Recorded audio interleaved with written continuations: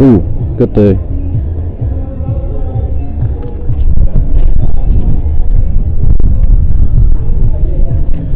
Oh, here we are, Case. Welcome to the beautiful Moama Bowling Club on the border of New South Wales and Victoria.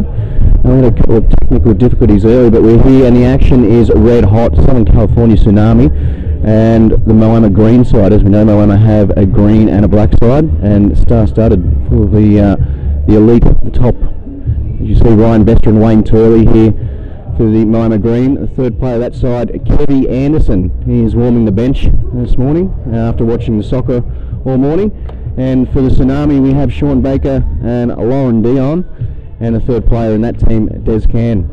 Case $500,000 to give away this week. As we know, 6 days, 3 events, 2 days per event. And the shots aren't shots, they're points. We give away 18 points at the conclusion of end, 10 for the shot bowl, 5 for second shot, 3 for the third shot. There's 3 points on offer for the leads crossover, whoever's holding shot. And then for every toucher, there is 3 points. It's great to be here, Case. Yeah, absolutely, Greenie. It's always a pleasure to get back to Moama. I always said that they're probably the best bowling club in the country. Their facilities are second to none, and they've got a great team of workers, and led by their bowls manager Kevin Anderson. He's doing a great job here at Moama. So we're in for a really fantastic week, and this is day one of the action.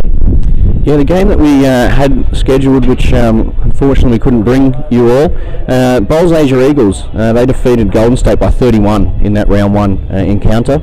But Moama Black, so the other Moama side, they had a big win. They won by 49 against the Hong Kong qualifiers. That was also round 1 match. For all scores, whether it be the match, live scores for each match of the round, you can jump on a UBC, so the ultimatebowlschampionship.com.au/scoreboard. It'll give you live scores and current updates for the standing table as well.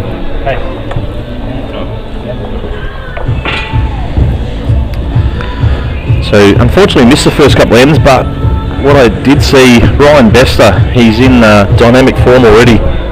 Only game 2 of the event, and he's converted the head twice, so giving the Moama Green team a decent lead on N3, 42-15. It's great to see Wayne Turley out there. He's normally, obviously we've seen him for a couple of years with the Dandenong Pulse. This time he's out in the green. Day 1. He is out in the green, Yeah. Leading up as well. Yesterday, you talked about that touch. He is in phenomenal touch. Magic signs here for the local Moama Green side. Sean Baker running down his forehand, just touch high. He runs into Lauren's lead bowl. Turles here is just asking Bester just to cover. Head round the back near the tee. They've already got first and second, probably third shot. So it's just a bit of cover here, as we saw Bakes' first bowl, who was attacking down there on the forehand. He's played it perfectly as well. Right on the tee, obviously the jack does get re-spotted on the 6 foot mark, so good cover there for Moama. And Sean Baker's close, just turning away. He gets third shot though. Yeah, those tuning in for the first time, or maybe just a refresher for people, since our April event, every end is 26 metres, so there's a mark on the green at either end, and that's where the jack's placed and the mat's placed. So the jack doesn't move and the mat doesn't move. And as Case just alluded to, if it's a dead end, then the jack goes on the tee. If there's a bowl on the tee, it comes up the line to the closest point without touching that bowl or other bowls in the line. Very good by Bester again. Close to drawing the counter. Big bowl here from Sean Baker. It's nearly do or die. Only in 3, but the advantage is just drifting away from them at the moment. The Winters used to play for Dandenong.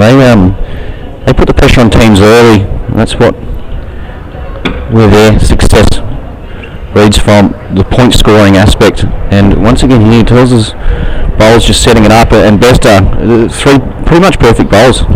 He added with his first, he went back to the tee with his second, his third bowl, he added another counter in there. Blue, blue, orange. Makes the score 57-18. 2 ends to go. It is quite a margin, Cos, but we've seen those margins run down, and such is the format here. Short and sharp with 5 ends. And there's point scoring opportunities.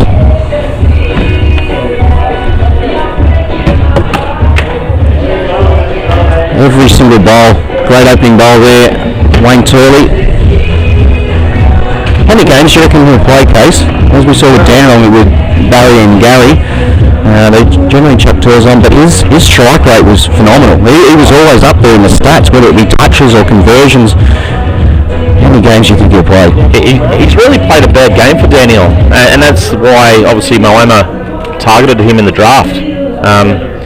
He's as you say, his strike rate as a lead was very good. Crowd's building here. We've all come to see Kevy Anderson play, but we've just seen him on the couch.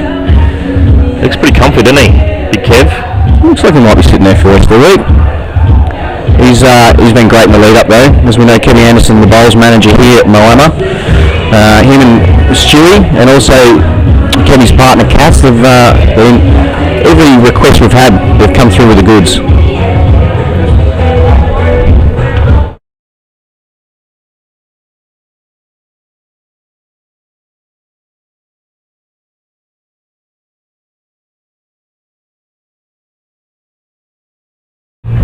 We're back, Kate, so a couple of technical difficulties. We're just getting a little flushed out. Wayne Turley, front and back.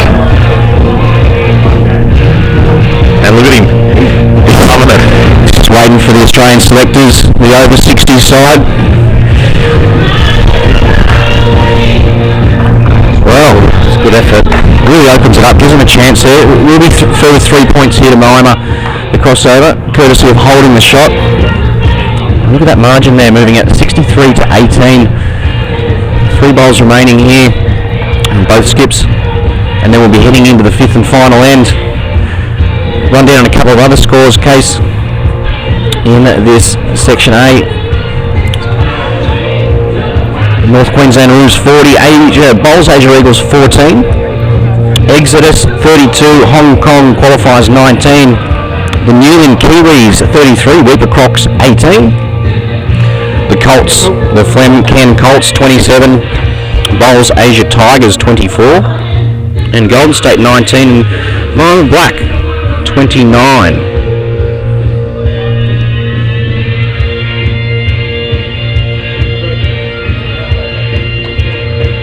Good opener there from Bakes. Positive stuff here for Tsunami. Just we've run into a red hot Moama side. Yeah, both players, Turley and Bester, in fine form in the early stages. Bakes hasn't been far away, but it's just the pressure from the Moama team. It's a little bit too much right at the moment.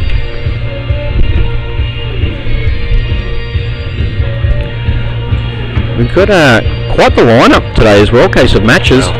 Great shot there, Sean Baker, right on top of the jack. So see Turles there, he's talking to Bester to change over to his forehand, reach through it.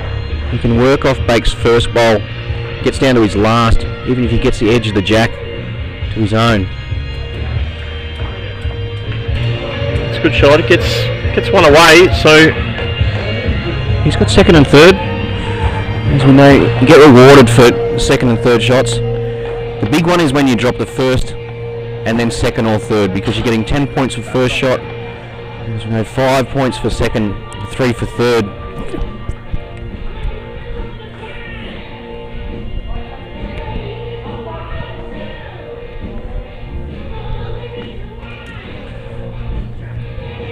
Big weight, Bakes misses just a touch high. More points there. Way of Moama, but for Tsunami they do pick up 10 points for the shot bowl, so that gets them just moving along, but it is quite the margin heading into the 5th and final end. Warren just went to shake hands there. He must have forgot. It's been a long day for him already. He's probably getting a bit tired from bending down and marking Turles' touches.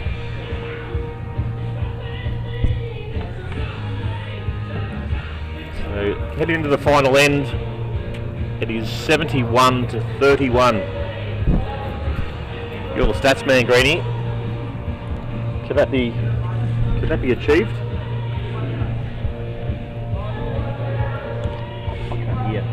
Could it be achieved, you ask? Well, let's go through it. Let's break it down. So you can get 18 points for an ultimate M. That's when you get first, second and third. You've also got 6 bowls, so there's potential there for every toucher for the 3 points, so there's 18. So you got 36, and you get 3 for the crossover. That'll be up to 39. So does that answer your question thoroughly enough there, Mark? It's going to be pretty difficult. Especially when they're 40 behind now. So it will be one to bank here for Moama Green. First round they had the bye, so this is the perfect start. The perfect start for Moama Green. Moama Black had a big win in their first encounter, and it looks like, well, they're 13 in front at the moment against Golden State, and they're holding first and second shot with a bowl to come. We can see those scores. They're directly behind us, but we can see those scores just on our little laptops here, as you can at home or wherever you're viewing from around the world. Just jump on ultimatebowlschampionship.com.au/scoreboard. All the current scores from the matches in progress and also the current sectional standings. Once again, Turles just laying the platform here. Ryan Bester is going to be a very happy man at the conclusion of this match with the form shown by Wayne and also the confidence in himself from his form. It is their first game of the day, first game of the ultimate week. I think we'll see quite a lot of Turles over the course of the first couple of days here. I think you're right, Case.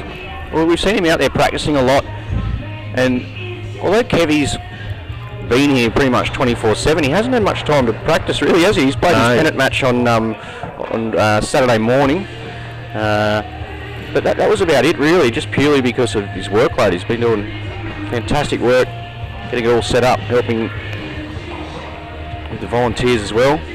Big Stewie, that's Stewie White, he looks after the volunteers, he's a volunteer coordinator. Kevy helps out with Stewie too. Wind's just getting up. The wind is getting up. The banners flying around. Flagpoles in the background. Going everywhere. Good shot here again by Sean Baker. He's enough a shot. He hasn't played poorly at all, Bakes. I think the pressure. Yeah, the pressure that Turles has been really applying, and then you've got Ryan Bester and just shots once again like this. Wow. Sensational bowl. Been lucky enough to play with Ryan Bester at Deer Park the last few weeks, and he's just got better and better each week, and he's brought this to Moama, and they're going to be hard to beat. Both teams from Moama will be hard to beat, but I think this combination with Turley in there, it's a really good move. You got a couple of Deer Park players down here, haven't you? You got James Pearce, who's a full timer. Obviously, Sean Ingham and Aaron Sheriff play for Exodus. Young Kobe Cromie, he's coming in at event 3, and your head coach Nathan Bush, he's here as well.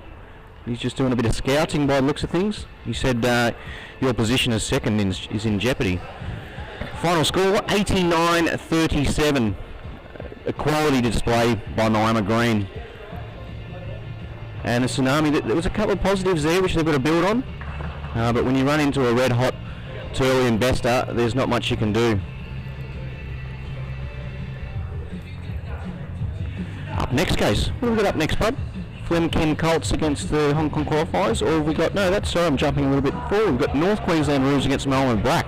So we're going to go from Moama Green to Moama Black. Be very good to see who will be playing for Moama Black. As we see, they're still finishing their games on the main green. So we've got the TV rink, which is great setup here at Moama. And it's a specialised rink purely for the TV.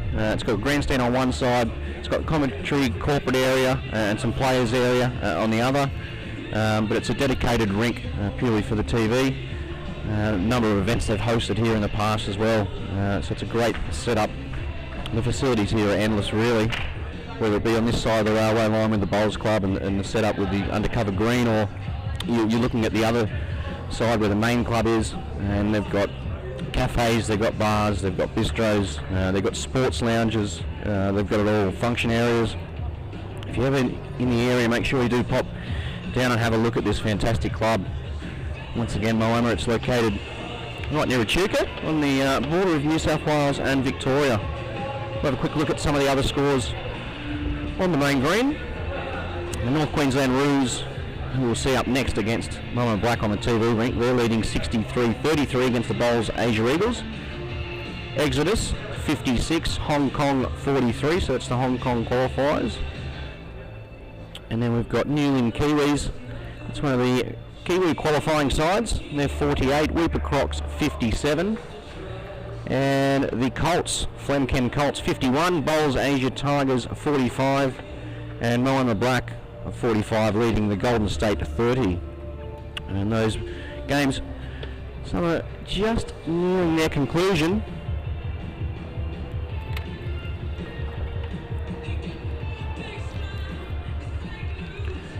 And we're, Case is going to pop out, but luckily we're going to be joined by one of the, call them Scottish Raiders. We've got a big Scottish contingent over here, so we're going to welcome in Carla shortly, but Case is just going to stick around for a bit because we'll still a bit more discussing about the UBC with Case, and then we'll get Carla back in when we've got some action coming up. Case, the UBC, it's been a while since we obviously had a full year as such, and we've had, this is now Ultimate Week 2. We're fortunate enough to have the Ultimate Week in Dandenong, which was a great success. And then we come here, a couple of slight changes. We've done a couple of changes with the draw, and we've got some more teams. But I think the most impressive thing is the international flavour we've got now. We're welcoming back all the Asian sides. So we've got the Hong Kong qualifiers, and we've got the Bowls Asia sides, the Tigers and the Eagles. We've got the 2 Kiwi qualifying sides, and then of course we've got our American stars with our Southern California, Tsunami and Golden State. It's a pretty impressive field. Absolutely, and the players that we've got, Paul Foster's an absolute legend of the sport, particularly over in the UK.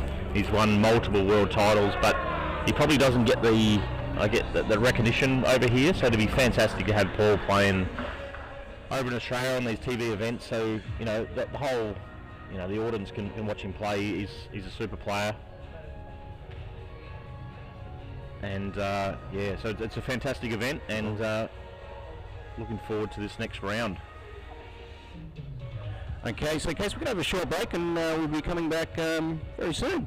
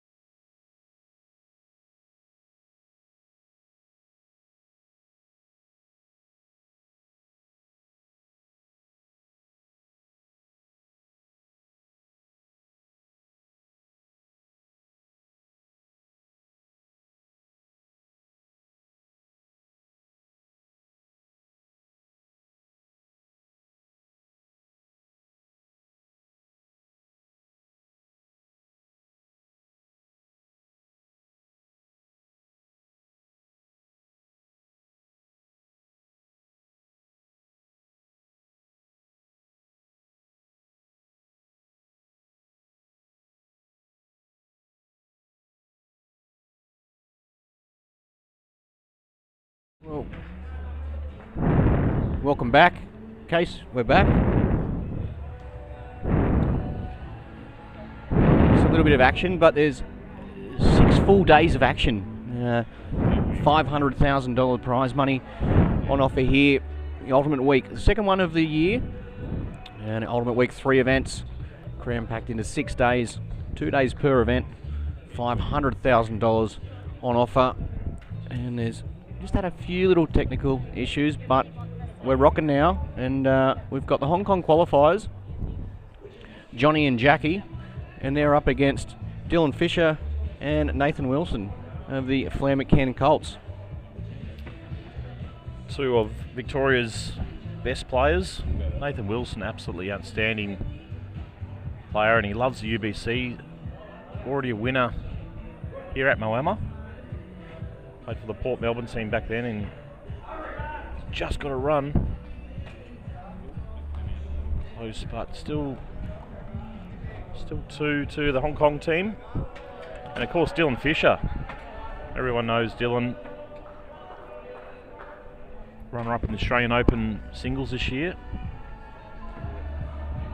Super player, has been for a long time. Yeah, we came all the way through the junior ranks, winning everything he was, under 25s, and then into the Open.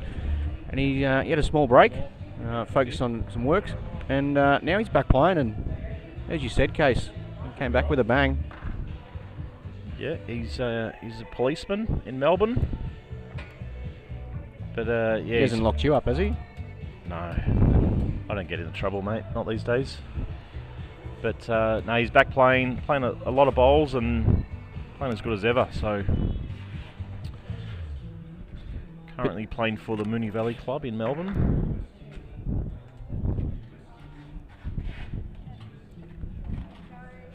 You reckon there's a potential sponsorship opportunity here for the Hong Kong qualifiers from a radio station with James, Johnny, and Jackie? Triple J. Triple J?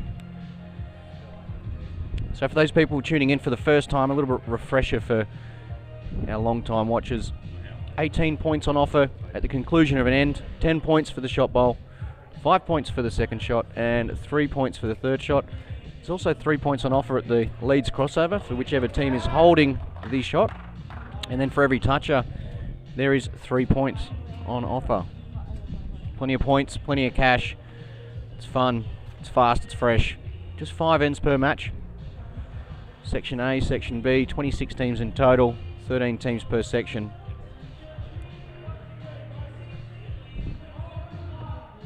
Maybe our friend Jesse Eva might be able to organise that. Sydney radio host.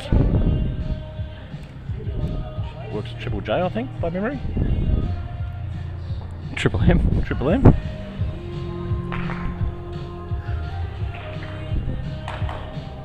You've always been good with your alphabet, Case. Here we go, Dylan Fisher again. Very good. Speaking about the alphabet, the kids just got their report cards, and Eva's kicking goals and Jackson's improving. Putting the hard work in. He's smashing out the PE, that's for sure. So Dylan Fisher right on top of it, creating that early pressure here. It was a fantastic opening end for the Hong Kong side.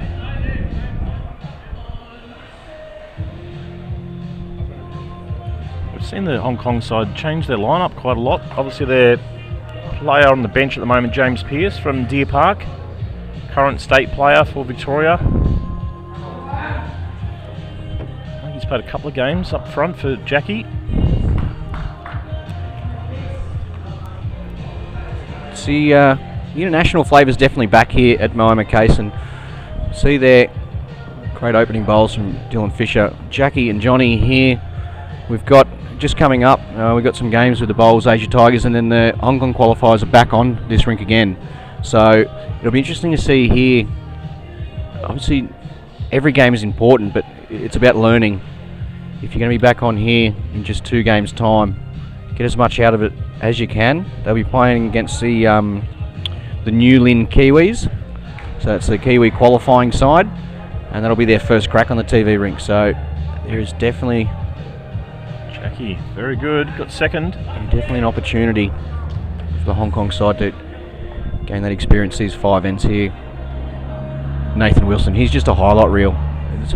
Often we see the closer you get, the better it is for him because his eyes light up. And right on cue, straight through, gets the jack. There's 3 points. Also be holding shot. Looks to be second shot as well. There is plenty of room here for Jackie. Jackie Wong, bit of a legend of Hong Kong. Represented Hong Kong, China on about 400 occasions, I think, Jackie.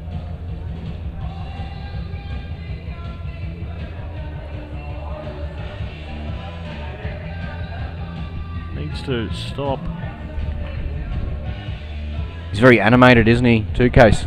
He'll watch the bowl right to the end, even sometimes 15 seconds after it finishes, just to make sure it has stopped. And he'll get his arms moving, the legs start going. Very animated out there. He's a big character, which is great. A bit like our Nathan Wilson. He's a character of our game, and we need more of it, I think. TV events bring out the best in these type of players. Well, that's the UBC, mate. It's fun, it's fast, it's fresh. So as you'll see on the bottom left of your screen, you'll see 1, 2, 3, and they'll be blue or they'll be orange, or if they're split, that's winners a measure. But that just gives you an idea after every single bowl who is holding first, second and third shot. And you'll see your scores updated automatically after each bowl. That's purely through the input that goes into the tablets from our markers. So generally you wouldn't have a marker in a pairs game. Well, he didn't like that, so he's going to be hoping for some luck here. He almost got it too. But the marker simply just puts in after each bowl the top 3. So in this instance, orange, blue, blue. And then the system knows what stage it's up to and automatically generates the score. But also stats. There's a lot of stats for the players' case. We've seen quite often teams using those stats, whether it be for combinations or who's going to lead, who's going to skip, and on different rinks against different teams.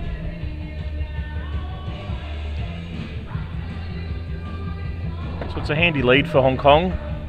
Not a big one, but 14 shots, 14 points in their favour on the third end. I feel like it's only a matter of time before the duo Fisher and Wilson to probably get a multiple.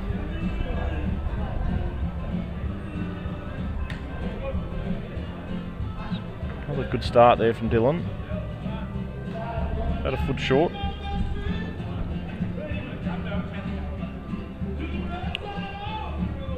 He's changing his hand here. Johnny. Flemken, they've quite often got the support crew, as we saw in April at Dandenong, and the boys are very loud and energetic towards their troops. Looks like a few of them here again, led by Mark Russell, the main man there at Flemken Bowling Club. Big supporter of the UBC, so great to have the guys on board again.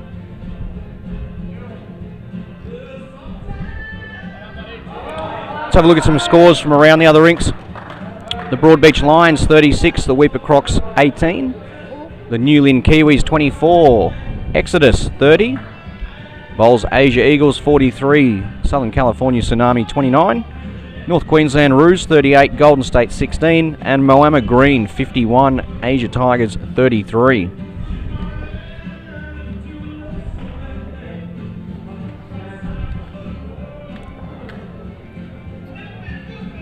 So is this the end? We'll certainly be getting 3 points for the lead crossover. Where's Dylan finishing here? So he just slid through, handy area there, courtesy of holding shot. 3 points added to the Flemken Colts scoreboard, and they'll move along to 23 and 31 for Hong Kong qualifiers.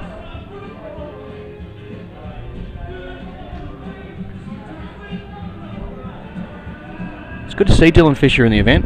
they had a little bit of a break where he's off the scene focusing on his career, and he's definitely playing some good bowls now he's back. And he was on the list of a lot of teams, wasn't he? Before the draft, Yep. team owners had to submit their players in order, and I can say he was probably on the very high on the list of probably 5 or 6 team owners. So, oh, Jackie gets a toucher, but it is 2 now to Flemken. Does open it up and gives him more opportunity now, though, doesn't it? He can reach down there on his backhand. If he was to trial the jack then now, all those blue balls would become short and he'd get into a good area. But Nathan Wilson, can he get onto the jack himself?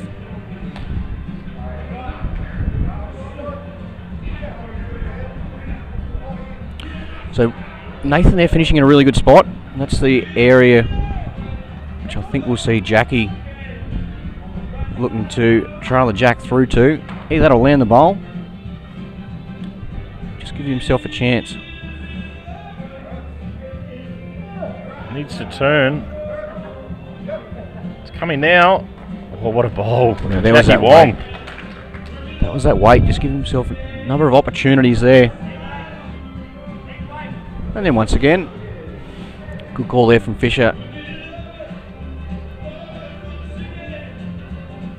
Wilson down on his backhand looking to replicate the previous shot from Wong. He's close. Oh. Unlucky, just finds the edge of bowl, and it does make it harder with his last as well. Yeah, I think he thought he was pretty good there. It just held that last little section.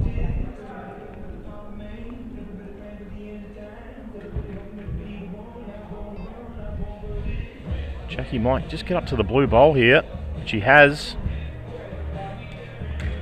Could be holding first and second. It's enough for Soon 2. find out.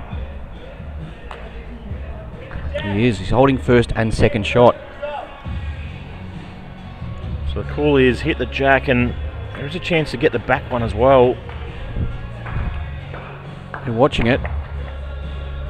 Oh, A little bit of rumbling there. We'll just wait to see who has third shot. But in case what looked to be the end when the Flemken Colts were about to pounce, and Jackie Wong has delivered the goods. He's really changed things up there. He got the toucher with his first bowl to get the jack out in the open. Then he's landed Fishers, and he's come in and drawn with his third and final bowl, and it's really given them, well, an ultimate end. So first, second and third shot did go the way of Hong Kong qualifiers, and that's a big lead now, 52 to 23. Although 2 ends to go, plenty of scoring opportunity. pressure is definitely on Flemken now. This has to be the end. You would think they would need at least 2 or 3 shots, which gives them, they can get the 3. Likely Dylan Fisher holding shot, well, gets them right back in the game, but it's a handy start there from Hong Kong.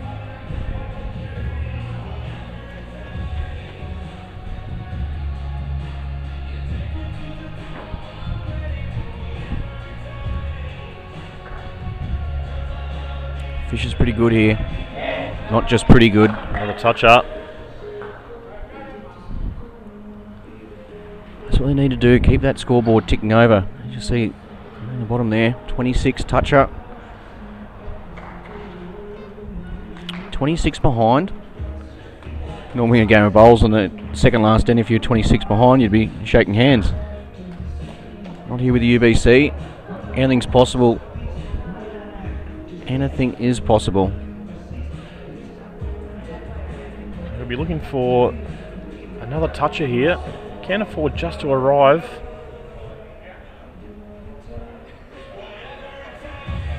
He's got to navigate that short bowl. It's just clipped on the edge of it. Weight was good.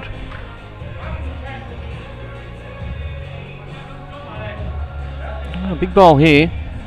If Johnny can grab the jack himself or jump on top of it, he gets 3, and there'll also be a 3 for a crossover. Although Dill's got 1 bowl to come. Great opportunity here for Hong Kong just to extend that margin and really give himself a big chance of taking this match out. Jackie wasn't happy with that one. He's waving his hands. Well, this is the thing here too, Case. Even though Flemken a holding shot, which will be 3 points. Dylan's got to be looking for a toucher himself. He's got to capitalise on these open situations, especially after he got the line with his first. Oh, it's a great effort. As we see, very unlikely to give the shot away, so he gave his bowl a chance, just wasn't able to get the turn. So 3 points to Flemken. Reduces the margin to 26.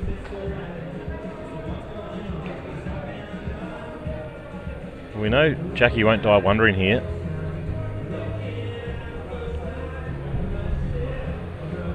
Can he deliver something similar to last end when he...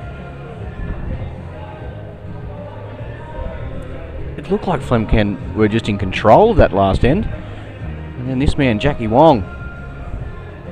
Oh, he's marching, Case. He's given it a little bit of a hand signal to turn in. He's finished in a really good spot. Can you smell that, Case? It smells like rain. There's a storm coming, mate. There's a storm coming, all right. There's a tsunami coming later on.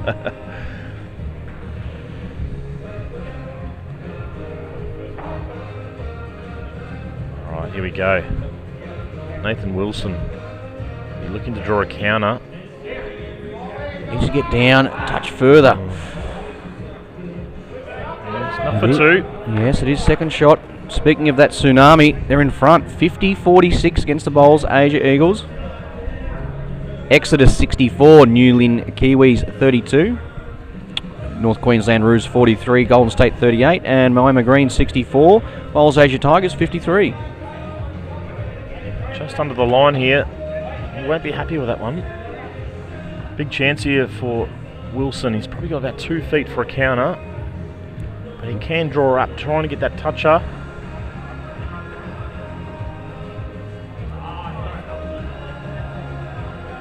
You could just have a camera on both of these players after they deliver their bowl. The arms are moving around. They're very, very animated. It's quite good to see, actually. So Jackie Wong, last bowl for... Well, he doesn't like it by the looks of that. Needs it to turn. He is heavy. So here we go. Okay, so the situation is if he was to draw down here and get a toucher and get the ultimate end, they'd move to just 2 behind. So...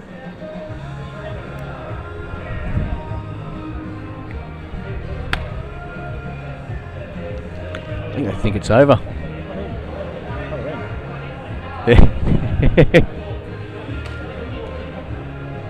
Don't give up yet, boys. Nathan Wilson. Oh no.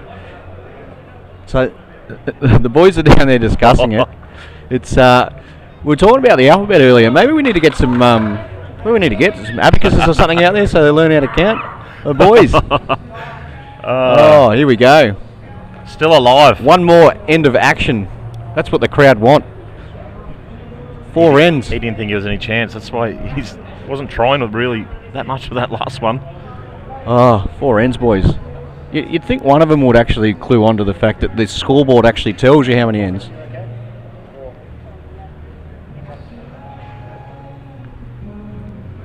I'm not sure, mate.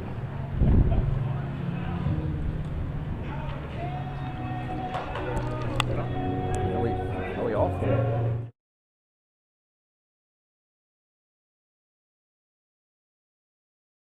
Trying to ask what's going on.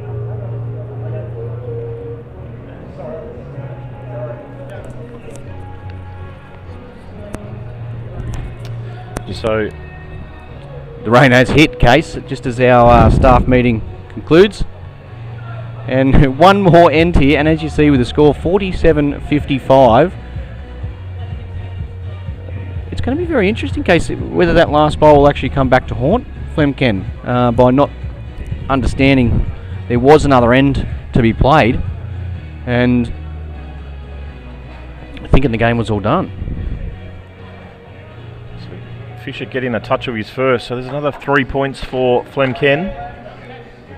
He's been very steady this game, Dylan. not many short bowls, and I think that's the big thing with this format. You've always got to be reaching through the jack. If you're missing the touch, you're finishing in good areas.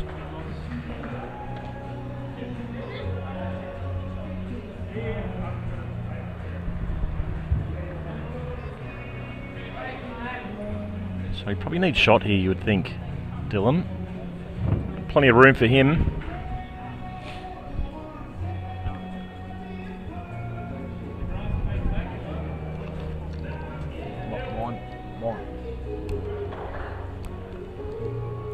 Dylan, can you get down here to the shot bowl? He just peels off the edge. Big bowl. Once again here, Johnny's got a chance. He's already got shot, but he's got a chance to get to the jack and get that further 3 points.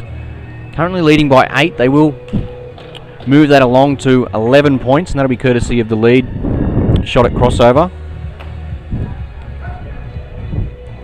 That's what they're willing it on to the jack. Oh, he did get it. Got the toucher. Went to the snicko there. And confirmed that toucher.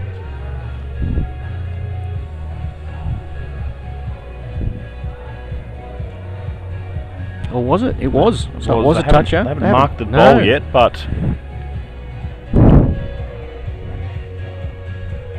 that's where I thought they were trying to trick us there, Case. And, this hand, we've seen this morning, this hand just holds off. You got a little bit of weight, tends to go a little bit straighter.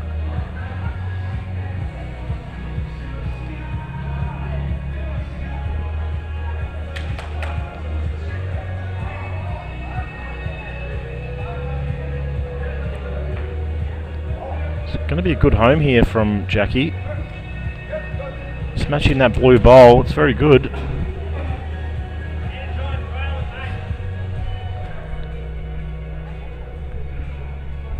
So maybe similar weight to his last.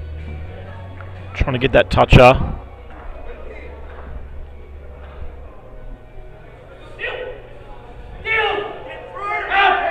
Oh, what a shot. Outstanding. that's the highlight reel at his best. Got the jack through a hole that's probably just fits a jack through. Wow. Yeah, he's got the jack through the gap, and he's also followed through. Unbelievable.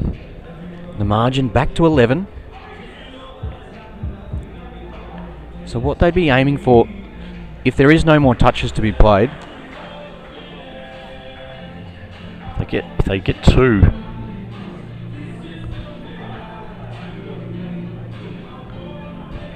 interesting there. Shot clock.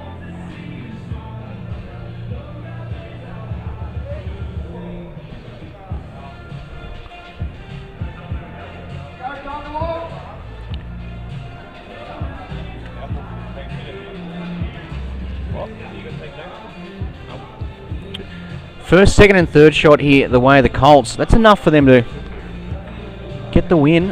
If they were to get first and second shot would be 15 points. Drop third, which is 3 points. That's a 12-point difference. You're only 11 behind. 12 points will do. But currently they've got 1, 2, 3, which is worth 18 points. Uh-oh.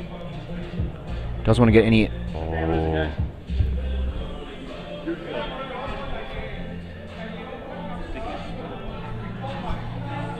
After playing what was almost the bowl of the century, Nathan Wilson's just turned the orange in, and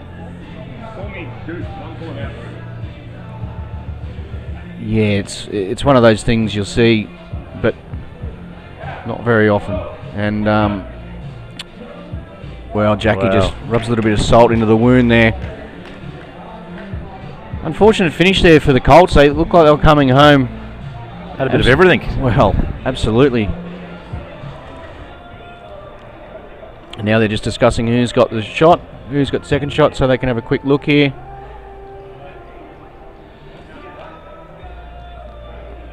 They're going for the video ref. Is there a video ref?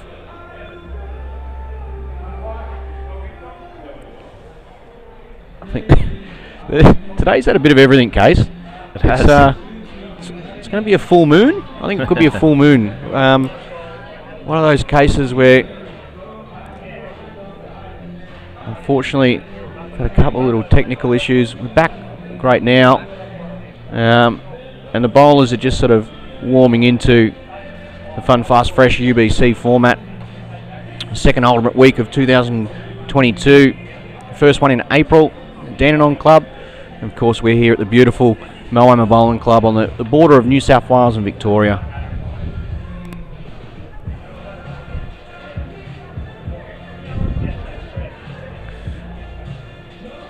Okay, so it looks like it's sorted.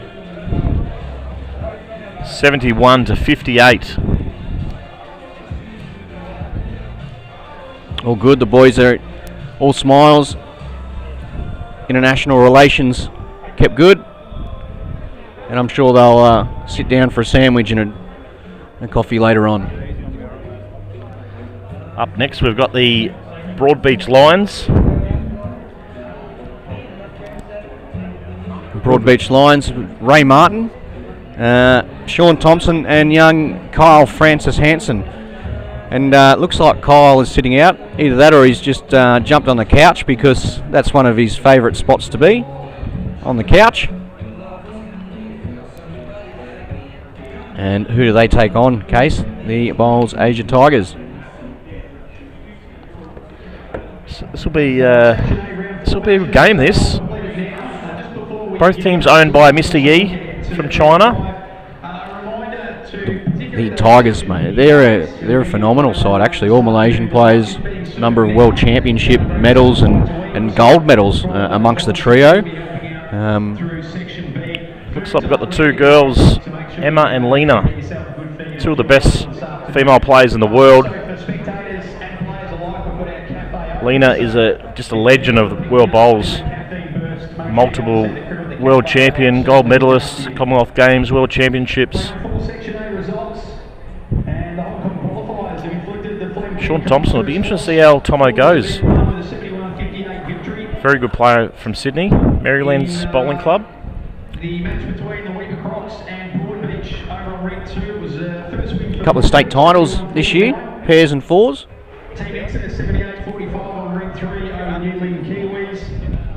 Also going along to claim the Australian pairs, by memory, runner-up in the fours. Australian titles, so massive effort there. And they'll be lining up Broadbeach Lions, Sean Thompson and Ray Martin.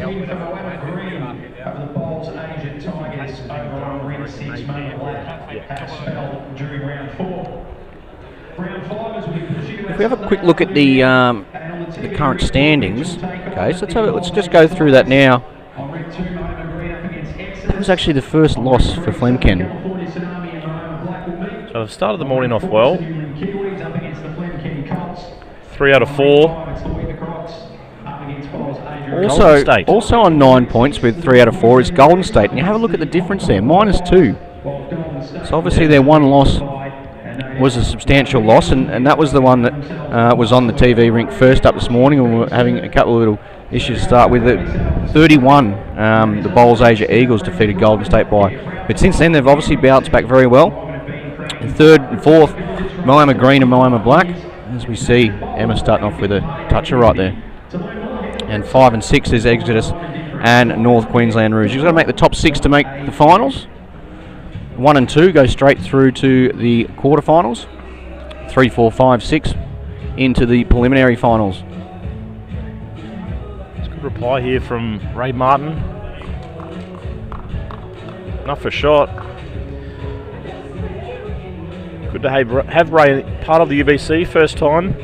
He's a winner of multiple singles events, particularly on carpet. He's a very good indoor player, so he will enjoy the facilities here at Moama.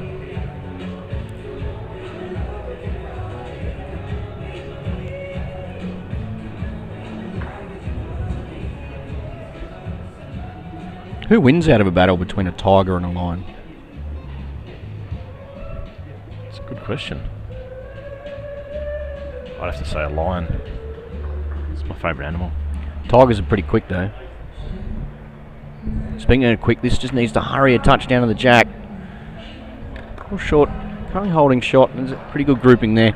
You'd be happy with that, your first end on the TV rink. Finding it nice and early is Ray Martin.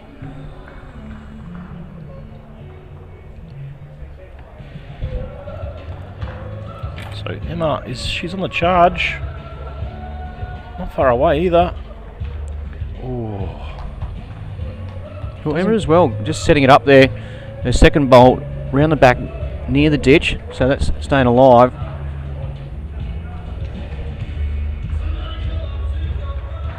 Yep, doesn't get the shot, but it gives Lena a really good opportunity to land the bowl, trail a jack. Both girls are very good singles players, so they've got all the shots in the book.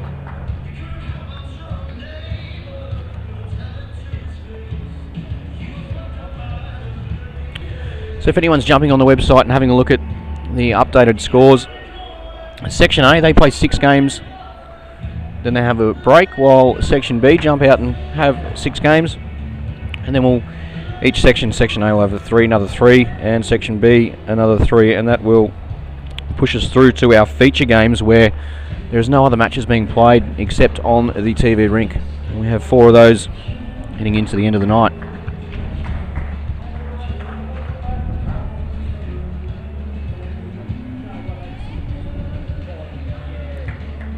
Okay, Ray indicating there to Tomo that still holding shot.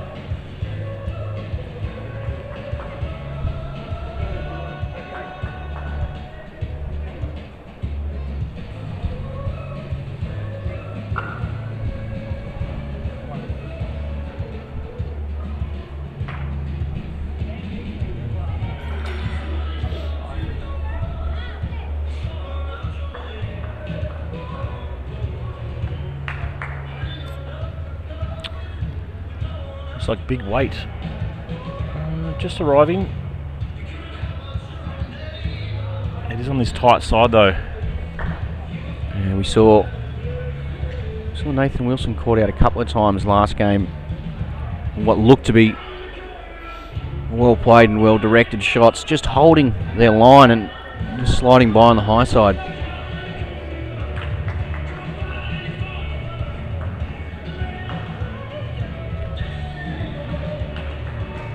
Okay, let's see what someone's got here. Already holding first and third. It's going to be a good home. Another one right down the back.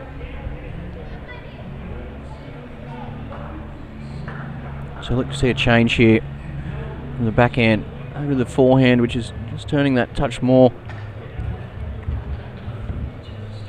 Just looking to arrive onto the blue bowl to land it for 2.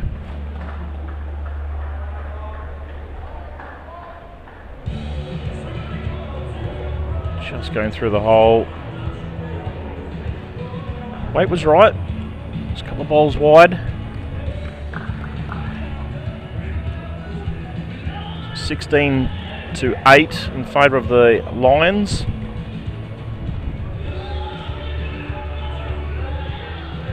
Yeah, the Tigers currently sitting in 9th in the standings. They've had 2 wins, 2 losses.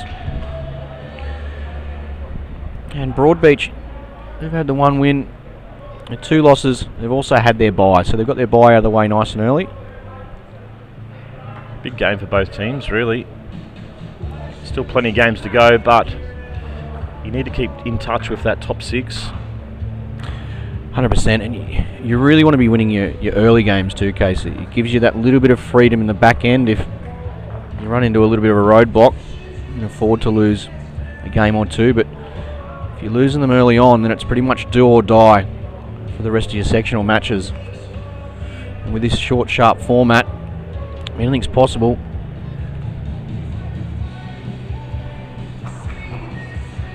I'd love to see at least one of the teams for Mr. Yee make the finals.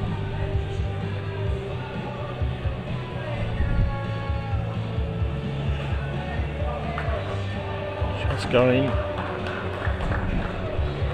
Loose start here from both players, but it is the first time we're playing in this direction on the TV rink. The TV rink has been a little bit quicker than the main green, which all the other sectional games have been played on.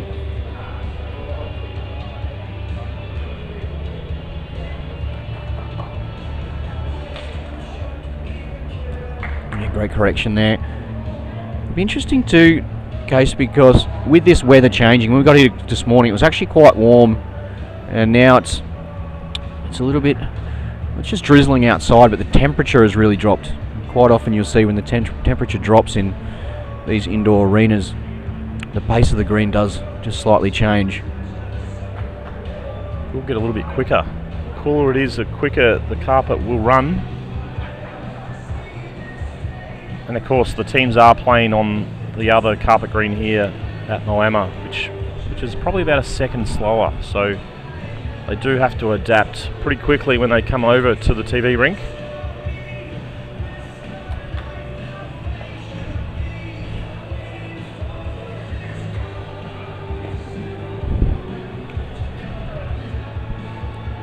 (19-8) Broadbeach Lions.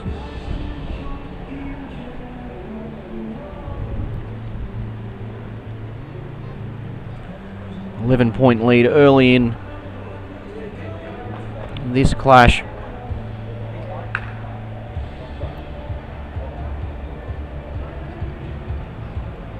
Sean Thompson, the skipper of the Broadbeach Lions here this week. Ray Martin's clapping it in. Very consistent player, Sean Thompson. Been around a number of years. Represented New South Wales on a number of occasions.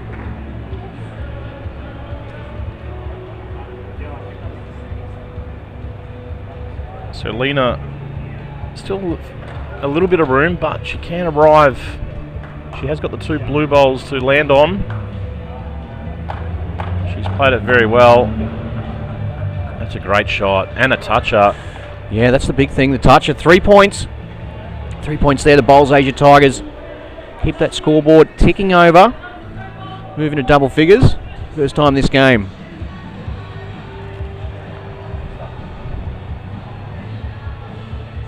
So something similar here from Thompson. Just watching him. He's on the high side. Weight was probably okay. Lena can still play this with confidence, you know. She's trying to draw a toucher. If draws it through to her own bowl, Emma's there. Emma's second bowl at the end, even if she lands on top of her own. Because we just saw the indication of what Sean Thompson was going to play with his last. He's not going to be short.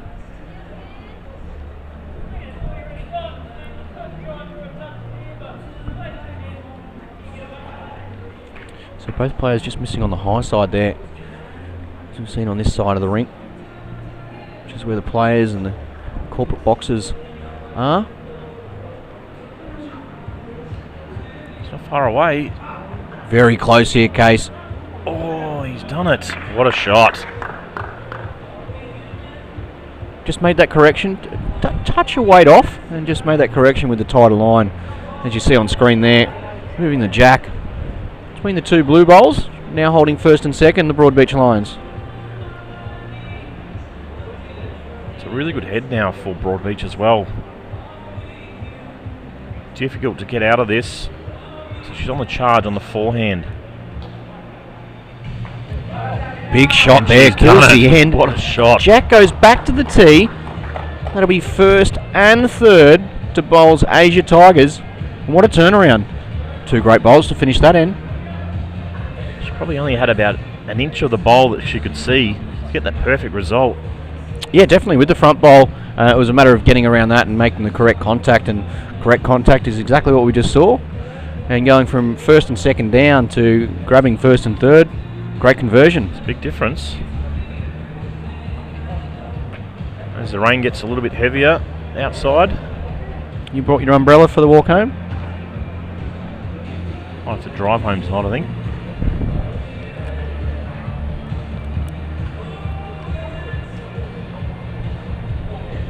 Good start here from both teams, so only 3 shots in favour of the Lions now.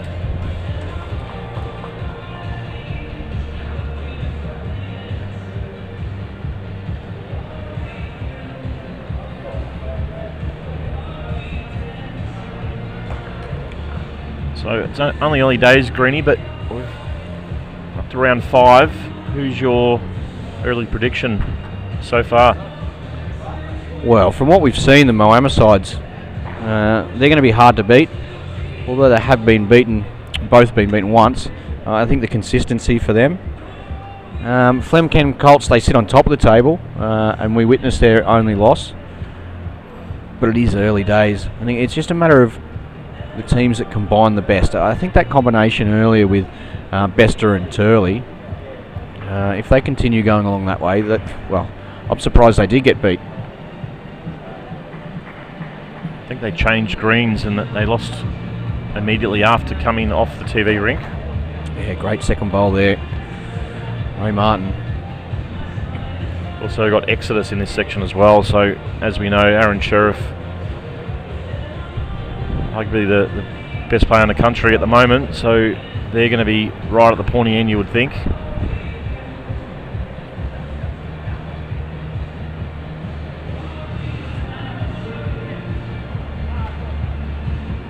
So here we go. This is where Ray, unlikely to give the shot away, so he can sort of just draw up with a foot or so away, trying to get that toucher. He's on the high line.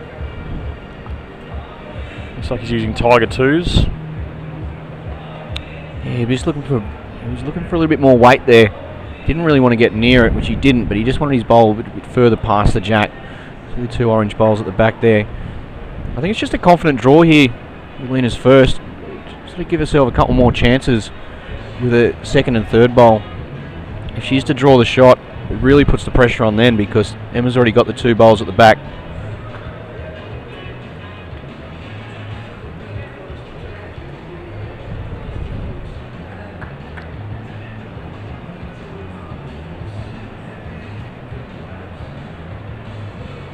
So here we go, Lena, she's very close. It's a really good starter. Line was perfect. The music's going. It might be a little bit raining outside, but the beautiful facilities here at Moama Bowling Club, undercover dome. We've got the full green out the back with the sectional games, and the TV game is played on its own dedicated green. And that's what you'll be viewing throughout the next 6 days, the next 5 days including today.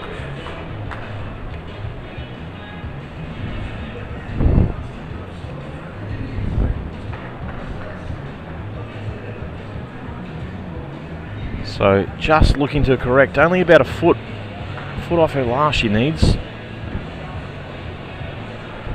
She arrived, she's very close to this. It's a great effort. Yeah, gets second. A very good second as well. Gives her a chance now. Although that was the beauty of Sean Thompson's first bowl. He just added that extra yard than what Ray had with his last, so he got to that perfect area.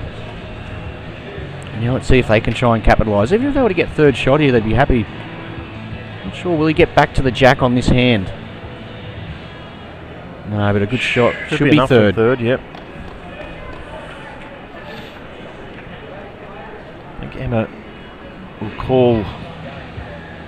Will we see big weight here? Sticking with the forehand. I think she'll just draw up. She doesn't want the jack out. There's 3 blue bowls waiting. Yeah, I was just thinking big weight to try and kill it. But then once again, Sean Thompson would have a little bit of room there. If they are to get big things, getting third shot at worst. Could have flipped it in. There'll be plenty of room here though for Thompson and the Broadbeach Lions. Already holding shot and third shot by the looks of things. And that'll be 13 points. And there'll be 5 points the way of the Tigers. So it'll increase that margin from 6 to 14 with another 8-point benefit.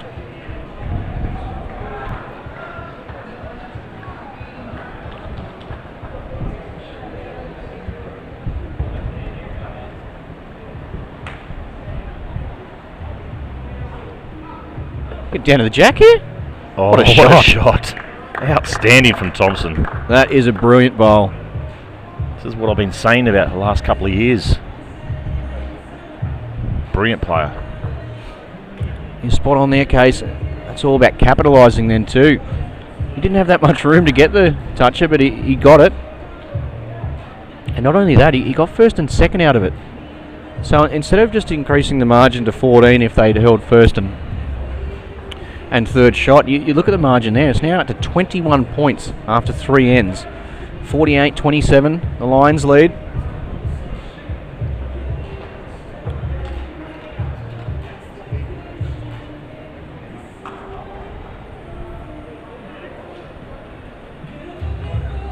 So can you give us any insights into the Deer Park lineup and how that's going to look early on, Case? I mean, you've got Aaron Wilson, Paul Foster, J-By Norris.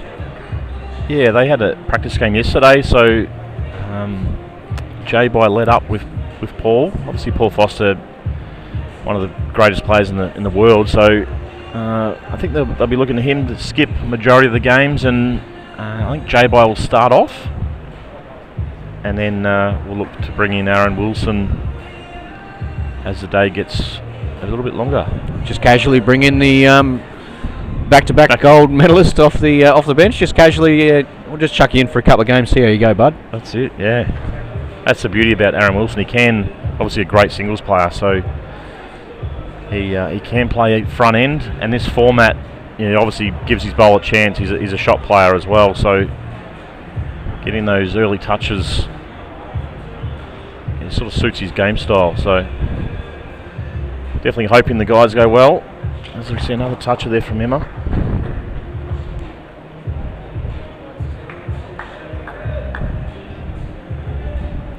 Could this be the end for the Tigers? So end number 4. One more end remaining after this. Margin back to 18, courtesy of the 3 points for the previous toucher. Looks like it'll be a toucher right back at him. That's a good shot there, Ray Martin. His third final bowl at the end. Grabs a toucher.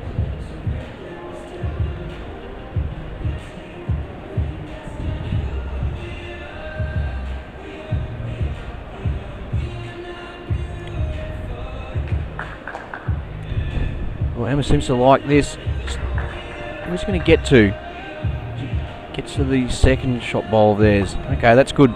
That's good hunting there. You'd be happy every day of the week with that. A little setup there. Yep.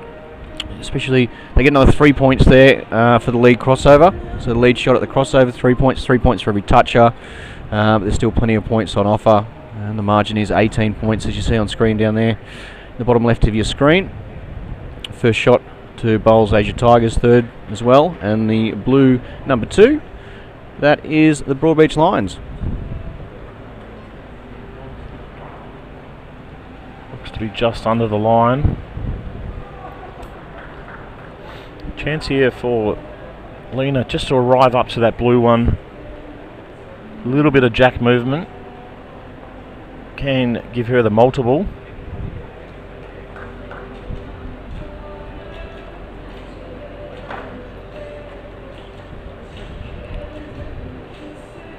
Lacking a touch of weight.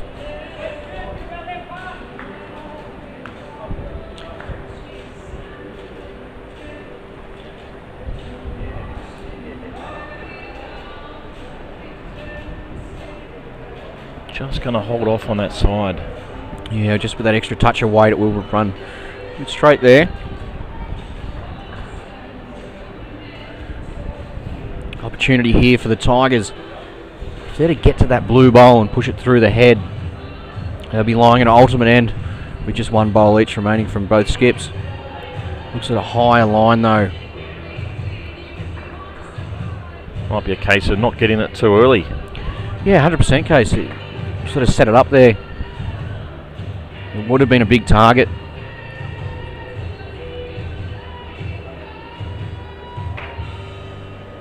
So nothing too crazy here from Thompson. He'll just look to draw up and get another one in there.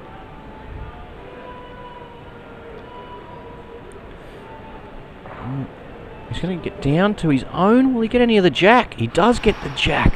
However, first and second away now. He will get 3 points though. Yeah, Emma indicates first and second. Looking for a reasonably dead draw here. Just underneath that blue you see on screen, which is the third shot. The previous bowl of Sean Thompson's, which grabbed a piece of the jack and pushed it the way of the Asia Tigers.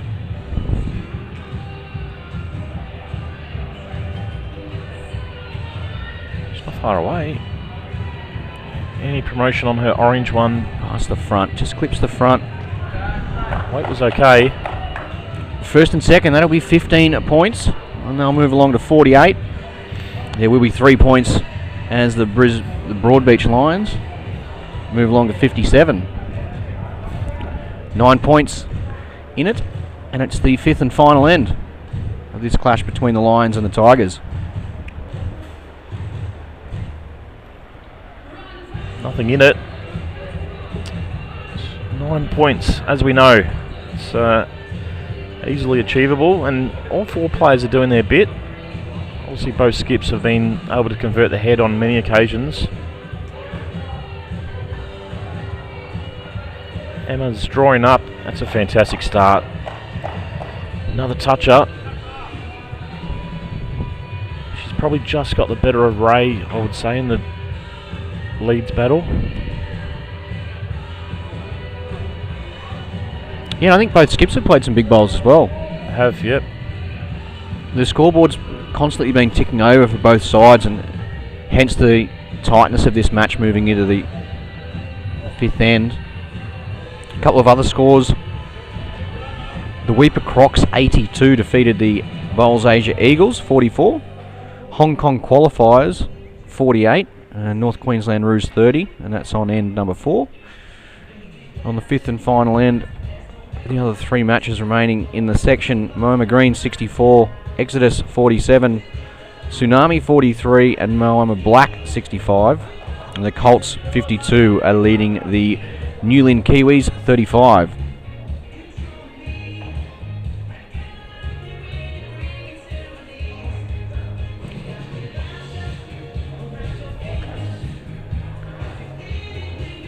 Good to see head coach of Deer Park doing a bit of scouting here, Nathan Bush. He's also keeping the guys hydrated rinkside. It's up for a couple of days holiday. Brought the family up. I think Deer Park's got a corporate box, so is a new Deer Park director now. Director of the main club, so heavily invested into the club, which is fantastic for us. So he'll be your corporate, or he'll be the Deer Park corporate box coordinator for the night? I'd say so, yeah. I think he's got the director role just to go to all those sporting events, to be honest. Yeah. Free tickets.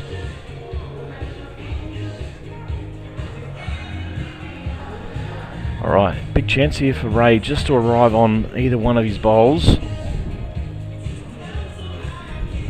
Yeah, it's one of those head skates where it's quite good, however, they're short bowls, so has he pushed that in for shot? Played it well. He probably just underplayed it by a metre or so. He did. Fortunately, he's given the shot away there. And as that's the final bowls from the lead, there'll be 3 points added to the Asia Tigers. I think both players will be down on their forehands, but that all depends with Lena's first bowl, because if she can grab the jack herself and put it in a really handy spot, almost make those first 3 blue bowls redundant.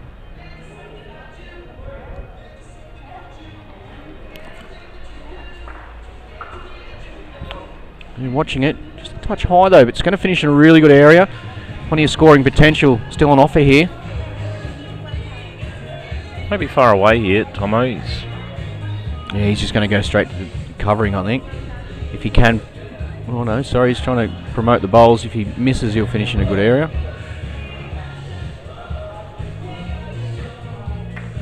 His weight was good, just under line. Yeah, leading by 3.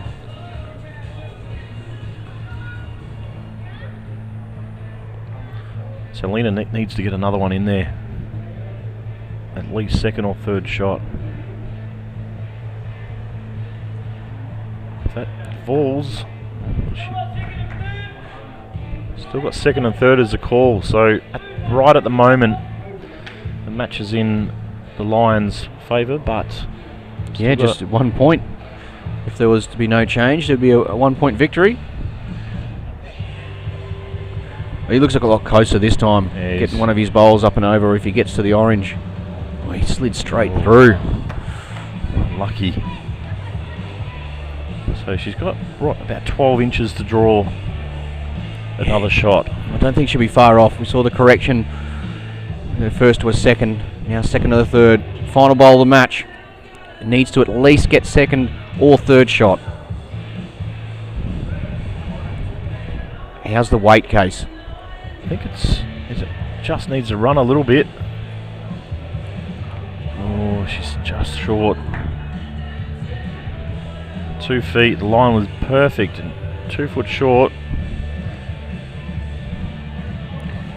Yeah, well, all that Tomo doesn't want to do is what Nathan Wilson unfortunately did with his final bowl. He's just asking Kyle.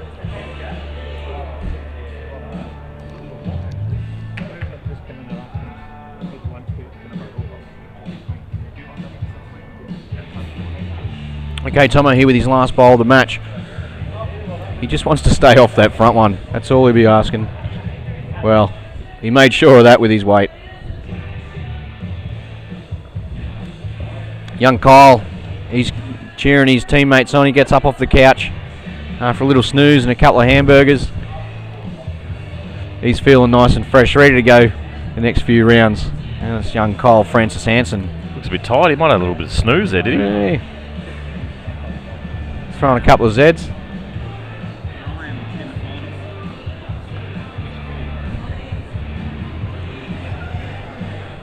So, Broadbeach Lions get over the line by 1 point. Very good match. The girls from Malaysia were outstanding. You see the standings. Will Flim Ken. They bounce back. And they're right on top. Weeper up into 4th. 3 wins out of the 5 games. And we see Exodus just drop out of the top 6. So they'll be needing a big couple of rounds when they come back.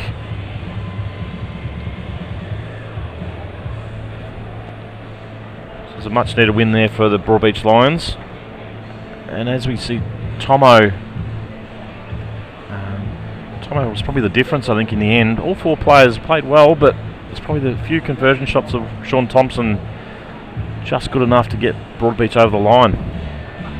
Yeah, and look at, you see the standings there. Golden State, they've jumped down to 5th, and they had a bye, so that they've got their bye out of the way now.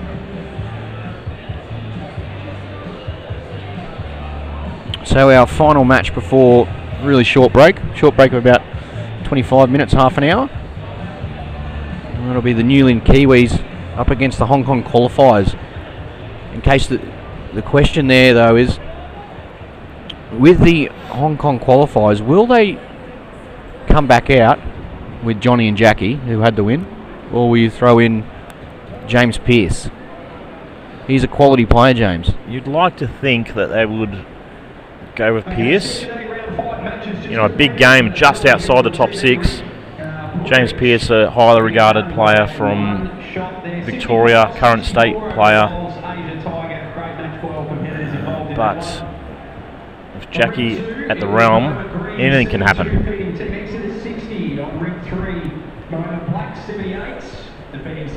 And the New Lynn Kiwis. This will be the first time we've seen them in the UBC, and they're a qualifying side.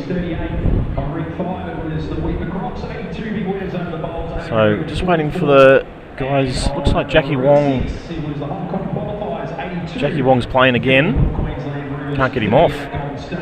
He might be playing every game, I think, mate. He loves it, doesn't he? Well, in the conditions of play, you've got 3 players in your side.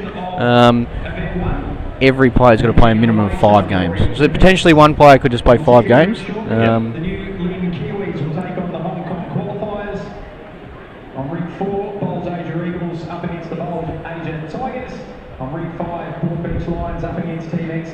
So just probably another minute or so. Just waiting for the Hong Kong team to get to the rink. We're getting underway in about half an hour's time. Again, a quick reminder that lunch is being served at the moment, so for you Section B players in particular, or some of you Section A teams that have now got a bit of a spell, make sure you grab yourself a bite to eat. All the volunteers. Toss of the coins is happening now, so it looks like they are going with Jackie and Johnny. With a bit of rain about as well, guys. Just be very careful when you're moving around the venue, particularly when taking steps up or down. Some of them may be a little bit slippery. So here we go. So the last thing we want is anyone having a bit of a tumble. So just be careful as you walk around the venue, and a reminder to make sure you go. So it's New Lynn first underway with the blue balls and Hong Kong with orange. Yeah, the New Lynn Kiwis. Pat Houlihan, he's skipping. Connor Muir leading up.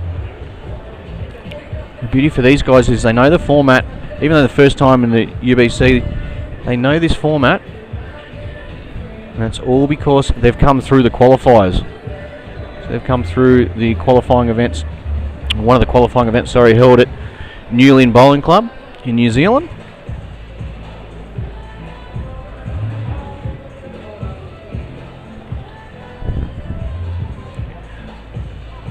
A little bit of flair about their uniforms too, isn't it? Got a little Kiwi, got the pink stripe, black and white New Zealand colours.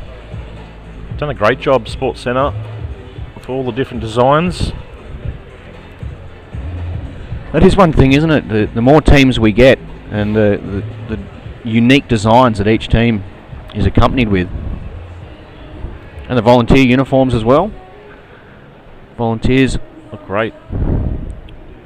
Thanks Specsavers for their support as well.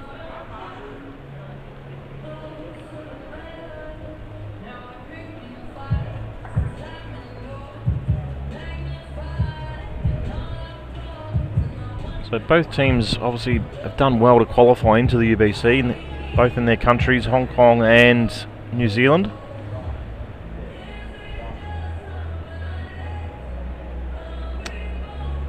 Just pulled up a little bit short there, Johnny.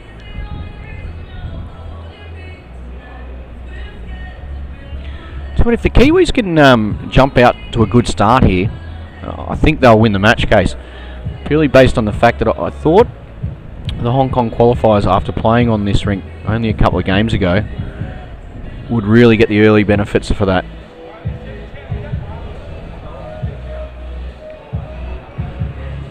So probably needs about a metre, at least a metre in weight.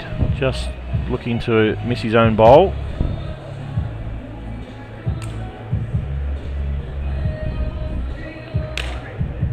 He likes it. Couple little claps. Just needs to run. He's done it. It's a great correction. Great shot there, Johnny. Jackie, high fives. And that's what they needed to do. They couldn't let the Kiwis jump out early. It's the first time on the rink for them. Assert a little bit of dominance. Jackie just strolls back to the mat. He's happy with the shot. He's a pretty casual fella, isn't he?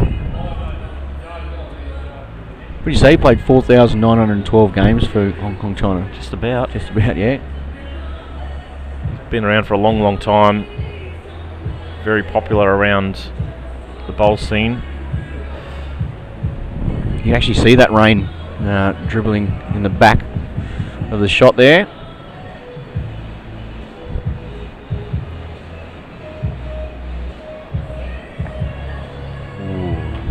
Well, opens it up anyway. Skipper Pat Houlihan.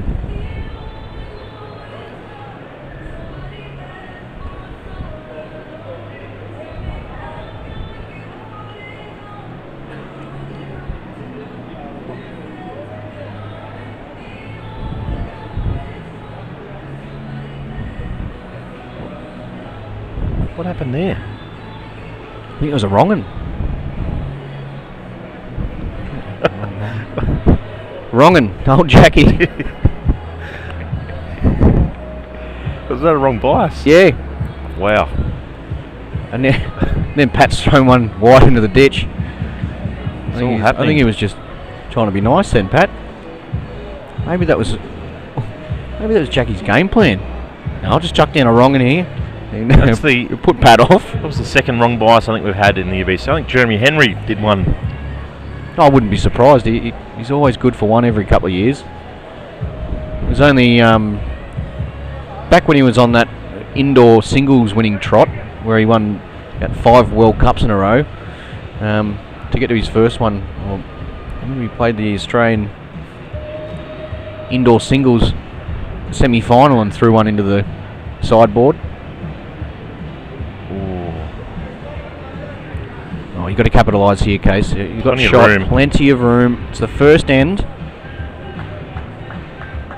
Maybe some nerves there from Pat. He was pretty close with his first one. He just peeled off the front, but he missed his second and third wide. A couple of nerves here early on in the TV rink. He's got to hang on there. Be pretty close here for second. Yeah, it is. It's first and second, the way of the Hong Kong qualifiers.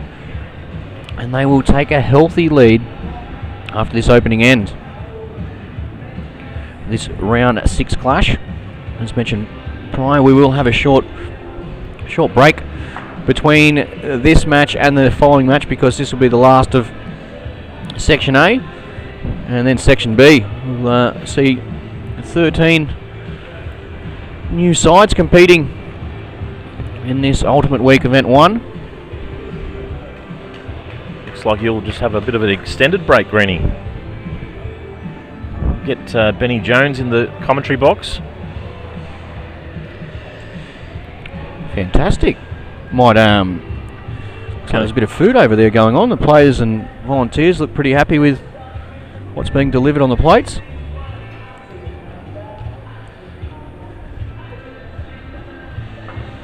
It's a bit of a slow start here from the New Zealand team.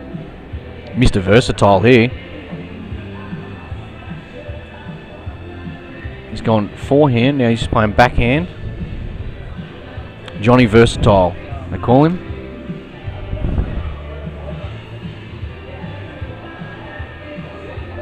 And Jackie wrong bias. Jackie wrong.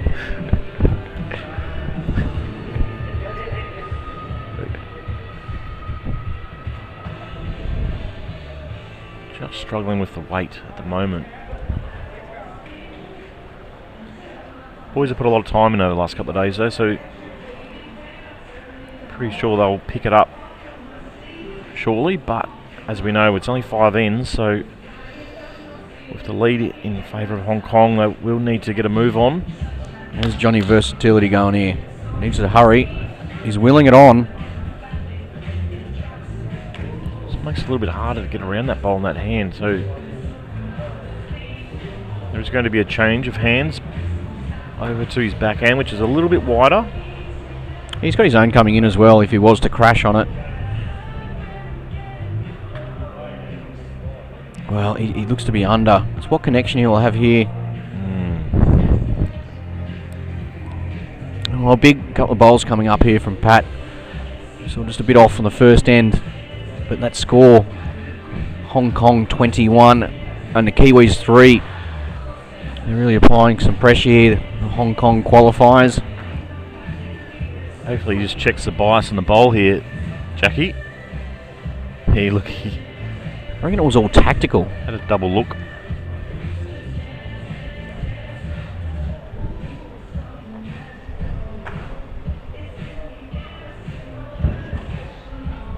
No, he knows it's tight there. He's waving it to hold. I think it was that extra bit of weight that actually helped him out there. So it's opened that hand up now for Pat Forehand to just draw the shot. Jack high bowl still about a foot away. He's very close. He's done it. I think that's enough for shot. It'll be a bit of a settler too on the TV rink. Absolutely. Had 3 runners at the first end, so he's found the weight pretty quickly.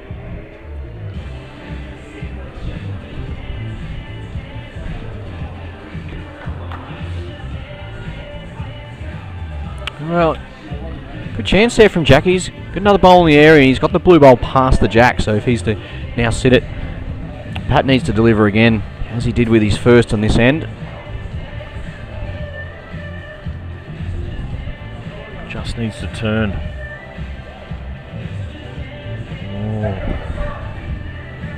It'll be close for shot now, but it doesn't change the shot. Jackie gets to that blue one.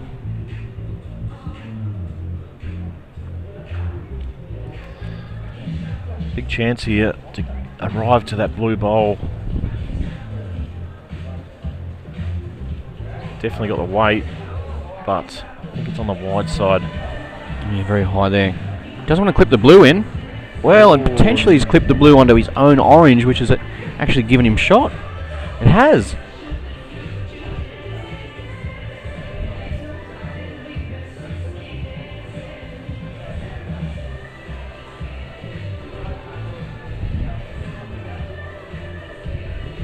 Okay, Pat, what have you got here? Going to stay off that front orange. Well, he's hoping he hasn't promoted that. I think the boys will get the tape out. No, not needed for first shot.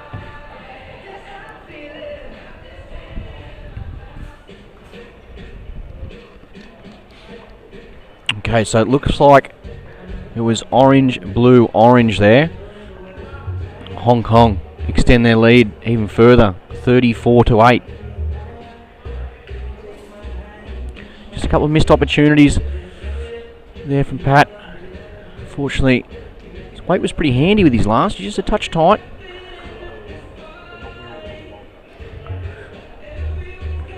And Johnny just staying on this tighter side of the rink. A pretty handy starter. Good weight.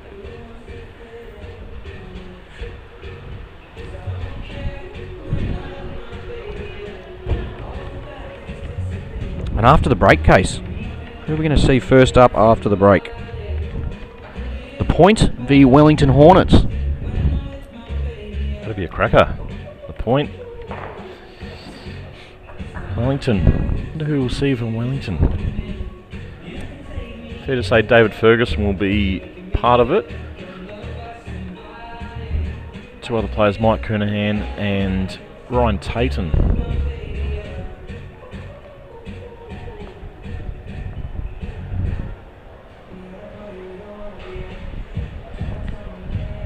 Oh, Johnny versatility at it again, eh? Just a forehand, follows it up with a backhand.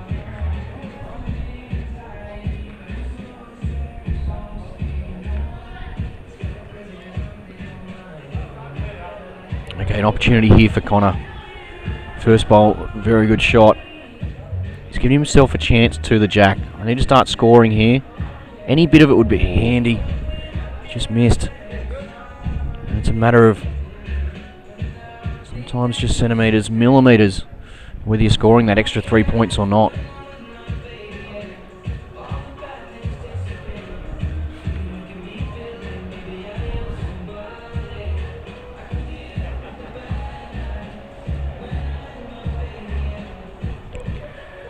Still a confident draw here for Connor. He's got shot, so he'll get 3 points for the lead crossover. It's that toucher he'd be looking for. And really set it up for Pat, so that he can capitalise at the conclusion of the end. He's definitely reaching. He's just under. Love the weight. It's a good little setup anyway. Well, for both sides, really. Johnny's got a couple in there, plus he's also got the back one. We know what Jackie's like when he gets his bias right. He's in the area. Yeah, he won't be short, Jackie. Always gives his bowler a chance. He'll be just looking to draw up on his forehand. Turn one of his bowls through, or he's just checked the bias last minute again. He's $1.04 to do another one this week. Absolutely.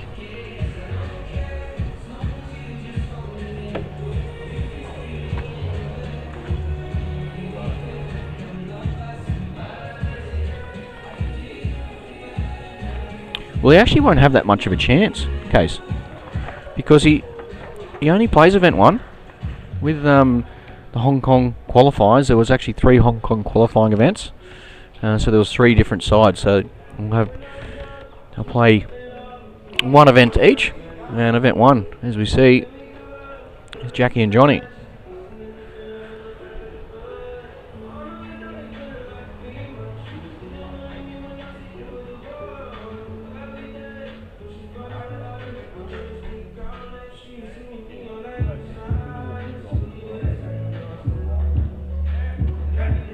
What's he got, Jackie? He gets the edge of the front blue and slides past. Big opportunity with his last bowl, though. He can't grab that jack, land the 2 blues. He's opened it up for himself. So, we'll take the positives out of that.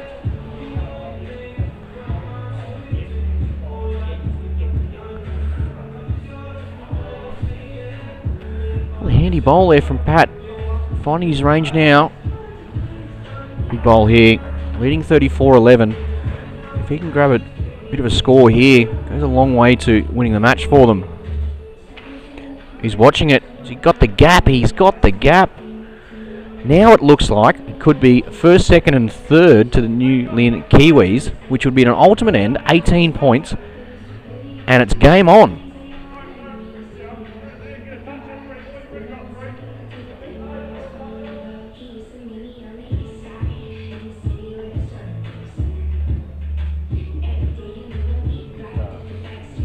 Okay, Pat Houlihan here, already holding 1st, 2nd, and 3rd, but if he was to get a toucher, as we all know, that's extra points. No, 1st, 2nd, 3rd is the ultimate end for, oh no, so 3rd shot the way of the Hong Kong side. So 26-37. So even just that 3rd shot, the 3 points there, going the way of the Hong Kong, still gives them that nice little bit of a lead there. 11 points though.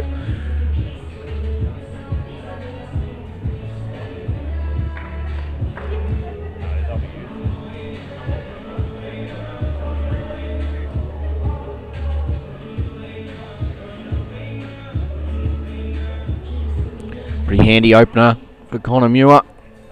The lead for the New Lynn Kiwis.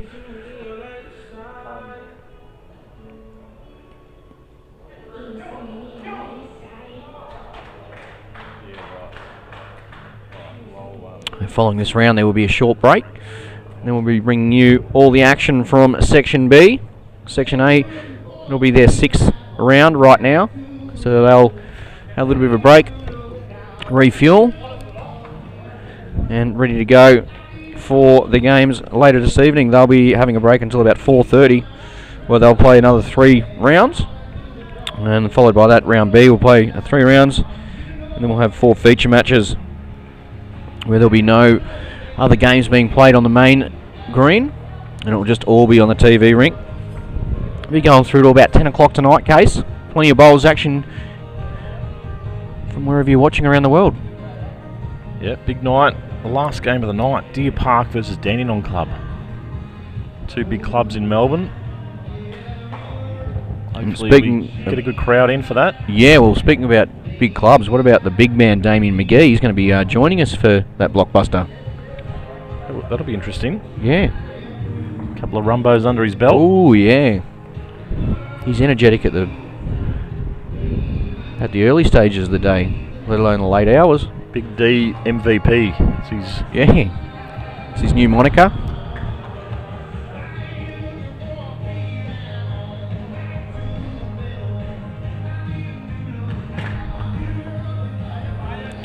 Actually do feel like we're in the country now, a little bit of country music in the background. Yeah. DJ Tony Chavello. Yeah. DJ Raptor.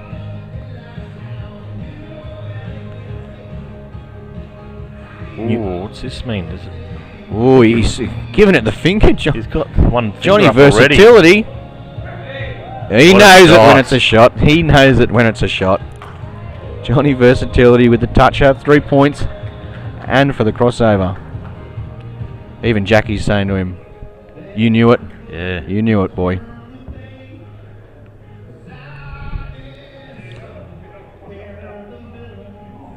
So he'll be probably forced to play on the tighter side, you would think.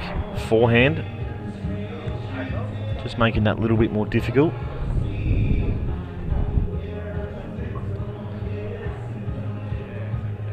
So, advantage to Hong Kong here.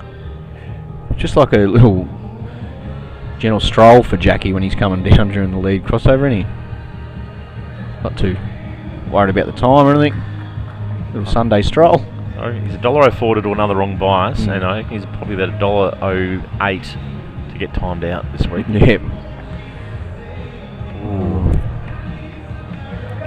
Made it harder.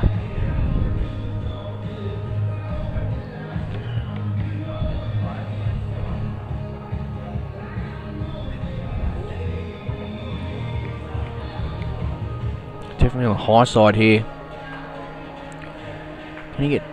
He's coming back quite sharply using the Tiger 2 bowls. Just goes through the gap there. Finishes in a pretty handy spot. Doesn't really want to be giving angles here or anywhere to stop. Great man Barry Lester's in the house. A couple of scores, Case, around the grounds. Moama Green 72, Exodus 60. Moama Black 78, Tsunami 51. The Bowls Asia clash. The Eagles 36 and the Tigers 48.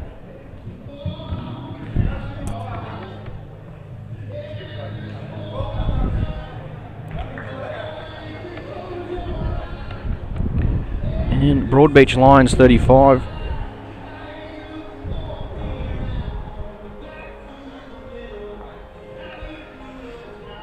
All right. That's all just changed now. But Moama Black there, 83. Weeper Crocs 28. He's not far away here, Greeny. Oh, played it really well. Another ball in the area.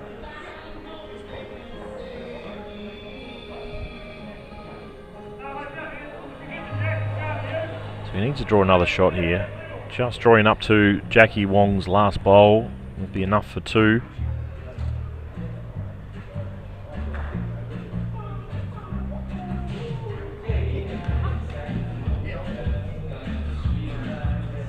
Just under the line, mate.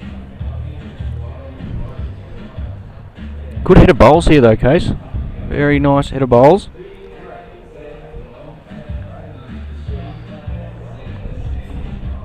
So it looks like it's blue, orange, orange. Okay, so we're going to head into the 5th and final end with Hong Kong holding a 15-point lead. 51-36.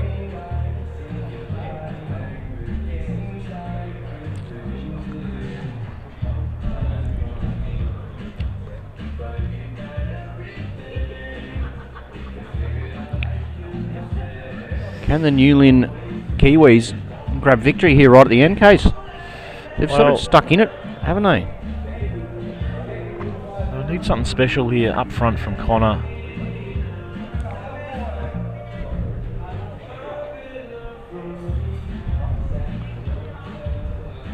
What's happened here?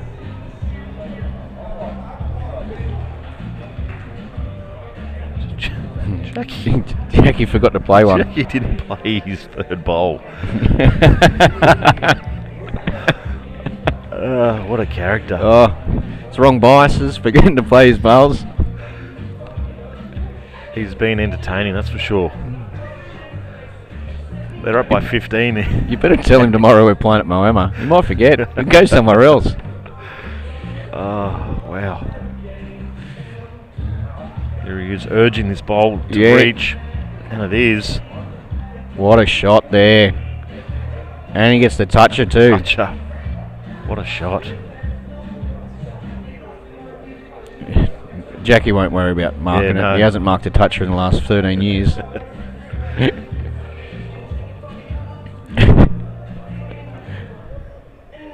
Oh, yeah, Pat's going to break out the good stuff.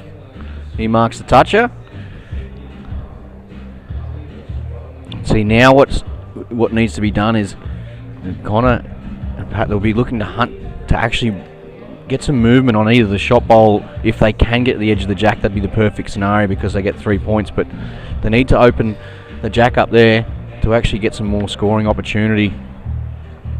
18 behind. Johnny's not a fan of it, and Jackie's still watching it. Jeez, I don't know why he doesn't like that. It's a really good home. Yeah, he sets himself pretty high standards if he Very doesn't like good. that, because that is, as you said, a really good home. Yeah, when you're 18 points in front and you've got a front knocker, so you're pretty much guaranteed to get the lead crossover. This man Connor Muir, he'll have something to say about that. He'll be looking to crack onto the shot bowl, get some movement, and just misses on the high side. So, barring tragedy here, you'd see another 3 points the way of the Hong Kong qualifiers. Well, it's going to be really hard to get out of this. Johnny will be looking to put another bowl around the back, so he just needs to run. Probably a little bit short of what he wanted, but Nonetheless, at least he hasn't given any angles to get up, back to the bowl.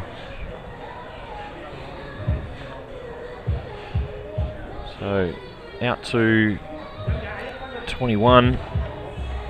Alright, well Johnny's got he's got 3 bowls. What sort of surprises has he got in store with his last 3 bowls here, Case? He's forgotten to play one, he's thrown a wrong bias, he's played a couple of cracking shots. He might not need to play his last one again. And they're in front by 21 points. Alright. So they need 3 and a toucher.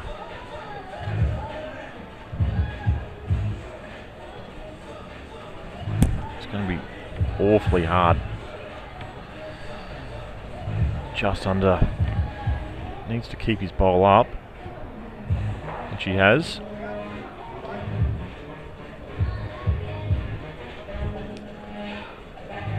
Whoop. It's a little bit of a delay again from Jackie. I'll have to get him some stickers, I think. He's done well though. This is a great home. Gets right to the tee. Yeah. It's perfect. Perfect. Yeah, I look forward to Jackie's going to be joining you in the commentary. Is it tomorrow or the next day before he goes home, I think? I think Next it's day. tomorrow, yeah. Closer, but still under the line there. Well, that's it, I think. I don't think he can get a toucher. So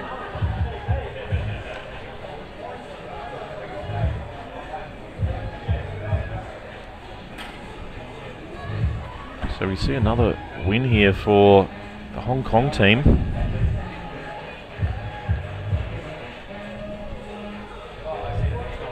Unless a miracle happens here. It's a good effort. But Hong Kong, mate. climbing the ladder.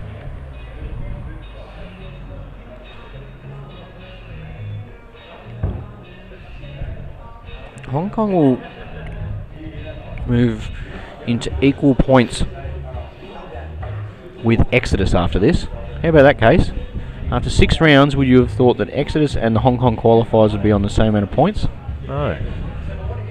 You wouldn't have thought so, but Albeit Exodus has plus 56 differential. But this will help. That'll be a 33-point margin there for Hong Kong. And with that,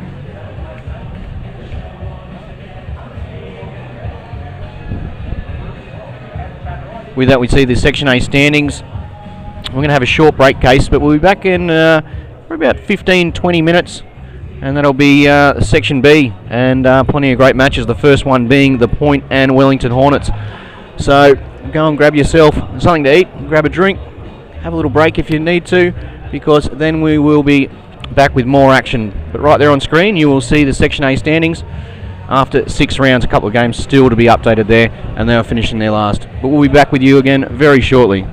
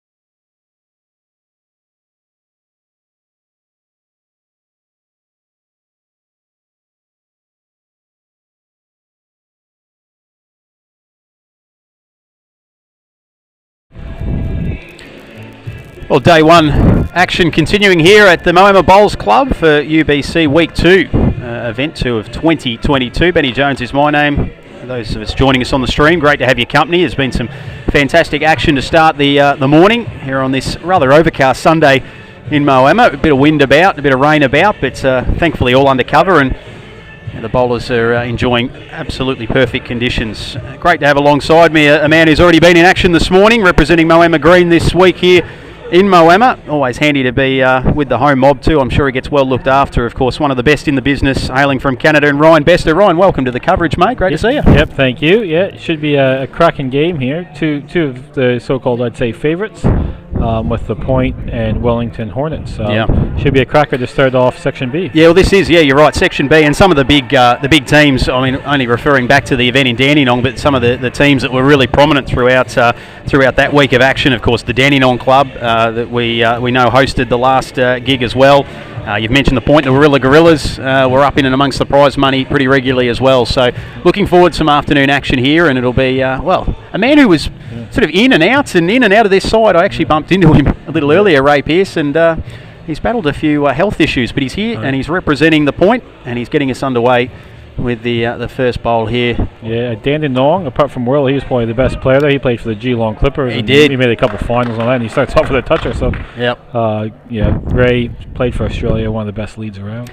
Absolutely, yeah. He had a wonderful week of things with Geelong. I think they won the first event, runners-up in the second event, and really basically just came out to enjoy the third event. You can do that when you've got a title and a runner-up under your belt. Yep. And Ryan Tainton. Yep. He represents the Deer Park Club, which Mark Casey have been playing, and he's been absolutely on fire in the Melbourne Premier League. So should be a very good contest. The leads is very important in this. Just for anyone viewing, the scoring. You get 3 points for every toucher and 3 points on the changeover. So if you're one down and you get a toucher and get the shot, it's a 9-point swing. So look for that third ball from these leads, which makes the game very exciting. Absolutely, it does. And you know, as a lead, and something I'm learning as I pick up the nuances of the game too, Ryan, it sort of really can help set your teammate up too with it. Not only just the touches, getting some points on the board early in that changeover, 3 points as well, but just the positioning of your bowls, allowing your teammate to attack once he picks things up. Yep, I was saying leads determine who win, and the skips by how much, because the front end's so important. Yeah, absolutely. And every bowl, that's the thing that we sort of emphasise with this UBC format, every bowl is a point scoring opportunity. So there's no such thing as a wasted bowl. You can score 3 on every toucher, of course, throughout the end. Yep, and you get 10 points for first shot, 5 points for second, and 3 points for third. So if you get 3 more touchers than the opposition, it's like getting an extra first shot. So Ray Pearce, just trying to eke up. He has get past that orange one. I think he has. It's very close. It's a pretty good exhibition to start this match, with the Point taking on Wellington here. Section B action getting underway this afternoon. Then the skips, we'll have Ali Forsyth, who's one of the best hitters in the world, represents New Zealand world champion, and Dave Ferguson a few years ago was #1 ranked player in Australia, won every singles player. Very good player, skips for New South Wales. Good shot there from Ryan. Toucher there, so a toucher apiece for these sides to open proceedings, 3 points apiece, and it will be, it looks as though I think the Point get the lead shot there, the changeover shot. So Hornets 6-3. Yeah, you can see it in the score will keep updating after every toucher, so it's fantastic. You have to be a bit of a math whiz out there when you're playing. You have to know what you need, especially when it comes to that fifth end, which we'll talk about a bit later. You can keep a track if you are away from the stream for any reason throughout the day and throughout the week. Head to ultimatebowls.com and /scoreboard for live as they happen score updates. Yeah, my partner, she was looking at that this morning, getting all the results, and I text her after the game. She says, "I already know." So well, it's instantaneous. You're right, absolutely. It's a great initiative, obviously, for those who can't always be near a computer or a phone and who want to be across exactly what's going on here in Moama this week. And how did you find them coming out early this morning, mate? You got a good night's sleep under your belt? I did see you were out here on the TV rink early days too, and you've started pretty well. Yeah, we had to buy the first game, and then we played on the TV rink, and it got off to a good start. Played 4 games, we've won 3, so it's really good in this format, especially with all the best players in the world. It's Yeah. great to have Paul Foster from Scotland down here. Yeah. who I consider he's probably one of the top 5 players in the world. So it's great to see him in the event. So here's Dave Ferguson. He's holding 1, first and third. It's huge even get the first 2 shots. He'd be just a bit disappointed with this first one. He just has to get by it. Just takes a touch on the way through, doesn't it? Had pretty good speed, so see what Ali has up his sleeve here.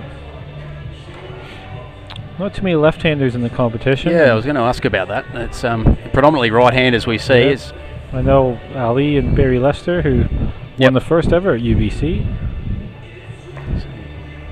Oh, a little bit of carnage there from Ali. He might have got third shot there. Yeah, he has. So Yep. it's an effective bowl. If you don't get first shot, if you get second and third, you only lose 10-8. Mitigates the damage, doesn't it? Yeah, exactly. It's avoiding those ultimate ends, which again, for those new to the coverage and new to the formats, an ultimate end is when you get first, second, and third shot bowls, which is an 18-point end. Can certainly dictate the end result after. It is only 5 ends that you guys play, so you sneak an ultimate end in, and it can really shift the momentum. Or if you are already in front, can sort of get the game out of reach from your opposition. So this has been a great exhibition, this though, hasn't it? Look at that head, unbelievable. 12 bowls all around the jack, and the game we lost, we gave up an ultimate end. So I know we get all the stats, and if those are the ones you want to avoid doing. So Wellington get a nice start, 19-8 they lead after that first end. That's the other thing that you've touched on, and obviously you're part of that representation, Ryan. Just the international flavour to this event. It's always been there, but even more so for this event here in Moama. We've got our teams from Southeast Asia and Hong Kong who haven't been able to clearly get to this part of the world due to COVID restrictions in recent times. So it's fantastic to have them on board. We've got teams from New Zealand. We've obviously got the teams from America as well. So it's just one of the great elements to what we're doing here this week to welcome bowlers from far and wide. I think one of the wild cards was Carla Banks from Scotland. And they have an all-Scotland team of young guns, so it's fantastic. It'll be great just to see the keep growing and hold qualifiers all over the world. They come to the best place in the world to play, which is Australia. And Moama, a fantastic club, all the facilities. It's just great. Everyone loves coming here. So the key is short bowls. You can't score with short bowls, so you'll see. You always have to give your bowl a bit of a chance. Yeah, it's like the old adage with golf, isn't it? You don't see many short putts go in, so you want to at least give it a chance to go in the hole. And likewise here, you want to give your bowl a chance to get to the jack. And tell you what, Ray Pearce has done well again. It's just slightly short, but not far, and he does hold first shot there.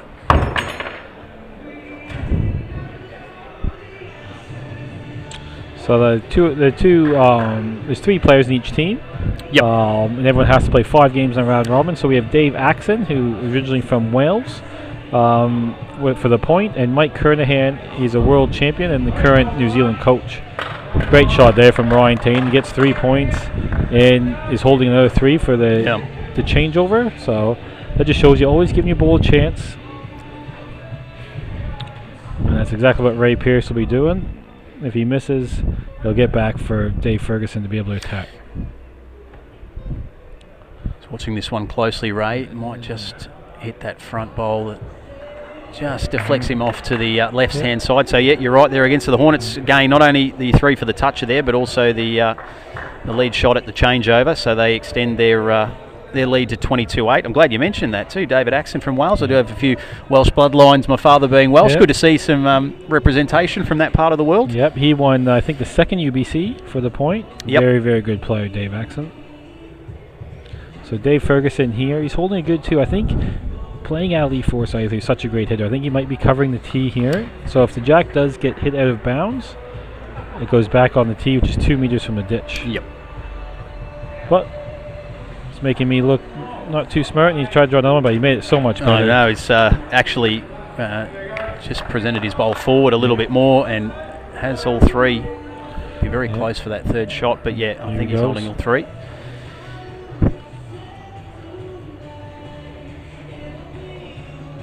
So Ali with the drive, he seemed happy with it, and as you absolutely predicted to a tee there, Ryan, he's He's bumped the jack into the ditch, so that will go back to the tee. Yeah, well, if old Fergal listened to me, he'd be holding a shot now. Nah, just joking. He played a good one. Yeah. And Ali got a good result. His ball ran through to where the tee is. So yeah. As I said before, I think Ali's probably the best hitter in the world. So we'll look to see that shot, not just this game, but any future games he's on the television ring. Yeah, it was one of the standout takeaways I had from Dandenong across those 6 days is how often Ali did come up the trumps with those more forceful shots, those aggressive shots to try and clear the head and change the complexion of an end, and he does it so much better than you think is possible when you're bowling long distance. They're not just throwing it over 5 or 6 metres. It's keeping that line, getting the speed right. Especially when the mat and jack are always placed in the same spot. Yep. So when you do kill it, you have to add that extra pace. Everyone's been practicing the one length, so exactly. It's very important for the skips, first one to hop on it. Well, that's a good point you make too. I mean, you may only be need to, called upon to use that sort of a shot once in a match in 5 ends, but when they do, more often than not, they get it right. Yeah. I know it's something you'd practice regularly at training and the like, but still, that pressure of a match situation, you can't actually replicate that in training. So, okay, we'll see if Fergo, if he can. He's just to add about 4 or 5 feet on his last one.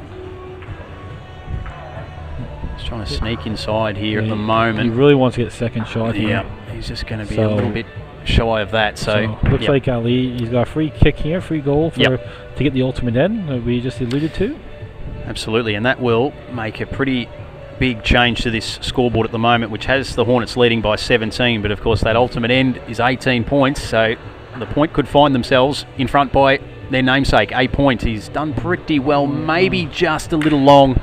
Yeah. So we may end up with first, second shot here to the Point. Yep, and that's the signal from Rapier. So they'll pick up, that's still a very good end for them, 15 points. The Hornets will pick up the 3 for having the third shot bowl there as we head now to N3. As expected, I think you probably suggested this from the top. This is going to be a close game no matter what anyway. They've got some of the best bowlers in action here this week in Moama, getting us started for Section B.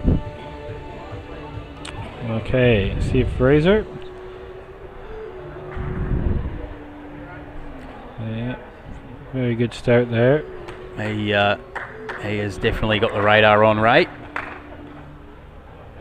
Of course, you talk about things like stats as well that are taken throughout the week, Ryan. Of course, for our lead bowlers, the amount of touches that they get, the amount of ends that they're winning. Obviously, at the changeover, it's all important stuff, all important numbers to see where improvement's needed, and especially if you can nail your first one. Yeah, they can't get a touch if they can't see it. So no, that's right. That can negate it as well. So finding the line is very important because the caliber of players, if you sit one right beside it, 8 out of 10 times they will make the conversion shot. Yeah. Now, you did have some experience here on this TV rink, Ryan. I know that you're playing essentially on carpet, so there shouldn't be too many differences. There's always a subtle difference or two. There is some breeze coming across us, and we did have a little bit of inclement weather before. How did you find the difference between the TV rink? Was there anything noticeable between TV rink and the other rinks behind us? No, the TV rink's probably just a little bit quicker, maybe just a little bit wider. Yep. But not too much. So, the player doesn't take long to. It's such a good service, as you can see how good the bowls have been the first couple of ends, and I'm pretty sure all this morning.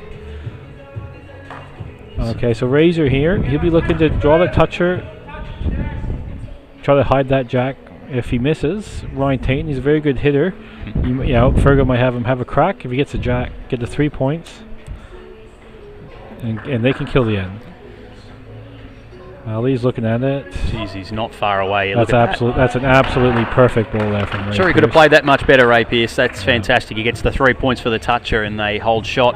They hold clearly the first 2 here. Of course, you only need to be at the changeover the closest bowl to get that additional 3 points, but as we've said, it helps to set things up for your skip to follow if you can be in good position at the turn. Okay. Ryan Tainton, his job will make Dave Ferguson, the skip's life a bit easier. Just try to wiggle around.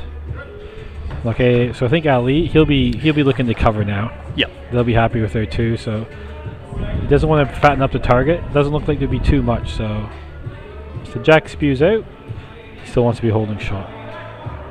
Yeah, so I guess again, as my education continues here, Ryan, the thing working in the Hornets' favour, if anything, is that they do have Three the bowls behind. Yeah. So if there is an opportunity to clear out, they have some protection there if the kitty does end up back on the tee. But see what Ali does here. And he might be looking to head as the deepest bowl. Yep, that's a very good shot there. So Fergo, he'll be looking at, he's got to make 2 good shots to get the shot. So yep. His first bowl's so huge to try to set it up. Even he'd be looking to maybe even just get second, try to mitigate the end. And this doesn't want to give up an ultimate end. Just under. Perfect speed for it. So you can just see Ray Pierce. He's going. Let's go right back now. This is all part of the subtlety and the strategy of another working very in a important team. being the lead is you have to be a good shot caller. Yep. Especially with the math, you have to know. Okay, they need 2 shots to beat us. Stuff like that. Absolutely. And they have to just give. You only have a 30-second shot clock. That's right. So I was it's going a to very say quick game. the so emphasis to be switched on and know what shot to call for your skip quickly, because as you see, the skip doesn't have all day to sit there and wait for you to figure it all out. And be very confident with it too. If you're floating around, you don't need any doubt. Just say, "Yep, draw the shot here." That's what Ray's very good at. So the holding 2, you just wonder, does Ali maybe try to get the ultimate end, try to sneak a third one in? No, they're going to try to cover again.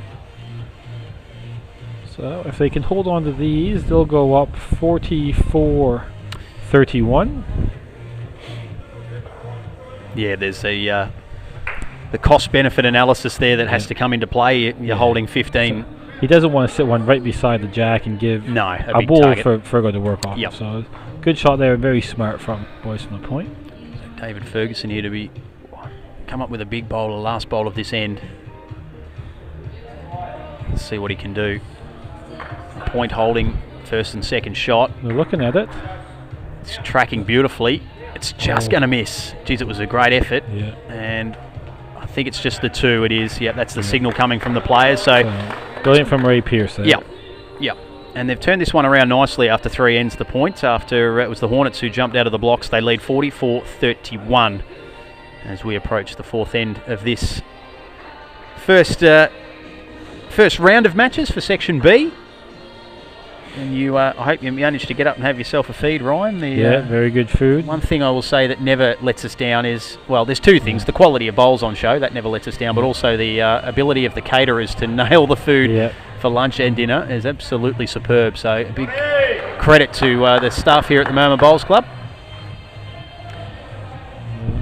So once again, Ray's a little shorter than he may have liked for that first bowl, but it's okay. I'm sure he'll have a correction coming up in his second. So right now Wellington will be hoping just to win this end, give himself a chance for that last end. Pretty good start here from Ryan. So let's get past that one. Yep.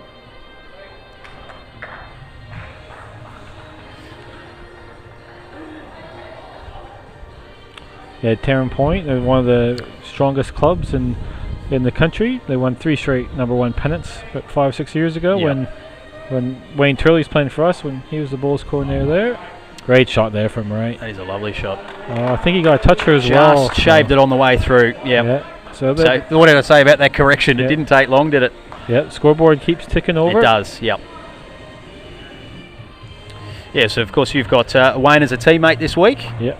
He was involved with Dandenong in Dandenong, and now Moama here in Moama. I've suggested he might just look for the home sides just so he gets even better when it comes to being looked after. But he's a very, very experienced, very well-liked campaigner around these parts too, as far as the UBC fraternity. So great to see Turls in action earlier. Yeah. For everyone who doesn't know, each franchise, they can secure 1, 2, or 3 players, and the rest go in the draft. Yes.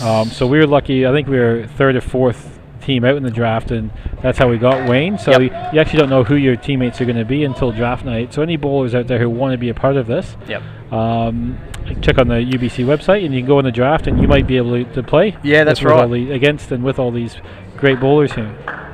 We also have UBC wildcard teams, those that are sort of hand selected by the UBC themselves. So there's great opportunities there for bowlers, no matter where you are in Australia, or for that matter the world, but particularly here in Australia. If you want to get involved, it's as simple as you said, putting your hand up, nominating, and who knows where you might end up, because as you've touched on, players like Ray that might have played at Geelong in the last event. Well, Geelong don't have a side entered for this one, so he's been picked up by the point.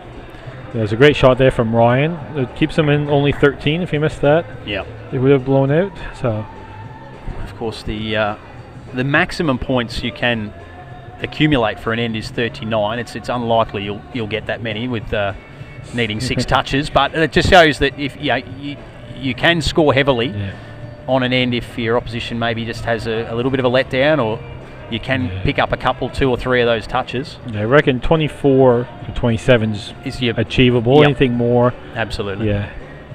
So you want to be within that coming into the last end, otherwise life gets a little bit tough. Good shot here, Fergo. Just has to get up. Just trying to sneak inside that blue nab bowl. a Jeez, he's done toucher that as well. Beautifully. Yep, great shot there. So Been lucky if it fell down. You could have got a toucher in there better. Holding first and second though, the Hornets. So they desperately want to win this end, particularly that first shot. That would be really crucial if they're going to be within touching distance coming towards this 5th end. Watching Ali as he sends this one down now. He's watching it very closely. He gets by the front. He just flicked it. And not quite. So close. Just look how good the balls are. Everything's within about 3 feet. Yep. I got to say, as a veteran of 3 Division 7 pennant matches back home in Bendigo, Ryan, it can look like a little bit of a dog's breakfast when you see bowls scattered here, there, and everywhere. You don't get that so much here at the UBC. Just a bit short here. And this might block Ali's shot a little bit. Might get in his way. I think it has. Yep. So Ray, switch your hand onto Ali's backhand, being a lefty. Another thing I've realised too early on, Ryan, is that sometimes a bowl that to the naked eye might look like a disappointing one can often be just a strategy bowl to block off the opponent's next shot.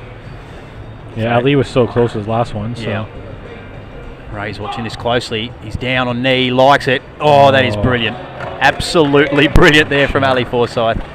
And now, that's just how quickly things can turn here in the UBC. With one bowl, they now hold first and second shot with the toucher. This is the ball game here. Fergo has to draw this to keep the Hornets alive in this first round clash. Yeah, looking at 15 more points here, the point themselves, if they can hold on to first and second shot. Fergo, he's got to get down and stop. Won't stop. No, just gone through, but had to give it a bit of a chance. He always want to do that. So. Well, that last bowl there from Ali Forsyth, that has just really put the point now to, well, as you said, sort of anywhere between 24 and 27 achievable. Well, they lead by 28, so it's going to be nigh on impossible for the Hornets. Never say never, but coming up big. What a combo, Ray Pearce and Ali Forsyth. And speaking to Ray, Ray was telling me that he's meant to be going in for an operation on his gallbladder, getting that removed, and unfortunately it was cancelled last minute. So he's here under some duress. You wouldn't know it the way he started. Hopefully he's in good health throughout the week. But shots will do matter. So the top 6, there's 13 teams in each section. The top 6 make the playoff. So there's going to be some teams at 6 and 6, 7 and 5. So shots up will matter. So even though they probably can't win this game, they still want to win this end and get as close as possible for later on in the tournament. Yeah, no taking the foot off the pedal. You want to maximise as many shots as you can. Get that percentage, if you will, the for and against as high as possible should it enter a tie-break situation towards the back end tomorrow. Plus, if you want to win the event, you have to do it on this rink. So just try to get all the knowledge you can on this rink and get some confidence. Now, we've even seen, from your section earlier this morning to Ryan, it's pretty even on the top. There's a couple of sides with, I think, 4 wins next to their name, and a lot that have had 3 wins, 3 and 3, and it can come down to very fine margins when you are battling out for those spots in the top 6 to qualify for finals. And as we know, once you get towards the finals, you're in the money rounds then. And it's 50,000 to the winner. Yeah, 50,000, 25,000 runner up. So you don't see this kind of money every day in bowls. No. Just having a look at those Section A standings as we watch Ray Pearce here deliver his 3rd bowl of this 5th end. So Moama Black and the Flem Ken Colts have had the 4 wins, so they're on 12 points. And then you've got 6 sides on 3 wins apiece. Moama Green, of course, Exodus, Hong Kong qualifiers, and the Bowls Asia Tigers. Golden State and Weeper at the moment are just outside that top 6 on 9 points. And even the Queensland Roos, the Tsunami from Southern California, and the Broadbeach Lions have got a couple of wins under their belt. So it was still the afternoon matches to come, and some again tomorrow morning. plenty to play for here on day one at Moama. Well, this is the loosest end, which sometimes happens when kind of the game's over. Yep. People can just switch off and maybe relax that a little bit. So lead shot there to the point. They pick up an additional 3 to extend the margin to 31 now, with the skips bowl still to come. Up next here on our TV rink, we will have the NCE Raptors taking on the Pialba Phoenix, newer franchises here. Even though some franchises might drop out, there's always people wanting to get into an event like this. So I've been lobbying hard for friends back in Bendigo to jump on board and put one together. I'm sure it's a matter of time, but it can be whether it's corporate backing, whether it's individuals who just want to really involve themselves in the sport. They don't discriminate. If you want to put a team in, doesn't matter where you're from, they'll take it. Yeah, you get some bowling clubs, some private sponsors, so that's great. You can own your own sports franchise. Exactly right, and it won't cost you $1 billion. No, certainly won't. And if you have, as we saw, using Geelong at the last event as an example, they have a winner and a runner-up. They well and truly pay for the expenses and maybe a little bit of profit to go on with as well. So it's not to guarantee that's always the way, but again, it's bringing the best bowlers from right around the globe here to the one place and providing great entertainment, particularly come finals nights, every second night when you get the crowd here, the corporates. It's a great atmosphere, and certainly with a bit of music playing and the best of the best bowlers, and they seem to just, not to say they take the group games any lighter, but they just elevate to that next level. The intensity level's just a little bit more. Yeah. You know how much money could be could be a $15,000 bowl and stuff like that, and the crowd, you always play better when you get a big crowd. Absolutely. So we'll see if Ali, he just wants to finish off this game on the high. I think he's a little bit quick. He's got to try to land the shot ball. So Dave Ferguson, same thing. And with a bit of confidence, try to draw a toucher, get 2 shots.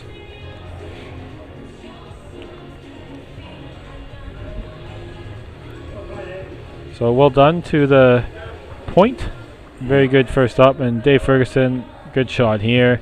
Gets up for another 3 points, maybe. No, very 2. close. So they will get first and second shot there. So 15 points to their tally. It won't be enough to see them victorious here against the point, but certainly adds a little respectability to the scoreboard late. Good battle, some great bowls from all players. 71-52 the final score. So Ray Pearce and Ali Forsyth of the point off to a winning start. Is for someone like yourself, Ryan, and I know you've played all over the world and you've played at some of the biggest events in the world, bowls now, is it almost you see a lot of these events, not of this stature, but of course a lot of events popping up all over the place, almost a 12-month-a-year thing for those who want to pursue it to that extent, of course. Yeah, especially in New South Wales and in Queensland with the weather. So we play all year round. I'm from the Broadbeach Bowls Club on the Gold Coast. Yes. So we have events 13 months a year, really. It never really stops up there. But you have facilities like this with the roof. So here at Moama, they play all year round. So it never stops. There's always something on, which is great. And big events like this get a bit more money in the game. It's really good for the sport. And for all the players, and we love playing against the best. I want to play against the best in the world. Challenge yourself. I want to play against the Paul Fosters and the Aaron Wilsons and Aaron Sheriffs of the world. So it's just great. And life up in Broadbeach, mate. I must admit, I have experience living up in northern New South Wales and the Gold Coast for a little stint, and sometimes when you're down in the depths of Melbourne or Bendigo, my hometown, and it's pretty cold in winter, you do miss it. How's life up that way, mate? Yeah, very good. Very busy, and I just had a little baby boy 6 months ago. So very busy, I'd imagine. So life's really good. We have the World Championships up there next August. So it'll be fantastic. Of course, hosted the Commonwealth Games in 2018, and that's where I had the pleasure of meeting Mark Casey, and had the even greater pleasure of announcing a few gold medals for not only Australia but Wales as well. I have a bit of a love and a soft spot for the Welsh, but it's a wonderful facility up there in Broadbeach. I mean, as you said, the weather just lends to itself that if you can't enjoy your bowls up in Broadbeach or in that part of the world, then you're probably in the wrong sport. So getting home, mate, do you get home often as well? I mean, probably harder now with the little one, but not too often. I had to go back for a camp to get picked for the Commonwealth Games. Yeah, just up in Birmingham, so it's good see family. Obviously, I went back just before COVID, so got to see him after COVID, so that was good. And then the World Championship. So hopefully maybe take the little one a couple of years for Christmas. Nice. See a white Christmas. It'll be a white Christmas, absolutely. Yeah. Although the way the seasons are unfolding here, mate, if you maybe stick around in Victoria, you might get a white Christmas. Yeah. I'll just come down to Moama. I was going to say. And look, not to keep bringing the conversation back to Bendigo, even though that's where I hail from, but of course, 2026 Commonwealth Games, Bendigo has got the lawn bowl. So I know there's a lot of work going on behind the scenes at the moment to construct a brand new facility. So that's really exciting for me as a local. But to have that regional Commonwealth Games in Victoria in a few years' time, that's going to be really exciting for players. It'll be really good. Like we're having a multi-nation just before the World Championship, so we'll have a couple multi-nations. They'll have a lot of events in Bendigo, obviously for the Australian squad to get used to the greens and the surroundings there, and a lot of other countries will be coming down to Bendigo. So it'll be fantastic. Australia. This is why so many of us moved to Australia. Of course. Because of the weather, the greens, the facilities, and how everything's run here. It's just so professional.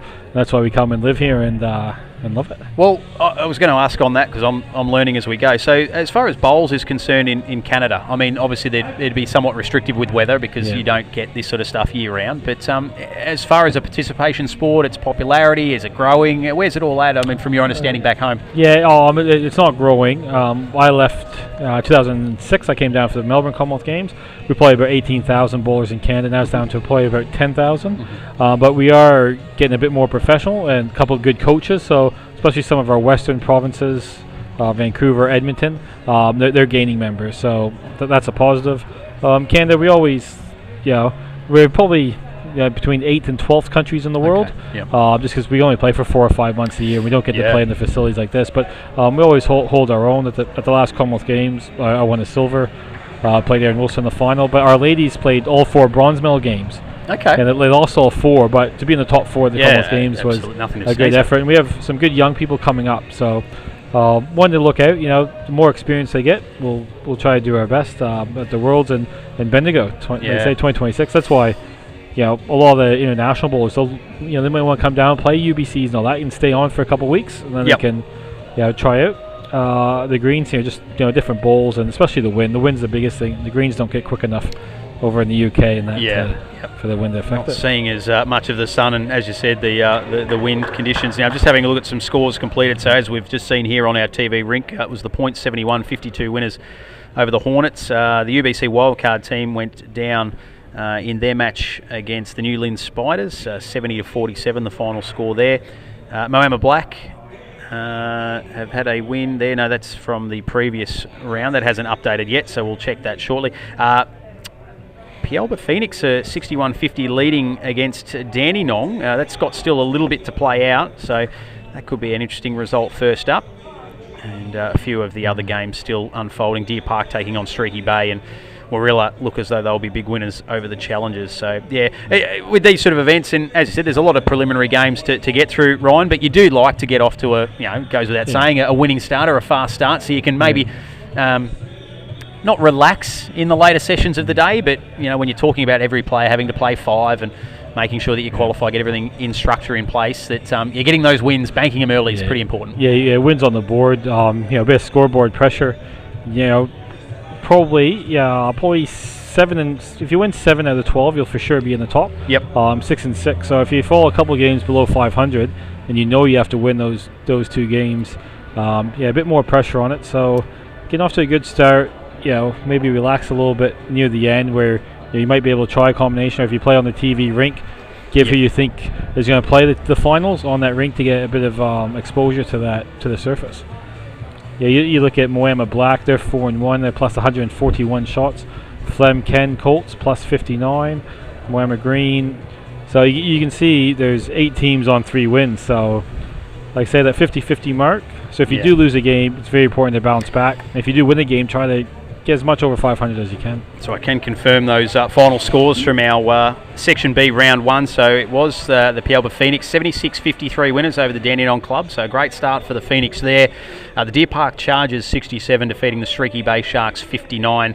And the Warilla Gorillas, as I alluded to, big winners over the UBC Challengers 74-25. And it's one of the other great aspects of this week and the events that Case and Greenie put together is the ability for teams to qualify through those sort of means. As I said, the UBC Challengers and also those that are hand selected coming through the draft. So there's so many avenues in which you can get involved in this event. You know, being part of some of the cream of the crop helps, but you know, if you're an up-and-coming bowler and you're showing a bit of potential and promise, this is a great way to springboard yourself and get yourself in front of the eyes of pretty prominent people. Yeah. So there's 3 wild cards that come out in the draft. So if you don't get drafted, you can get your name out, and you can pick any 2 players in the draft. You know, so I think last time I don't think anyone picked up Kelvin Kirkhouse, so you could bring up Kelvin and say, hey, you want to have a game for a couple of days. Exactly. And the draft is very important. This year's probably the most interesting draft. You know, seeing who you got. You know, like I think we wrote down about 8 names. Charles at the top of the list, so it was lucky that we came out a bit earlier, but it could have been, we had Sean Thompson on our list, we had Sean Ingham on our list. They all got picked up from other players. It looks like Pielba and the NCE Raptors. Yep. They're hopping on the rink, and we'll just see who's playing. I think for Pielba, it's going to be Nick Gosley and Mark Armstrong. They won the Queensland State Champion of Champion Pairs. They beat Sean Ingham in the final, so a very good combination.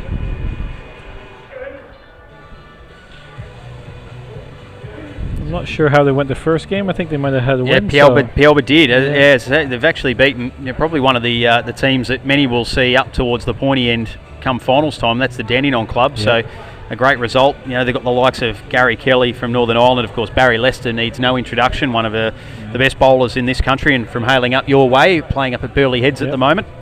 And they've also got John Fleming from Scotland. So a real multicultural feel to the Dandenong Club. But yeah, great result for Pielba first up.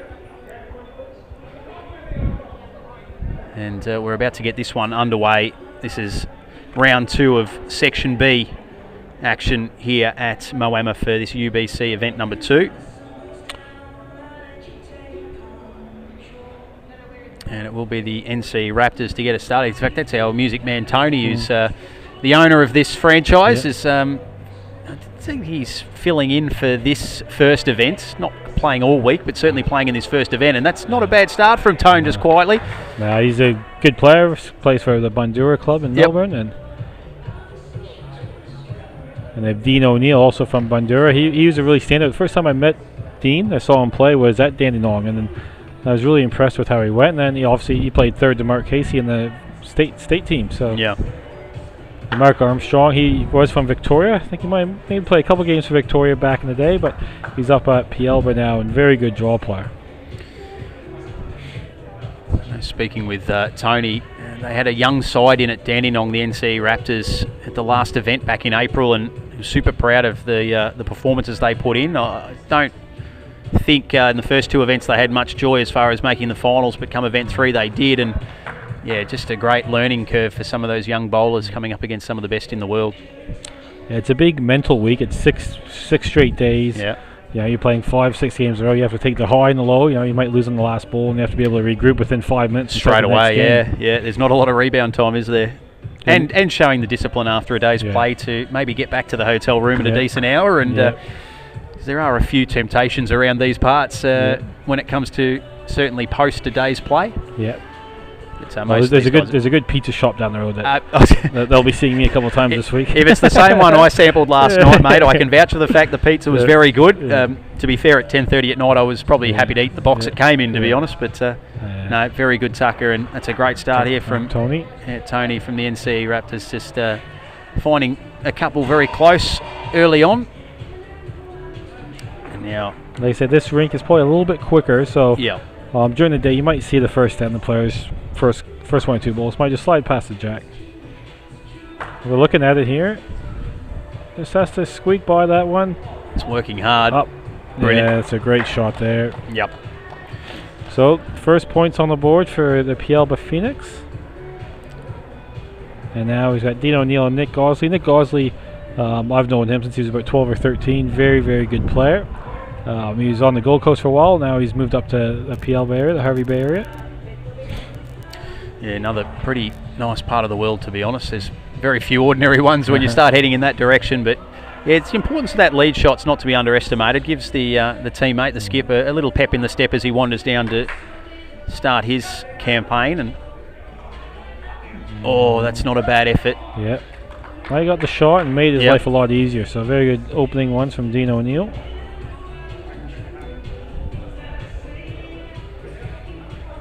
So Nick, he'll just be trying to arrive, land on those 2 balls, can flop back onto the jack.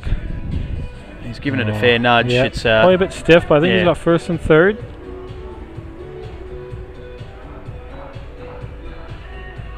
So this is our first end here with the Raptors taking on the Phoenix Section B play. This is round 2. The Raptors had the bye in the opening round, so this is their first salvo at this event. Just almost past that lead bowl. Okay, so Nick Gosley, he wants to land the ball, but he just doesn't want to flick the jack back as there's 3 or 4 blue balls awaiting him. Yeah, to so the right left. now he's down 10-8, but if he lands the ball clean, he can hold 18 shots, but just a bit wide. But on the flip side of that, Pielba now has the 3 deepest balls, so he could have a bit of a run and try to kill the end. Dean will be trying to get a toucher here. Oh, he's stalking it. Yeah, plenty of encouragement from his lead. It's going close. Oh, it's a fantastic hit. Look at that. Great shot there from Dean O'Neill. Yeah. One thing I learned is you don't always watch the balls. If you watch the players, they'll give the indication if they're close or not. There's some pretty obvious cues when they know they're onto something good. Yep. The way that they pursue the bowl down the rink can often tell a pretty good story. I think the finals nights we have to get some of the World Cup celebrations when they win. And I think so. Having just returned from that part of the world too, Ryan, I saw plenty of it. This is a pretty aggressive bowl, and unfortunately he's gave away an ultimate end, I think. Basically projected that blue ball forward. So yeah, that's an ultimate end and a great start for the NCE Raptors. They pick up 18 shots there, first, second and third, as Ryan alluded to earlier. 10 for the first shot, 5 for your second and 3 for your third. So yeah, 18 shots, 21-3 the scoreboard reads at the completion of that first end. But there's never a time to drop an ultimate end, but if there is, just at the start, you know, so you know what you have to do. You just have to win the next couple of ends. Plenty of time to respond. And get yourself back into the game. Tony, he was out here practicing all morning on this rink as well, putting the dedication in. Yeah, he claimed he was setting up the music and getting the playlist organised, but I did notice he jumped on for a couple of sneaky rolls just to get a feel for things, which is fair enough. I know that obviously all players would have taken the opportunity to get onto this TV rink because that's where you want to be tomorrow evening. All things going well. Yeah, all the players arrived yesterday, so we got to have a crack on every rink, and then we had a couple of practice matches just for all the volunteers. Like the computer system here to get everything going. The volunteers have done a fantastic job, and before the morning's play, you can come and have a roll up. So a couple of sort of short bowls to start with from both players. 21-3 the score. The Raptors after that first end, an ultimate end to get their campaign underway here at Moama, and that's good shot. Yeah, it is. He's promoted his first bowl forward and slightly right to be within. He's only a few inches there of the jack. So great start. They'll be looking just to capitalise on that big opening end, just try to get a bit even bigger cushion. Yep. Here's Mark. Just has to run it a little bit. Up for a toucher. And it's got a toucher. Yeah, it's a great shot. And leaning right against the jack too. So yeah, that's a fantastic response, and 3 important points on the board there for the Phoenix with that toucher.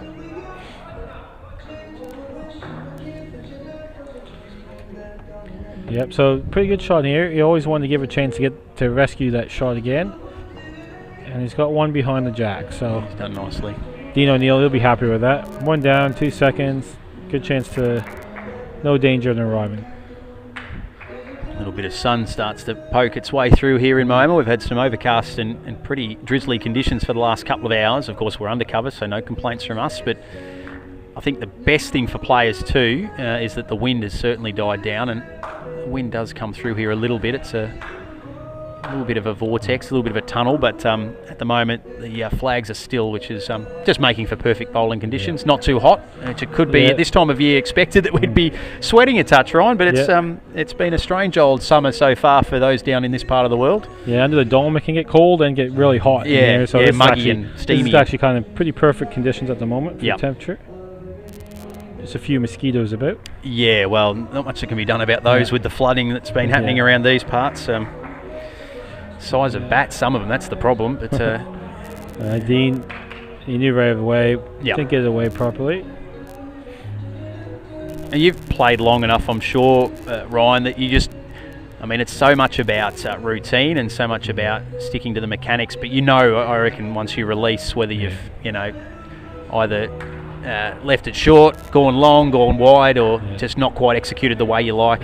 Especially, the rink's not going to change too much. So we're going to play 6 days on it. So after day 1 or 2, you're going to, as Aaron Sheriff said, robot mode a bit, where you throw it and you kind of know.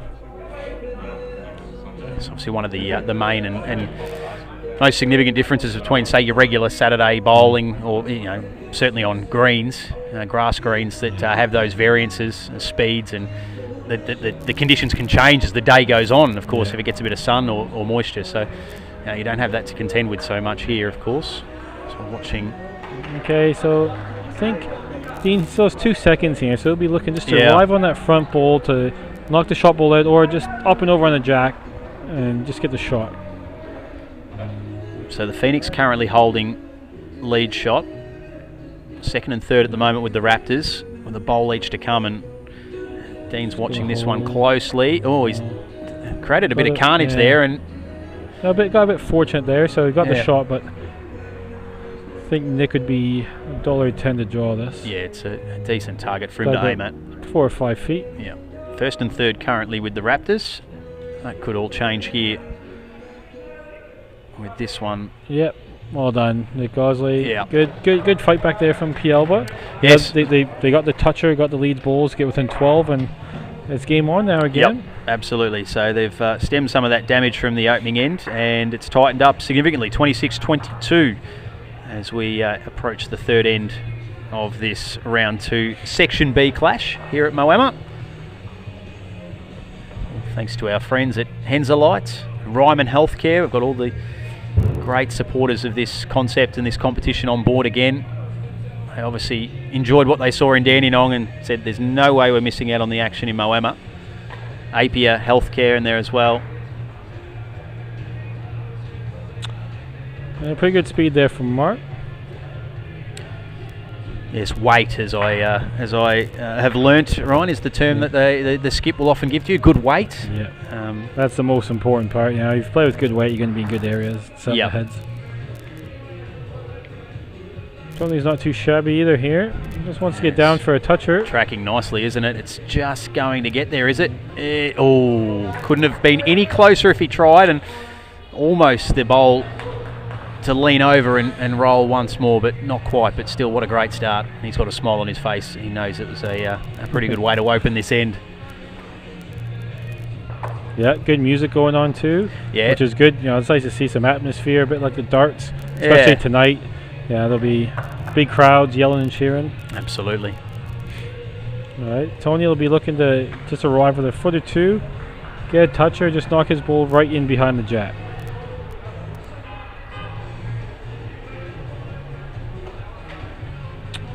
It's maybe a little bit tighter there. Gets a perfect shot there. Got an extra 3 points. Now, if I was just going to stick to the forehand, same way as his first. That's what Mark Armstrong can come up with here. 29-22 the score. We approach the halfway mark of this contest. So has to run past the front. It's going to hit the front ball. He had good way, bit unlucky there. So, and then you go switch it up. Anything past is good.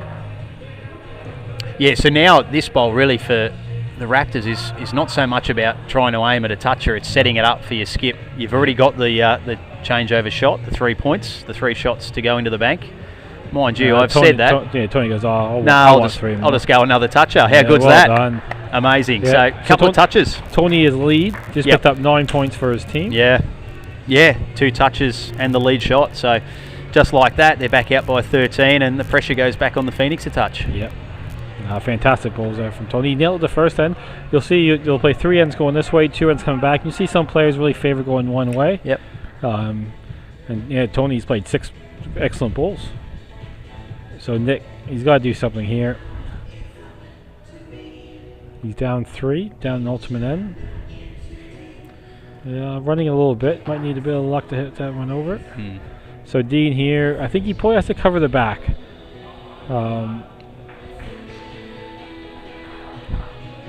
You're with that luxury of having all three shot bowls at the moment. It's now about setting up for potential clearance from the Phoenix, although again they're just all over it at the moment, aren't they? That might have, I think that ball that he hit was right on the line, so Nick might see the jack now. Yep.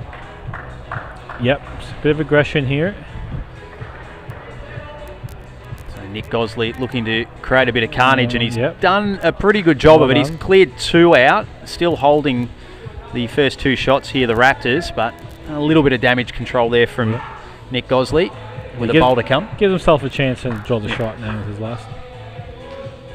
Dean here, he just want to nail this. Get another toucher. Yeah. Put the pressure on Nick. They can return to holding all 3 shots here at the moment, although it's Though. strong. He's got the toucher. That's but a bit of a disaster there from Dean. He got a toucher, but he gave away first shot. Yeah.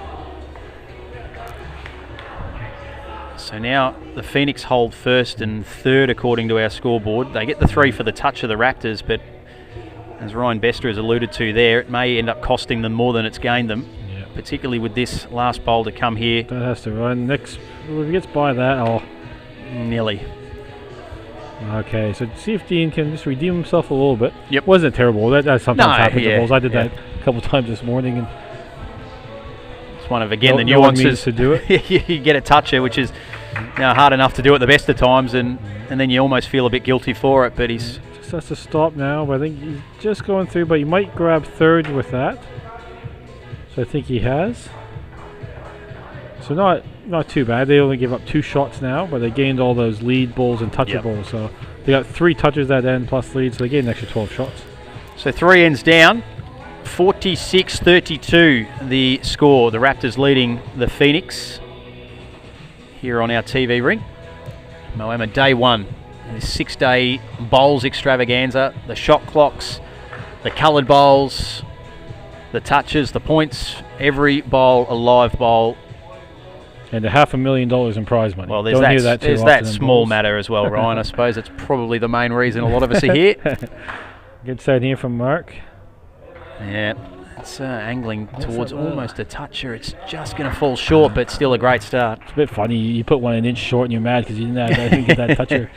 Never happens in any other game of bowls. You'd be quite happy with that. Yeah, exactly. Pretty good crowd though for the first day. Perfect Sunday. Yeah, well, I think that's the benefit of starting on a Sunday, isn't it? It's generally a. And then the last final's gonna be on a Friday night, so should garner a good crowd. Yeah, that should be a beauty. Yeah.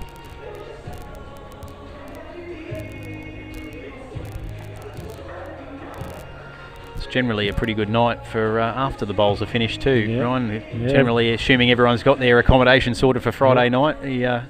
I'm sure the bar staff here at Moama will be kept reasonably busy. Yeah, that's quite good. We don't see a lot of these players, so it's good to catch up. Yeah, I was going to say, that's the other thing. We're all friends. The best thing about bowls, even just any level, is just the friendships that you make. So it's good to sit down and have a chat with some of the people you don't see too often.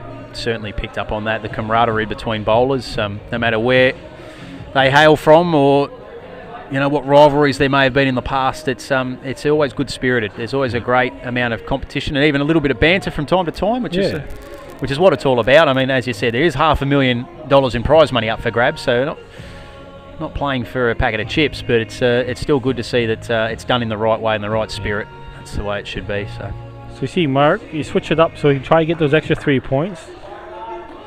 So he's holding 2, so a good set there from.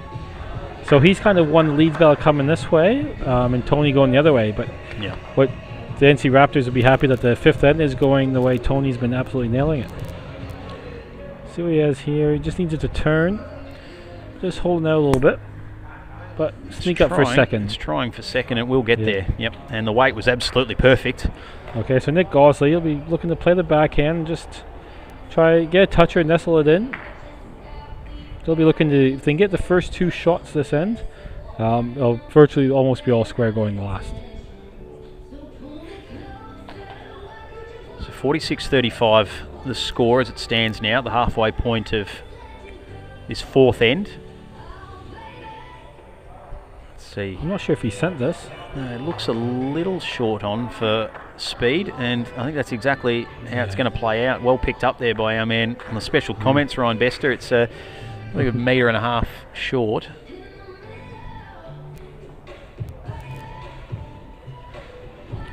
see what Dean O'Neill has. On the backhand, rest the ball. Trevor Jack, I think he's a bit heavy though. Might have gone the other way. Yeah. Tony watching it closely. Takes a nice little touch off his own bowl to Might have got second and third there, which will help him. just promoted it sideways to get a little closer. So currently the Phoenix holding first shot, second and third with the Raptors. Still plenty of action in this end to come. Nico, he had good weight, a bit of a fortunate result, but that also could make Dean shot a little bit easier. Just the visual at it. He's got, jack ball to be in that target range. Did help the Phoenix into this second shot there though, so they do currently hold 15 points as it stands right now. This one is also looking to clear out that second shot. What a great bowl, and a toucher as well. That was superb work there by Dean O'Neill. So he's picked up the 3 points, not only for the toucher, which is obviously handy in its own right, but they also now have first and third as well. Yep. And Nick doesn't have much on here, to be honest. If he goes to kill it, Dean's going to have a few feet. So he's going to try to draw the shot, and they're going to need close to an ultimate end. The last end. Yep.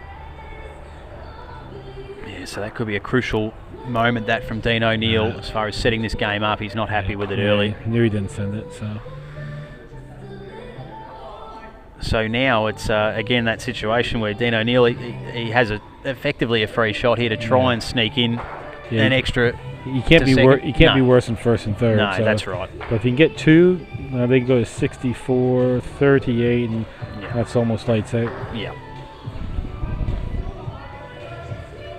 Played the percentages here, and he's going to send this one with another impressive end here from the Raptors, and really it's been Dean O'Neill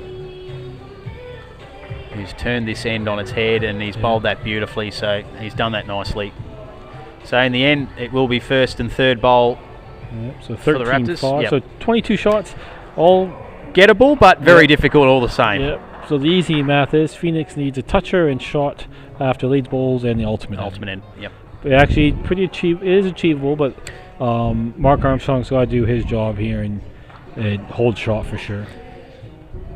And of course, the Raptors and their lead bowler here, and Tony can just put it out of reach by a couple of touches. And he's been in form, as you've said too, Ryan, playing to this end. Yeah. And that's a pretty good start. He's just going to go slightly beyond the jack there. And when you're holding up, that's perfect. So the jack usually to pick up an ultimate end, the jack has to move. So if it's going to be moved, it's only going to be going close to that blue ball. Yep. 62-40 the score. Up next on our TV rink, we'll see the Wirrala Gorillas. They were one of the star teams of the Dandenong event, and they'll take on the Club Sunbury Extreme. Ooh, that'll be another cracking game. Yep. Obviously, Wirrala dominated the one at Dandenong. Corey Wedlock, up front, he's just so good. Top 3 players in Australia, and he just sets it up for guys like Teasy and Jeremy Henry. Just missed out. So good chance here for Mark. If Mark can just draw a toucher here, a bit of room. So they need a toucher and hold shot and 3. Gets him back to 16 in deficit if he can achieve that.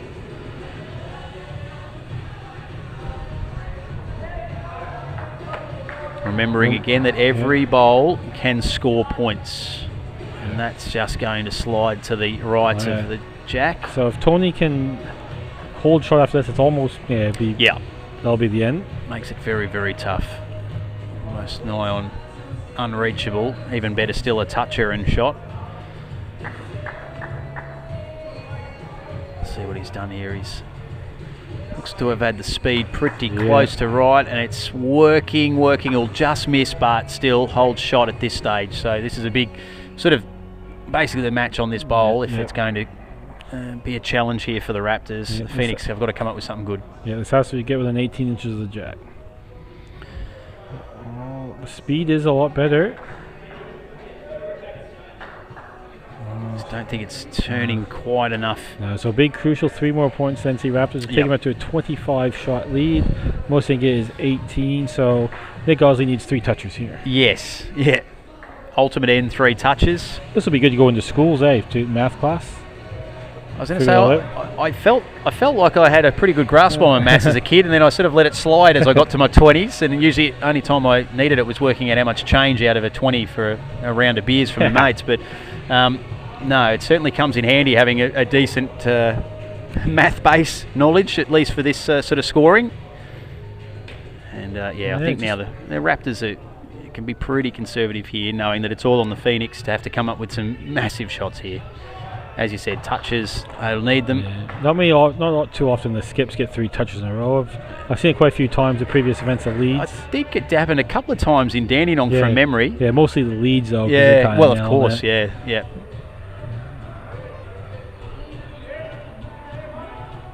So with a couple of bowls each to come to wrap up this one, the Raptors 25 shots to the good at the moment. And even now with an ultimate end and a couple of touches for the Phoenix, it's still going to be a bridge too far. So great start for the NCE Raptors. As we say, all shots matter when it comes. Yeah, they do. Comes tomorrow afternoon and you miss out by 10 shots. You look at it all. I didn't play that last end too good because my mind switched off. So it's the mental part of the game. That's a very good point. With every bowl a live bowl, you just have to play it right out to the end, and this is a nice delivery here. Yeah, great shot there from Nico. Gets the shot there, so great stuff. Also a bit of confidence. You want a bit of confidence going to the next game that you finished off on the high. It's just got a toucher there too. The bowl just falling over at the last moment, getting a little graze of the jack, so 3 additional points.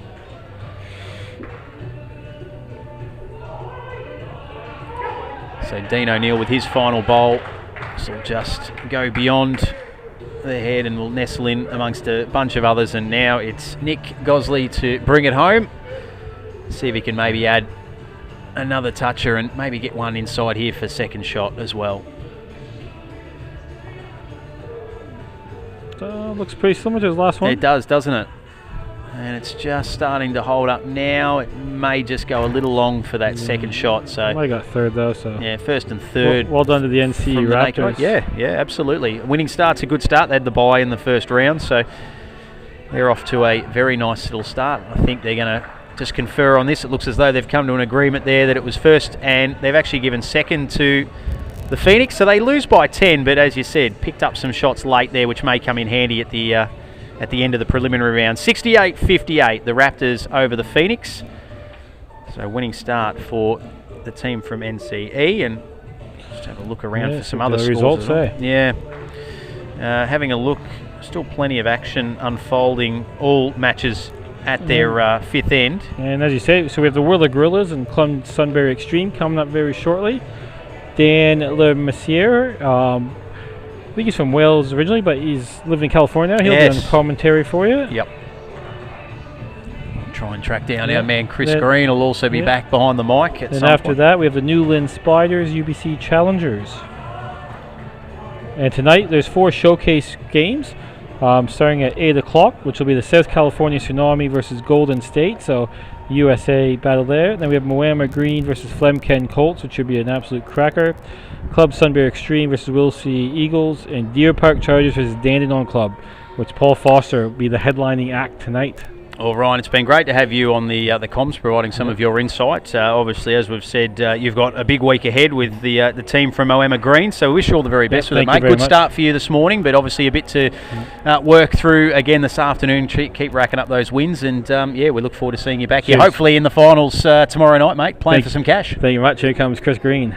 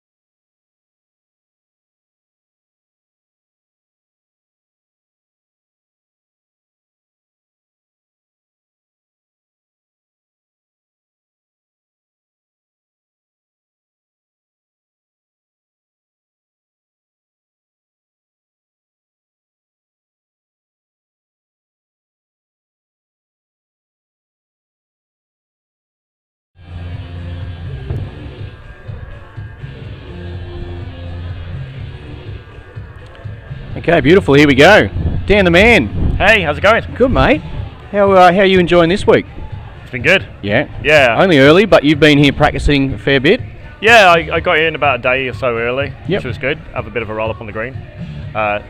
Very lucky that the wife has joined me this time. Beautiful. Bit of a Yeah. support squad, which is always good. And the matchup we're bringing you right now is Wirrilla Gorillas up against Club Sunbury Extreme. The Gorillas, the ultimate team in April. Aaron Tees and Corey Wedlock. Corey up front. And Corey will be doing battle with Carla Krasanik, who's leading for the great Kelvin Kirko. And you said this is the first time you'll be seeing Kelvin live. Yeah, I've been lucky enough to watch him on TV a few times, but this is the first time in person, so I'm very much looking forward to this one. 4 absolute superstars here of Australian bowls. And we saw the display the Gorillas put on at Dandenong Club. And Club Sunbury Extreme, they were sort of just building throughout the week. But I expect big things from them this week. Yeah. The Wirrilla Gorillas were pretty dominant last time round. Like, they were really good.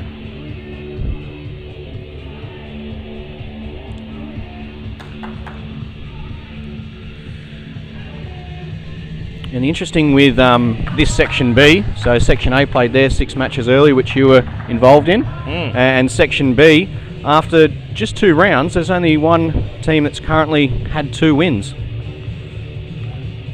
Yeah, the Point just had a big win. I believe they played Deer Park in the last game. That was a big win for them. Yeah, it came down to, it was pretty much the last end. There was 1 point at the start of the end. And some really good lead bowls, and then Fozzie Paul Foster played a cracking shot. But Ali delivered the goods. He landed the bowl clean and got a piece of the jack just as he fell over onto it and rested on. And yeah, it was pretty much the match winner. As we see the first points of the match here going the way of the Extreme. Oh. Carla just missing the jack there for a further 3 points, but she'll grab 3 there for the lead crossover. Dan, we were talking earlier off camera. And you were saying, obviously, you don't get to play many events. You're a pretty familiar face with the world indoor circuit, and you sort of you only just pick and choose a couple of events each year. But you pick the big ones. Yeah. I don't get much vacation time with my work, so it's a matter of I have to pick and choose what I'm going to play with. And I've been lucky enough to qualify for the World Bowls Tour in a few different events. So put a bow on that one. That was a lot of fun. Got to come here. This one's the big one. I honestly believe the quality of play here throughout the whole field is just unmatched. I would say there's more world-class players here than what you'd see on the WBT. I mean, they're really great at what they do, but here, I mean, the whole field is stacked. Yeah, it's a pretty impressive lineup, and the beauty too now is there's a great shot there from Kelvin. His first bowl that you've seen him play live, and he delivers that. Just rocks Carla's over. And there's 2 behind there now. We know these boys aren't afraid of attacking either. Yeah, it's quite a quality field, and the beauty now is with the borders open, we've got all that extra talent too from overseas. Definitely. Oof. Yeah, it's good to see the Asian teams here this time around, actually. Now that quarantine and restrictions are a little bit more open for those guys. Yeah, and a couple of extra Kiwi qualifying sides, which is great to see from New Lynn Bowling Club.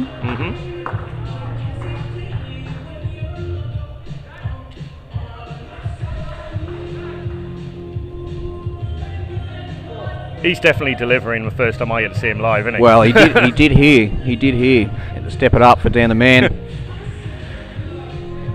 An ultimate end against. Final bowl from Tees. He's attacking here. Corey's watching Not it. far off. Oof. He removes 2. Still could be first and third here for Sunbury. A great start for them.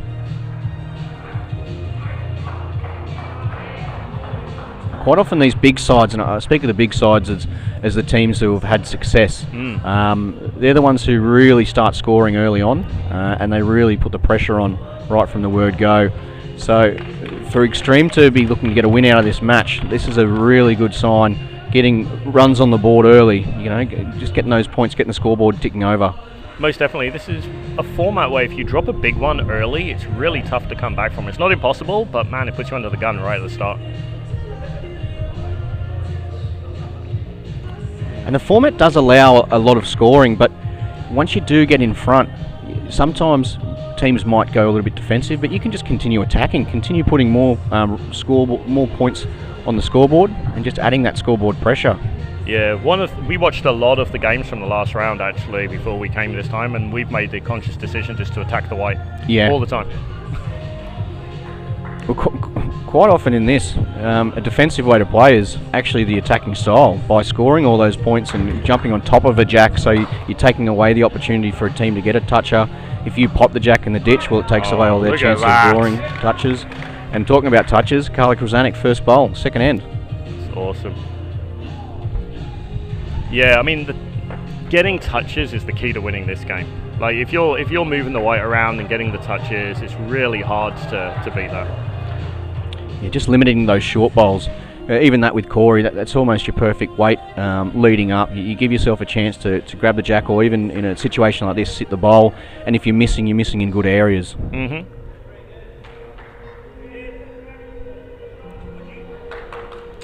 Carla's on it again. Machine. Outstanding. Absolutely outstanding. Recently retired from the Australian squad, Carla. Really? Yeah. But it's a lengthy list of achievements. Oh, very so already. So she's done a thing or two.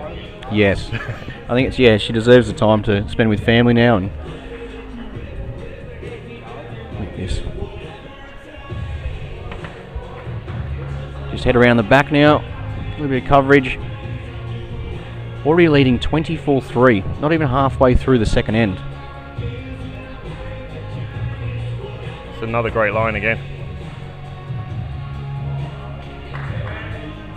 Look at that, beautiful.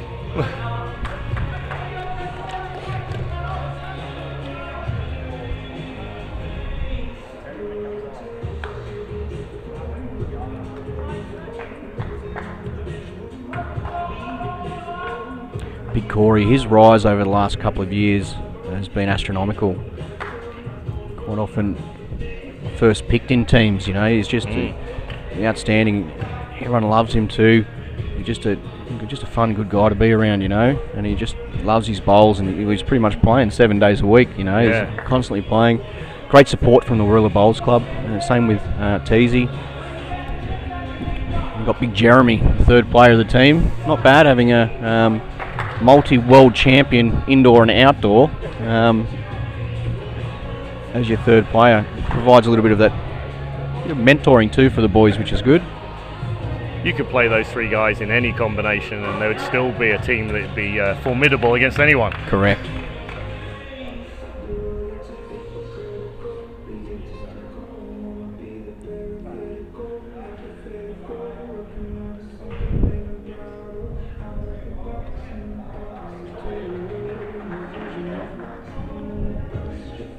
It's a bit hot there, Teasy. Kelvin might swap sides now too. Beats Teasy's last bowls. Pretty good shot. It is a bit of a pace difference though, this TV rink compared to the other one. So jumping straight off of that one where you're giving it a little push to get up and then trying to hold it back on this one, it's about a second and a half difference.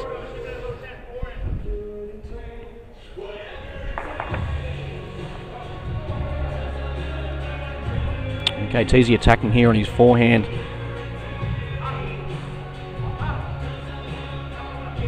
Oh, straight through the gap. Any contact there would have been good. He would have loved to have made just a touch of contact on the front one to open it up. Oh yeah. And the way it's turned out, nothing's changed.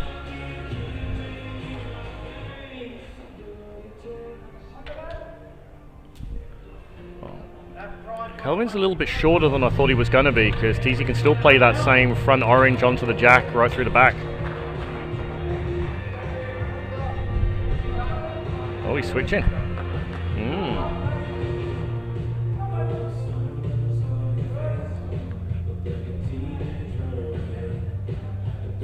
Big effort here from Tease. How big of an effort is it? The biggest. It is the shot. And that's why he's out there and I'm with you in the commentary booth, Chris.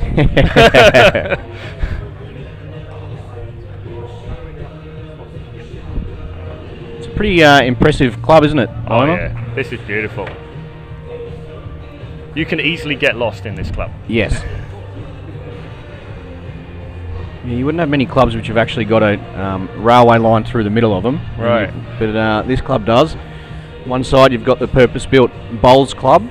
Can also be used for functions. You've got the under the cover green here, you've got 2 grass screens, all the facilities you need. You've got the outdoor bar, indoor bar, you've got the cooking and catering areas. And the other side of the club, which is the main club, which was formerly realistically the only club there was. There was no, over here there was just little bits and pieces, like a little sort of shed as such. But over there you've got your sports lounge, you've got your cafe, your bistro, you've got your dining area, and you've got all your function rooms. It's just phenomenal. Oh yeah. Kev Anderson gave us the tour on the first day that we were here, and it just blows my mind. They do have a cocktail lounge though that I have not visited yet, but it is on my to-do list. I was going to say, you've still got a couple of days here. Yeah. So I'm sure you'll get there. Just sliding past the jack there, can't do much better. 35-13, away of Club Sunbury Extreme. You would like to think that this is a big endo for Warilla though. They need to pick up a bit of a count on this one. You don't want to be going into the last couple of ends needing an ultimate and a bunch of touches. Yes, correct.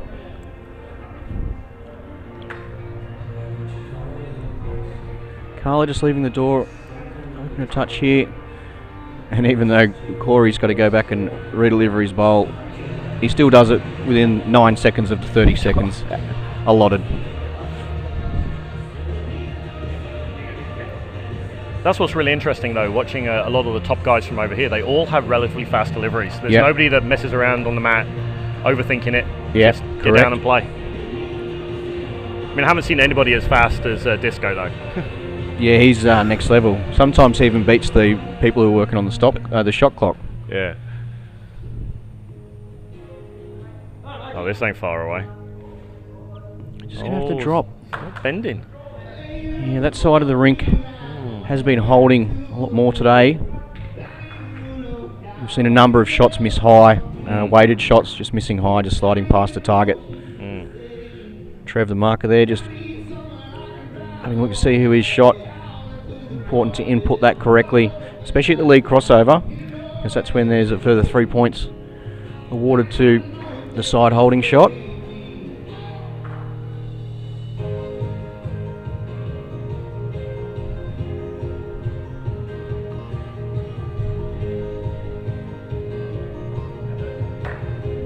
I think Teasy was really searching for that toucher there. Maybe a touch quick, but definitely looking for points. Especially while it's open. We haven't had many opportunities where the jack has been open. Oh, look at that. But it's still there for Teasy. Play exactly the same shot, just trail the jack a foot, 18 inches. He likes this one, Tease. He's following it down. Just needs it to hold on. Oh, just drifting under. Beautiful weight on it though. Yeah, an outstanding spot. Well, it's forced to change. Kelvin's got shot. He doesn't want to get greedy. Even though we say sometimes the best form of defence is attack, in this case, when you're 35-16 in front, holding shot, you should be getting to that sort of area where he did get to. Maybe on the other side would have been better for him, but he's got in that general area. Well, he does have last bowl there as well, so... Yeah, it gives him options too, then if Teasy does play the shot.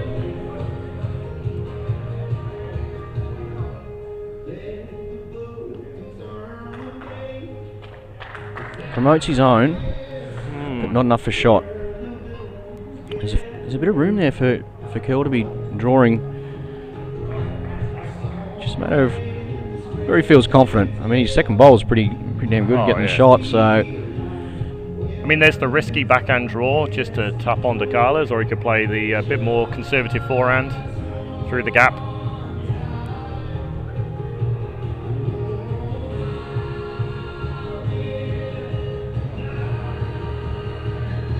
He's giving it a fair effort, just not going to get down enough. The weight was pretty beautiful there.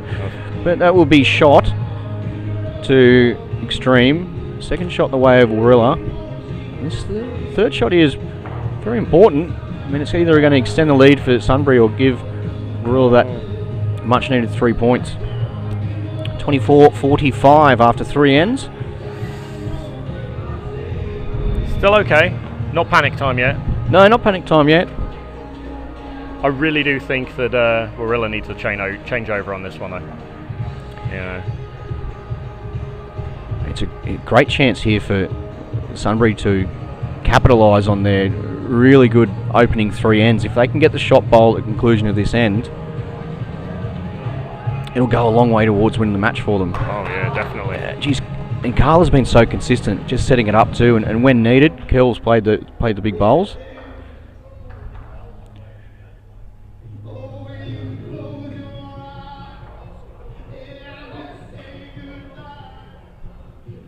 Have you got a favoured colour, blue or orange, when you're playing? Orange. Yeah. My blue bowls tend to bend quite a bit more than my orange ones, and especially on the TV rink, they'll swoop all over the place. Yep. The only problem with the orange ones, though, is when you play a bad one, they stick out like a sore thumb. Yeah. The boys and I were actually talking about it last night. So you don't see people playing with the browns and the blacks anymore. No. That'll freak somebody out. You pull those out. Yeah, and those would stick out if you used them. When it used to be the coloured ones that stick out, now everyone just expects the coloured, so... Yeah. Yeah, the more traditional your bowls are, the more you'll stand out now. Yeah. It's almost a bit like the white bowl shoes now. Everyone's got coloured bowl shoes, and generally you see some white ones and they stand out a touch. Well, a couple of short bowls. Carla's holding a few. What are they going to do? Searching weight in the backhand.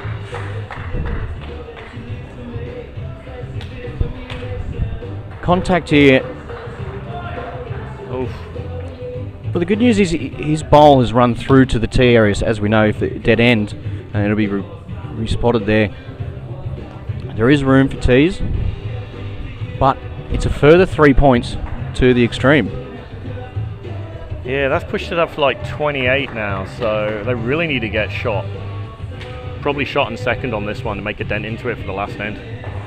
Well, that's it. Even if Warilla were to get shot in second and third to Sunbury, realistically it's only 2. It's only a benefit of 2 points. So to make some inroads, quite correct. You get first and second, or first and third at least.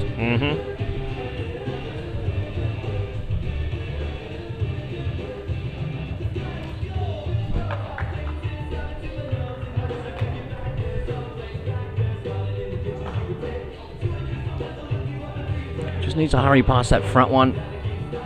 Well, that's actually not too bad. It gives him a clear sight to the jack now too, and he knows that that bowl he just played was pretty much spot on. Yeah.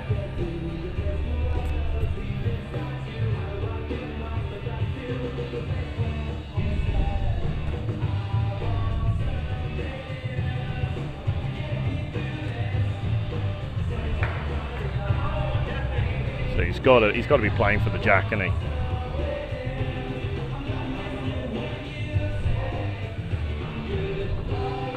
That's the idea. If he gets to the jack, he can even get his own onto the jack. Doesn't want to get unlucky like that though. It looks like it could have run out of bounds too. It's just not happening here for the Warilla boys. It's not, no. To be fair though, Club Sunbury Extreme, starting off with Carla Krasanik, just the pressure that's been applied. She has led wonderfully in this game. Yeah, a class player. And then sometimes you get those games where you're just not on 100%. You're getting a couple of holes, or you just the edge of stuff, and that's been the case here. Yeah. But what can he? If he can make something out of this, gets the jack through. Needs to get it past the oranges, and he does. Oh, what a shot! And just like that, with one bowl. Yep. The match has changed, and there, a little bit of confidence, a bit of high fives there between the boys, so they'll get some confidence heading into the last. So that shot, second shot, and a toucher. So Just 9 points. Oh, yeah, 9 points the margin.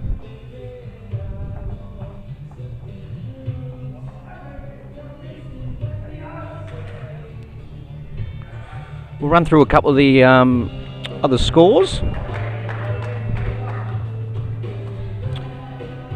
Pialba Phoenix. So they're one of the brand new franchises, which is great to see. Pialba Phoenix, they're leading. Oh no, sorry, they're just trailing. That end number 4 just clicked over there.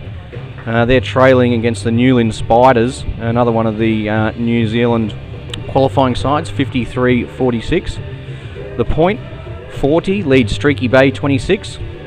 Well, this is an interesting one. The wildcard side, UBC wildcard side. Is that Clive? It is Clive, but Clive's not playing. Oh wow. So Daryl O'Connor is leading for Steph Hilly, and the score there 52 to the wildcard. Deer Park 47.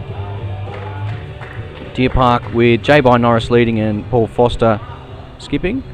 So 52-47. NCE Raptors 35. UBC Challengers 52. And Dandenong 57. Whittlesea 60. Wow. Back at the action here. 42-54. Once again, Carla Krasanik toucher with the first bowl.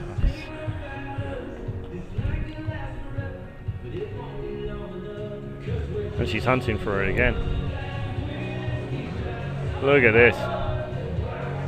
Oh.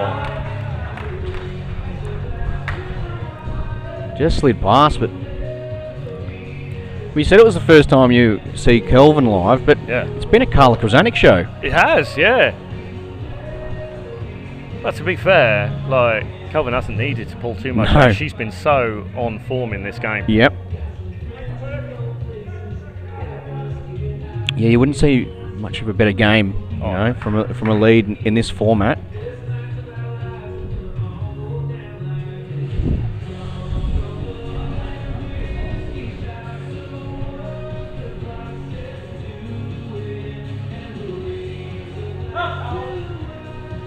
Oh, well.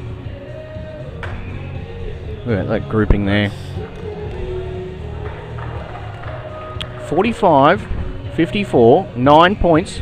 As we know, shot bowl is worth 10. It's only first and third. That's it.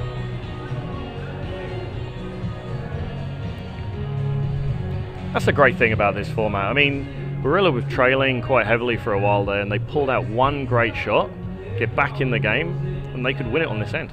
Yeah, they've just battled away, just stuck with it, you know. Yeah. Just, as you said, it was never really panic stations, even though there was margins of over 20 at stages. He'll be happy with that. A bowl past the jack in a good area too. It gives him options later.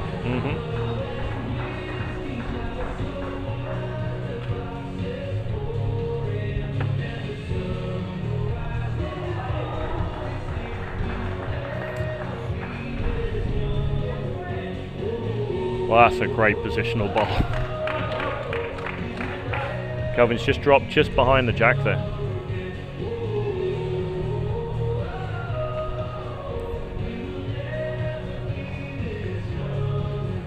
Teasy here, looking to get second or third shot. He's in the area here. Oh. It's actually in a good spot now, though. You can see the jack. You can do a little trail, be a little bit overweight if you wanted to. He doesn't have to be so perfect. Well, the beauty there too is that extra 3 points. Mm-hmm. So if he was to get a toucher,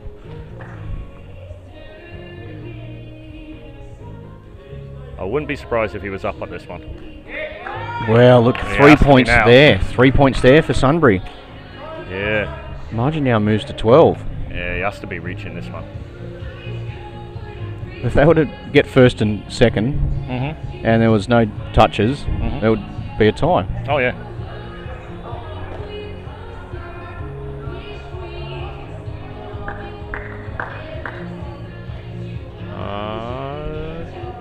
No. Dunno. Well, it just shows how important that previous toucher of Kelvin's was. Oh, yeah. Huge. So they've got first and third now, which would have been enough. But that toucher of Kelvin's, that sealed the win. I don't think Wrong bias he'll off the play rink. it. Yeah. We had a wrong bias on here earlier. Oh, really? Yeah. Jackie Wong, he put down a wrong bias and then 2 ends later forgot to play his last bowl. So, and he won that match. Oh, did he? Yeah. Quite incredible, really. Talking about ties, which we said there was potential for a tie there. Yeah. But Sunbury got the win, 62-58. Is there a certain grudge match this week for you? Because I remember in April there was a grudge match, a battle royale, and it finished in a tie. So do you want to tell the listeners about that? Yeah, we played the Southern California Tsunami in one of the round games last time out, and Lauren Dion pulled a shot from out of somewhere and managed to get the tie against us when we were leading going into the last end. So this time they have to face us 3 times. So it'll be 3 chances.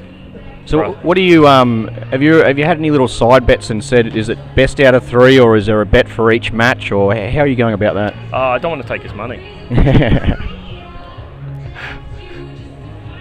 No, we've got a special relationship with Lauren and his club actually. I play in San Jose and Lauren plays in Canberra, and we go down there and play quite a lot, and they come up and play with us. They're actually a really great club. They do a lot for the bowls in California, so brilliant. Got a lot of time for those guys. But the minute we step on that rink, friendship go out the window. Well, exactly, that's how it is. And you see the scores on the screen there for Section B. A couple of games still to come through. But Whittlesea and Newlyn, they've jumped the point. Newlyn Spiders, that's great to see. One of the New Zealand qualifying sides in the top 2 after 2 games played. Let's have a look. Some of the games have been completed. So that was Whittlesea. They had they've already had a bye, but that was their second game they've played, and that was an 84-57 win over Dandenong. So that's an impressive victory right there. Yeah. The Challengers are 71, leading the Raptors 49. Deer Park fought back against the wildcard side and won 71-55. The Point 48-39 in front, about 5 bowls to go there. And the Newlyn Spiders, who we see in second place in the standings, they had a win over the Phoenix, 69-54. The beauty too is, although we're only showing the live stream games, all the viewers at home, they can jump on no matter where they are. They might even be at work, or they might be out and about. They can get up-to-date scores, all the standings, so all the standing boards you see on screen, but also all the current scores from all the matches in progress. And it's purely just go to ultimatebowlschampionships.com.au/scoreboard. And it's up to date by the bowl, which is beautiful. Yeah, we actually had a couple of guys when we were in Dandenong actually keeping an eye on the scores per bowl at work. It's good, isn't it? Oh, it's amazing. Like the software that UBC run here is world class. Like I haven't seen anything like it in bowls. And the ability to, like you say, keep an eye on a game that's not on the live stream is huge. I mean, let's face it, most of the games aren't on the live stream. Yeah, exactly. And even like now, like we're waiting for the next team to come out because they're still waiting to finish. We can actually chat about it, and we're just reading it off the laptop. That's all we're doing, you know. And it's beautiful too because, as you said, it's bowl by bowl, but it actually not only does give you the scores, it actually lets you know who's got first, second, and third shot. So you got a little bit of context there as well. Like for instance, we've got here with the Point game against Streaky Bay, it's 48-39, and it's down to bowl 11 on N4. Well, sorry, that obviously just updated. So that was the bowl 12 has come down. And heading into the last end, the Point leads 66-39. So that was a big end there for the Point. Big one. It's nice to see the Carla and the Challengers picking up a win there against the NC Raptors. Those boys are really good, so that's actually a big win for them. Yeah, we've got 2 Carlas in this event. Carla Banks and Carla Krasanik. That's right. Yeah. The beauty too is, we're talking about the online scoreboards, if you hover your mouse over the actual team, it'll actually tell you who is leading and who is skipping, because as we know, there's 3 people in a team. So you might just be seeing those scores and wondering, oh wow, they're going really well. Who's playing and what position? And there you go, like for the Challengers there, Greg McLaughlin was leading and Carla Banks was skipping. So you get that country sort of almost like someone's having a wood fire at home. I know, right? Obviously the rain got a little bit chilly earlier. It has fined up now, which it's great to see. there was that little bit of rain earlier on. I was like, what's going on? I thought it was summer. Yeah, well, unfortunately, around this area and a lot of Australia, it hit over the last month and a half with a lot of rain. Oh, really? Really affected. There was lots of flooding. Yeah, which was terrible. Just a lot of country towns and stuff like that. So it really affected them. So yeah, now we're hitting summer, and hopefully some of that helps dry up the areas. Because coming in here, even you could see some of the roads were still, the water was up to the edge of the roads, and the weather seems to be getting a bit more extreme. When you get the heat, it's the real heat. When you get a bit of rain, it's crazy. On TV, Wrinkle at the New Lynn Spiders take on the UBC Challengers. On ring 2, it's the Marilla Gorillas up against the Streaky Bay Sharks.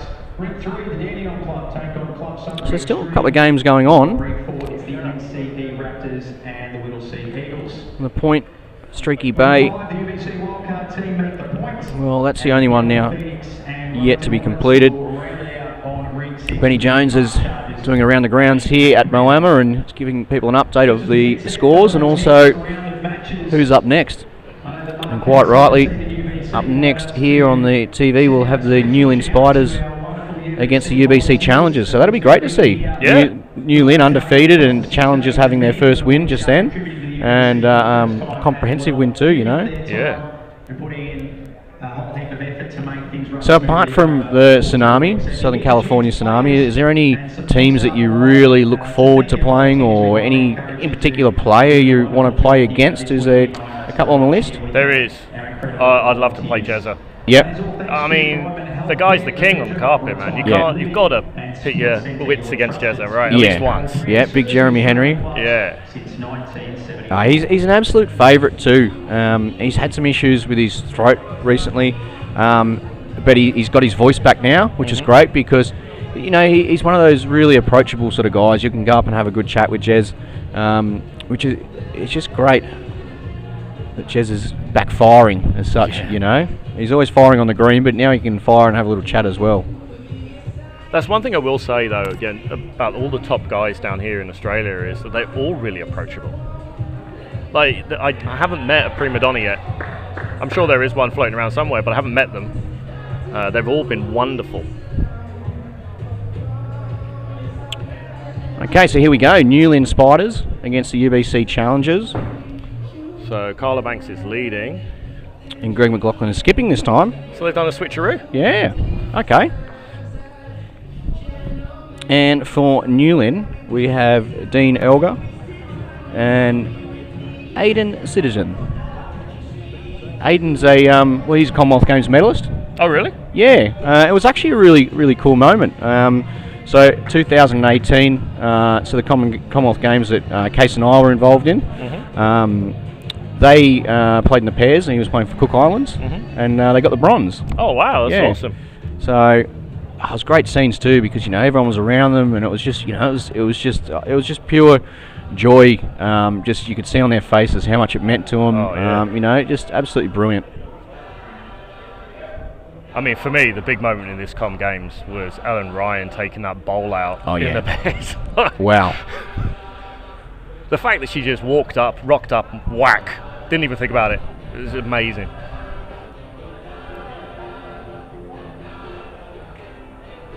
I do think, though, that somebody needs to have a word with this guy in the shirt. What, maybe do a bit of pre-planning and get a bit of tan going on, or a bit of chest shaving?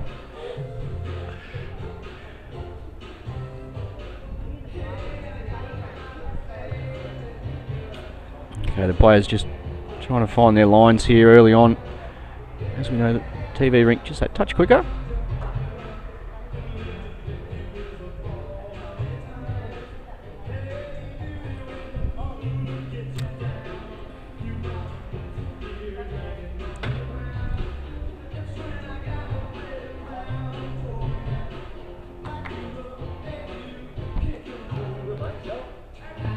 So the challenge is getting the changeover there.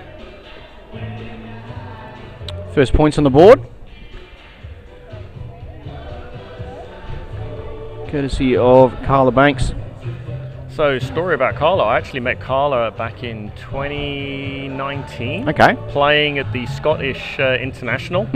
on the World Balls Tour. She was playing in a junior final there on the TV rink. Mm-hmm. Wonderful lady. Yep. Okay, opens it up a little bit there for him now, which is good. Aiden will be happy with that. And the other, the third player of the challenges is her brother, That's Jason. right. And the third player for the Spiders, Bruce Hall. And Carla's dad is also a very good player, Colin. Okay.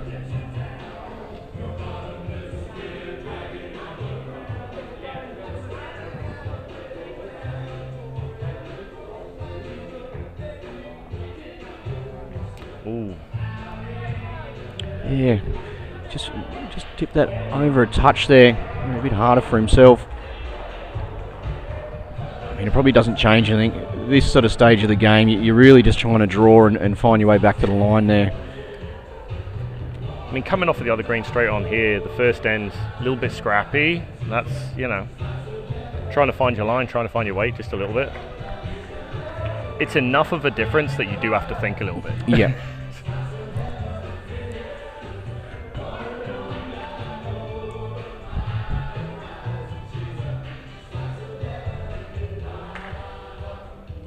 Yeah, and although they may be new faces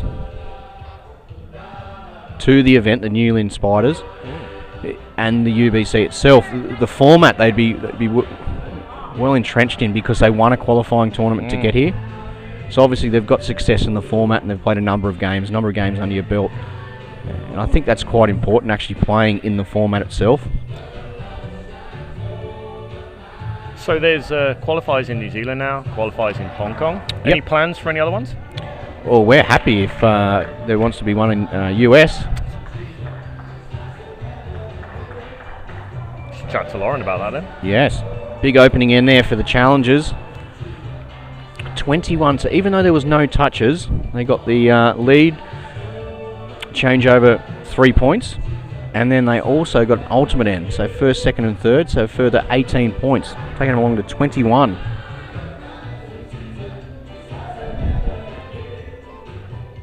So how's your lineup looking, Dan, with Golden State? How have you settled on a lineup, or are you going to change things up pending teams you're playing or rinks you're playing on?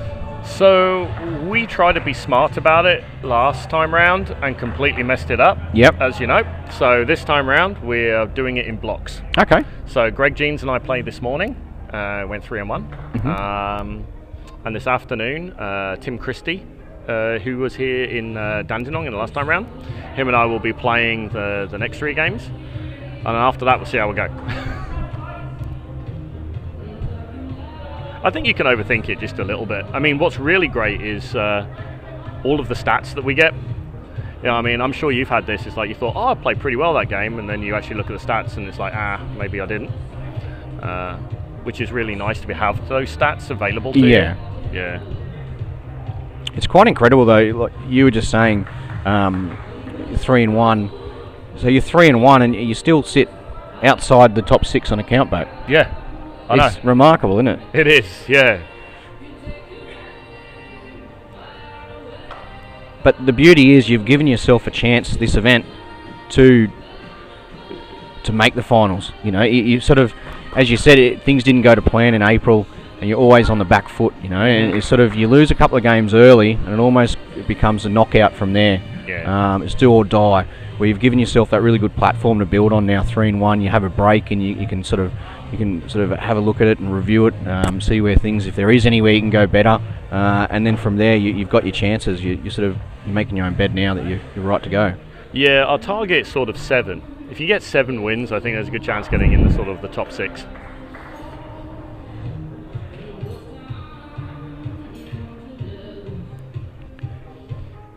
So the first points on the board here for New Lynn, the undefeated New Lynn Spiders as well. That'll be 3 points. Lead shot at the crossover. I think the players have found this. Starting to find it now. Yeah. Much better lines played. That sort of good little weight, whether it's dead weight or just reaching through.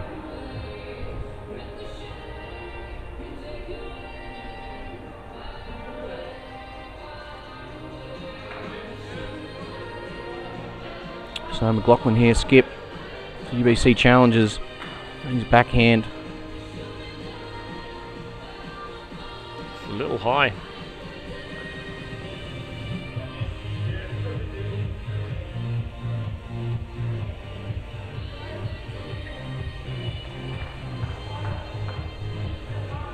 So I did have a question come up from back at home afterwards when people were watching the live stream. Yep. That over here in Australia they tend to play more with not so much of a tighter line but more of a banana shaped on their draw line compared to what they play in the Northern Hemisphere, which is more like a hockey stick thing. Yep. Like, what's the reason behind that?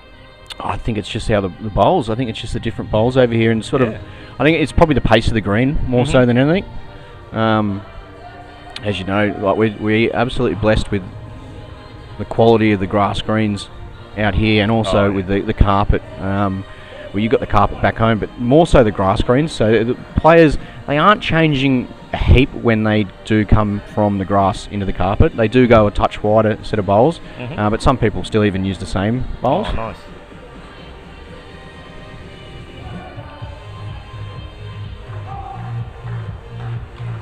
All right, setting things up here. Well, there's opportunities for both sides. I mean, the conservative players are draw on the backhand. The more aggressive players see if a trail on the forehand. Clip the jack over to the left, pick up an ultimate end. Yeah, and then the real aggressive could just try and run them all out. I see you trying to run a couple of bowls out earlier in your practice. Oh, you got some. Yeah, you got some good results. Well, you've got to give it a go every now and again. Well, that's why it's practice, isn't it? Exactly. I do like a good shout though. You do. You do.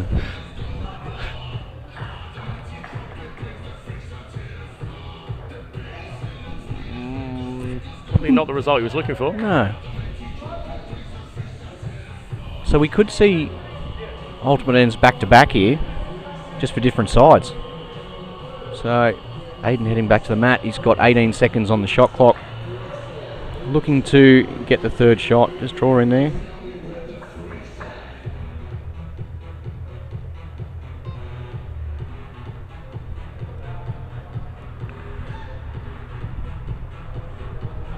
Well, he's staring it down.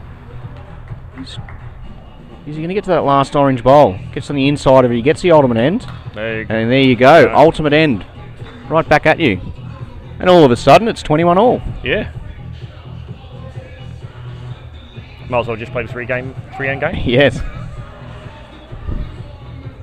And after such a great start, all the confidence and momentum is now with the Spiders. They dropped an ultimate end on the first end, yet after the second end, they've got all the momentum going with them. How quickly it can change. Surprising though, the head was pretty tight. Haven't seen touches yet. No, exactly right. Yeah, it's purely been based on the shot scored at the end, the points scored at the end through the first, second and third shot, and then the 3 points for the lead crossover.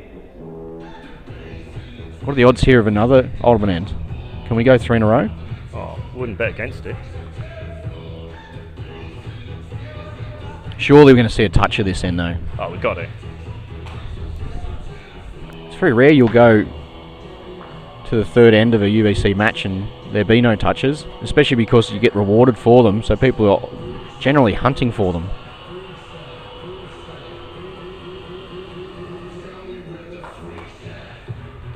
I mean, the top leads are probably hitting, what, 3+ touches a game?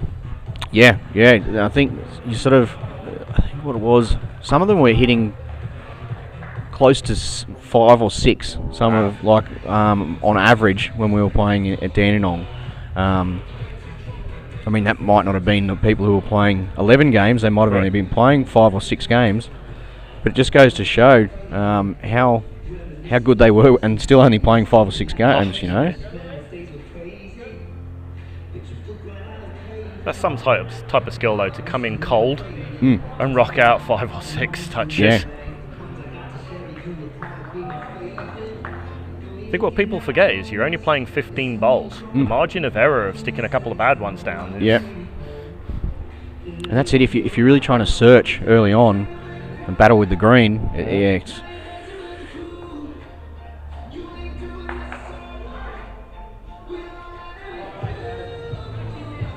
Okay, here we go. Carla Banks looking for the first toucher of the game. Needs to hurry here.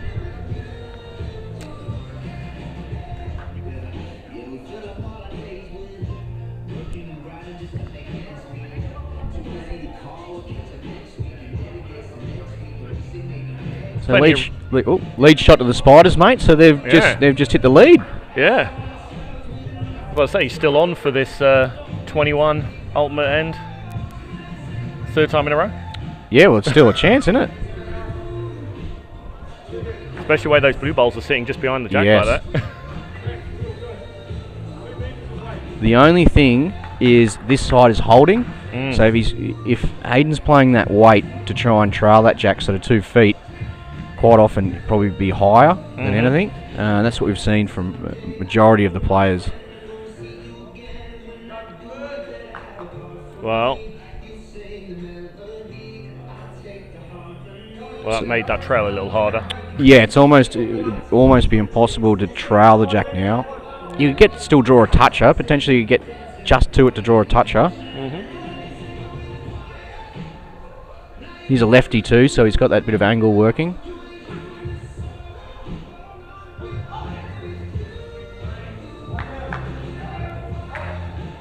So, have we had anybody switch hands then yet in the UBC? Play a righty and then a lefty? I reckon Ali has. Has he? Yeah, I reckon he has.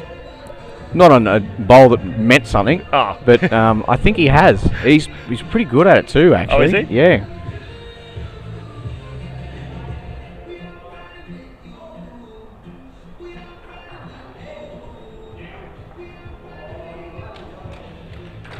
Well. Okay, well, there's still an opportunity here if he is going to look to attack and shift that jack, you know. You think he threw that front gap? Yeah.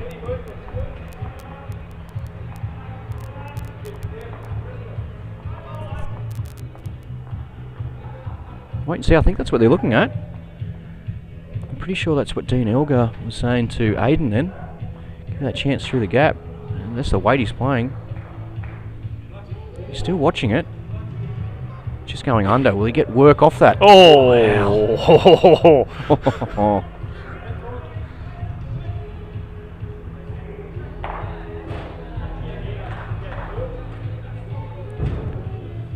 So we could still get an ultimate end here though. We could. Come in on the backhand, just rest onto that blue, move it a few inches. Not playing it though. I think they'd be quite content just to wrestle back that lead. Yeah. So Blake Nairns just texted me and said apparently Clive Adams can play both left and right. Okay. Yeah.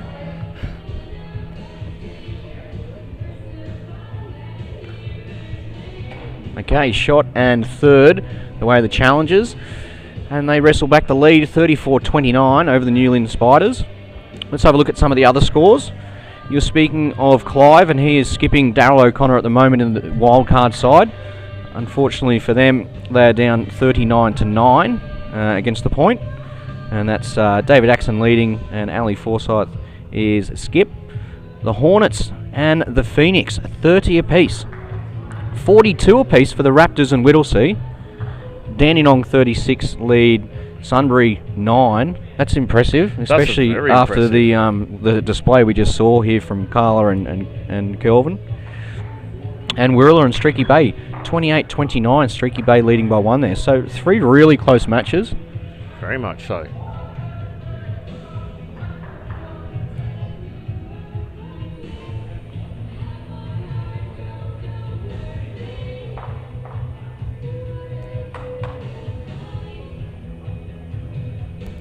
Yeah, it's a great opener there.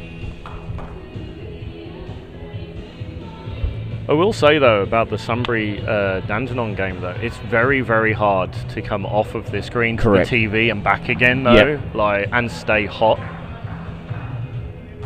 You want to sort of get the TV rink first or last, but when it's in the middle, it's super tough. What we did notice too was the weight. Like we had a good little chat in between the 2 matches that we've just seen on the TV rink because the games were still going on the green behind us. So, as hot as Carla and Kel were, like they had that break as well. Yeah. Like even though it's only sort of a 5 or 10 minute break, probably about a 5, it probably would have been closer to 10 minutes. Yeah, it's one of those things where when you're running hot, you just want to keep going. Oh yeah, definitely. You get that rhythm going as well. Mm-hmm.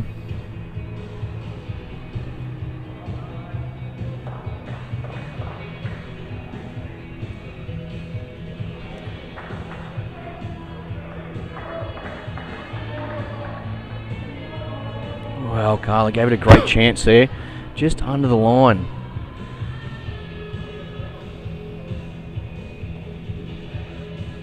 I like the overhead camera this time around though. Yeah. Much better angle on the head. Yeah, unfortunately, the one at the road end. It's got Ed's working to get that all up and running. One of the cables didn't want to play nice today, but that should be all sorted hopefully by tomorrow. He's been non-stop all day running around, but it definitely is a good angle. It's much better too because when you're right behind, quite often with the players who are there, at least from a higher angle, you can get sort of, right over and above them. Well, that's a good bowl there from Greg. He just wanted to give himself another one in that area. He didn't want to. Carla's got 2 back there. He didn't want to get caught up trying to reach through.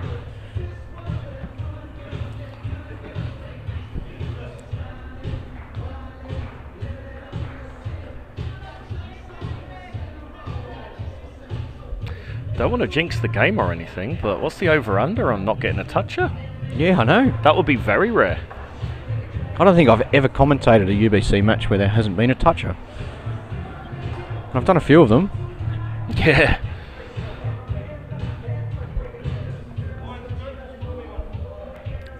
I will say though, you do a really good job here with the live streams, mate. Oh, I think it's just it's the format itself that allows for what we can do. Yeah.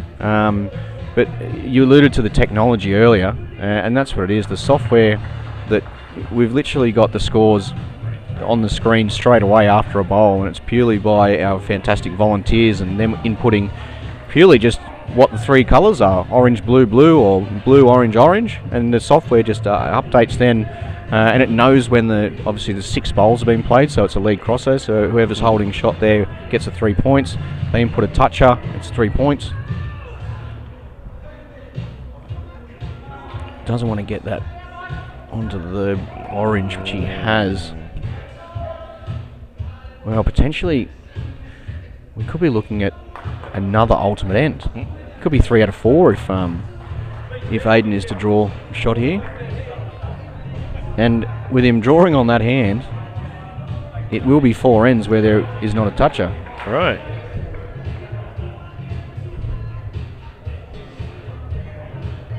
I think he thinks it's a bit hot out of his hand.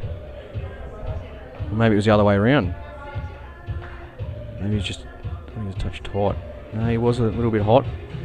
Got the edge of it, so whether it sticks around or not, I think it might have just run through a touch. I think it's too blue.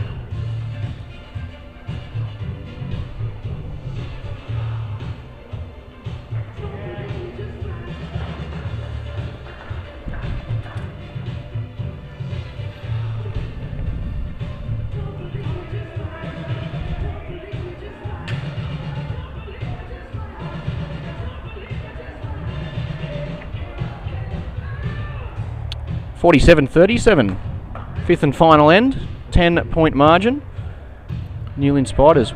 The Challengers have won every end going in this direction though, and they're going to need that if they're to claim victory here. Lynn, on the other hand, trying to break that trend and stay undefeated in the competition. The beauty bit being 10 in front and 13 after that. Fantastic. Oh, and a toucher. Well, there we go. There we go. I'm so used to seeing them, I just forgot that we hadn't actually had one. So then, yeah, I'm glad you're keeping on top of that. Well, there we go. So the 5th end, first bowl of the 5th end. Well, that actually makes a bit of a difference though, because now the Challengers really need to be hunting for the changeover and 1st and 3rd. Correct.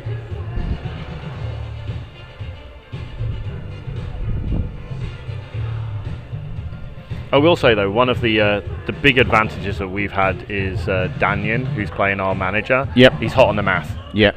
Instantly he goes, you need this and that and the other, and we're like, okay, I'll trust you. Brilliant.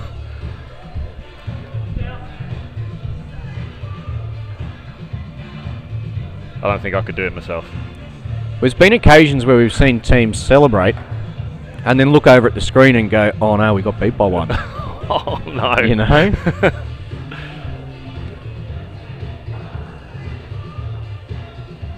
Well, that helps. It does help.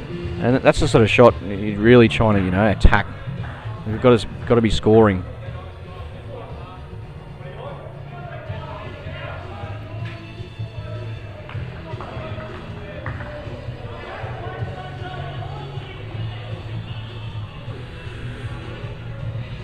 What are we looking for here? Anything past the orange is pretty handy. Yeah.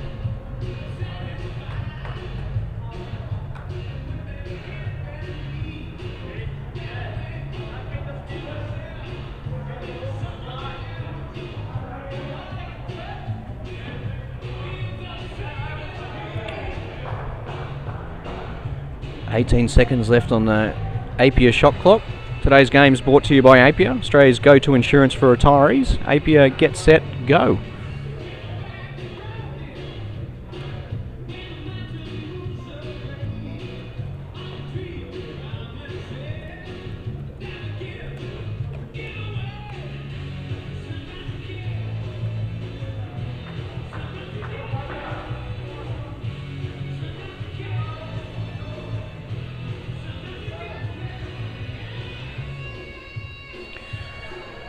The music really sets the atmosphere here, and I'm sure as the week goes on and the weather stays nice and clear, we'll get plenty of people in the crowd, especially the finals. Everyone loves the finals, and when there's only one game on too, it's a bit hard when there's 6 games going on. But when there's only one game going on, that's where the action's at, and everyone's there. And it is a great setup here. We've got the grandstand, we've also got the players sort of seating, and then we've got the corporate and the hospitality areas as well. So, and the beanbags. Well, how can I forget the beanbags? So one thing I noticed this time around, maybe you could tell me a bit about it, is the featured games that are happening.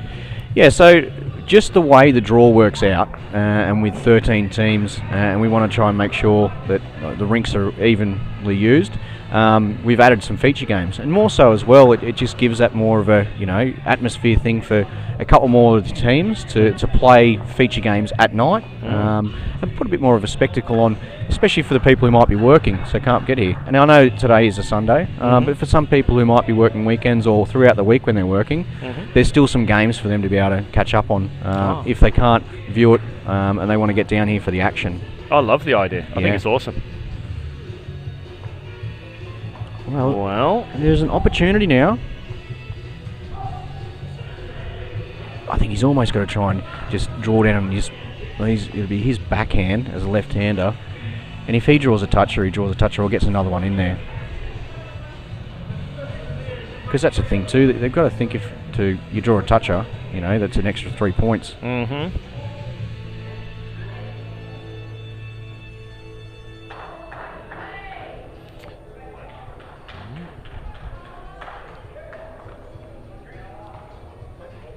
Well, that is a quality shot. Yes, right 100%. And that was it, just drawing down there on that side of the rink, and you're either just around or just under the orange with good weight. You're either getting a touch or you're getting that really good spot there.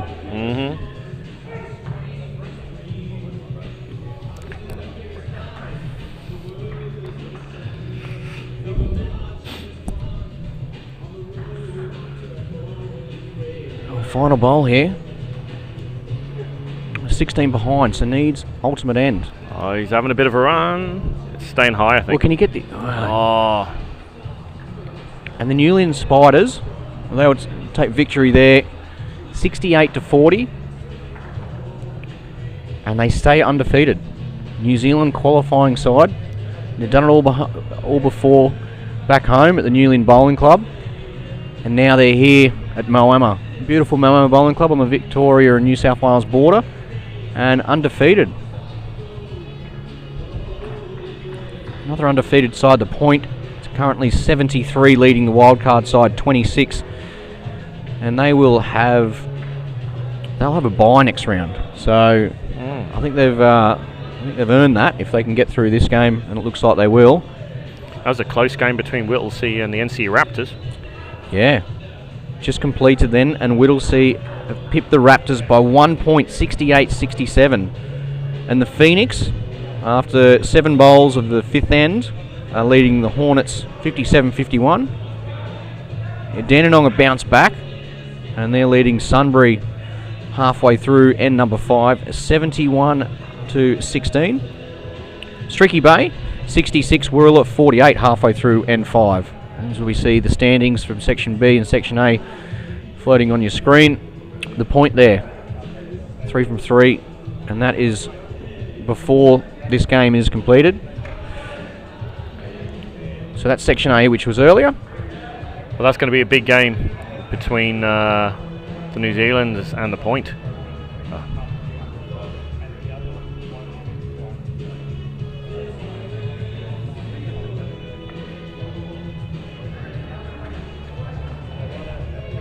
Section B, so there we see, so there's still scores to be updated there, and that's just as the games finish.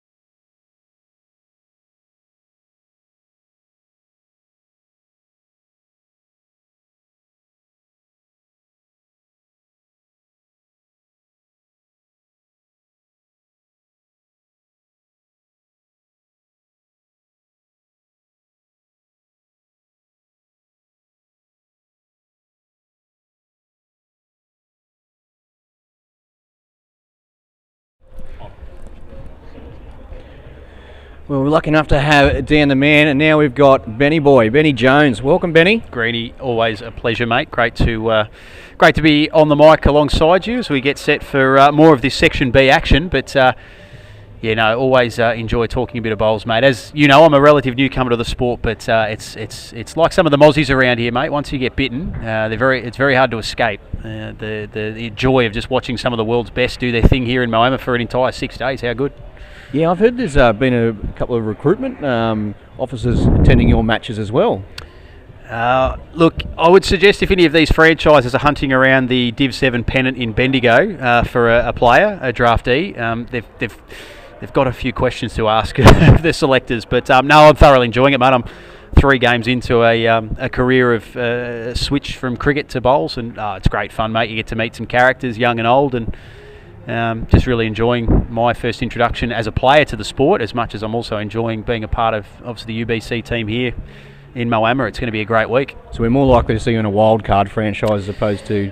It would be a very, very wild card. You could put it, if you ever wanted to put in just like a bit of a joke team, just to just lighten the mood. You'll see a few going the wrong way with the bias pointing in the wrong direction, and look, I'm an interested onlooker, and I'm happy to keep it that way, and just a pleasure to be a part of it, as I said, mate. So looking forward to this one between, as you said, the wildcard team in action here and Streaky Bay, and hopefully we get some really exciting finishes in the games we're about to look after, Greeny.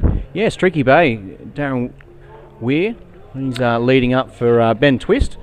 Ben Twist has pretty much been the main go-to for Streaky Bay since the inaugural event. And here we have Daryl O'Connor, so wildcard captain. He was pulled out at the draft.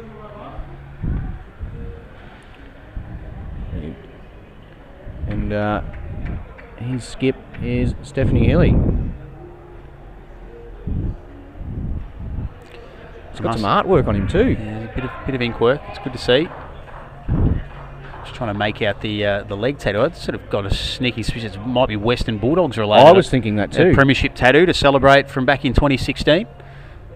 Him and Case went to the same date, yes. potentially. Yeah, well, I haven't seen one on... Case might have his hidden out of view, to be fair. Another big Bulldogs fan, but having a look early days, Streaky Bay holding the shot, and they will obviously hold that now at the turn for early 3 points to get them rolling in this Section B Round 5 clash. And we were just talking off air too, Greeny, it's obviously important to bank wins. You want to get them early, obviously, as we head towards finishing top 6 and finals action tomorrow night. And I was talking to Ryan Bester about it, and just the confidence it can develop throughout the day and the afternoon. And yeah, you're right with your boys, The Point. They're going nicely, 4-0. Whittlesea Eagles also undefeated. They got 3-0 next to their name. And the New Lynn Spiders, one of our Kiwi teams, is also undefeated so far. So they'd be very happy with their openings to this event day one. Yeah, I think that's one of the benefits of winning a qualifier. You've played the format before, so you know your tactics, and you've sort of worked on your tactics. Where some of even the best players in the world, when they play it for the first time, they're still searching for the tactics and what fits best into their format. Yeah, and getting used to things like having a shot clock and the strategy around the fact that every bowl you deliver is a point-scoring bowl or a shot-scoring bowl. So it's a little bit different to what they're accustomed to on their weekends or some of the other invitational events they attend on a regular basis. So yeah, you're right. Having those lead-in and preparations as a wildcard team or a qualifier can be really beneficial. Holding first and second here, Streaky Bay, as wildcard team look to work inside. It's just a little bit too much weight, but has third shot. Yeah, Ben sort of just wants to draw another one here. Unless he jumps right on top, he doesn't really want to be blocking up any of those gaps. As we've seen, Steph just going through that hole with her last bowl.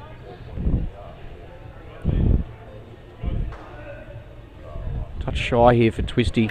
You won't mind, he's still got another one to go. Steph will just see. Daryl's calling Steph to be looking to trail there, but there is some big gaps. So this will be interesting too. This side of the green, which we're on, is a touch tighter. So trying to trail the jack down there. Just to the backhand side, potentially does hold a touch longer. So let's wait and see what Steph's got here. It's turning nicely. It's going to skip just past the jack. Gee, other than the line, which was slightly off, and that's being very harsh, I mean, everything else was pretty good with that delivery. That just takes a little nick on the jack and all of a sudden promotes that forward. Yeah, I think that's where it was beneficial with Twisty with his last. He didn't want to get too close and sort of give a target. Yeah, just sort of create those extra opportunities where it literally was, if you're going to try and trail, you've got to get the jack, otherwise you're missing if you're just missing by a bit. Ultimate end here for Streaky Bay, and just to add an extra 3, why not? Another toucher, so there's a fantastic start for the team from Streaky Bay, the Sharks. Almost the perfect start, certainly as far as the ultimate end is concerned. You throw in a toucher there to round out the end, as well as the lead shot at the change, and 24 zip the score. It's a sort of start that all teams dream of. Yeah, and they're a good confidence side here. Twisty is he's a world-class player, and you've got Darren Weir here from Scotland. He's quick on the mat. I think they've played a couple of games now together, and they did a bit of practicing, so they'd be feeling pretty comfortable together. And then you throw that 24-0 scoreline, and you're not getting much more comfortable than that. Yeah, and look, for Streaky Bay, this is an important match. I mean, they're all important, but they're 1 and 3. They're taking on a side, albeit the wild card team, who are here not to muck around. They want to take some scalps, but they're yet to register a win thus far. So important, really, for Streaky Bay with those top 6 aspirations, that they want to be winning this game, keep in touch with the top 6, which at the moment, of course, they're only a game outside of it, early days, but that can get away from you pretty quickly with the speed and obviously the turnaround for these games. Yeah, it's the 3 losses. It's the number 3 in the loss column there. That's the big one for him. So a little bit of a less than impressive start for this end, but plenty of space for these guys to aim at now. Streaky Bay again holding first and second, early days, but that's about to change.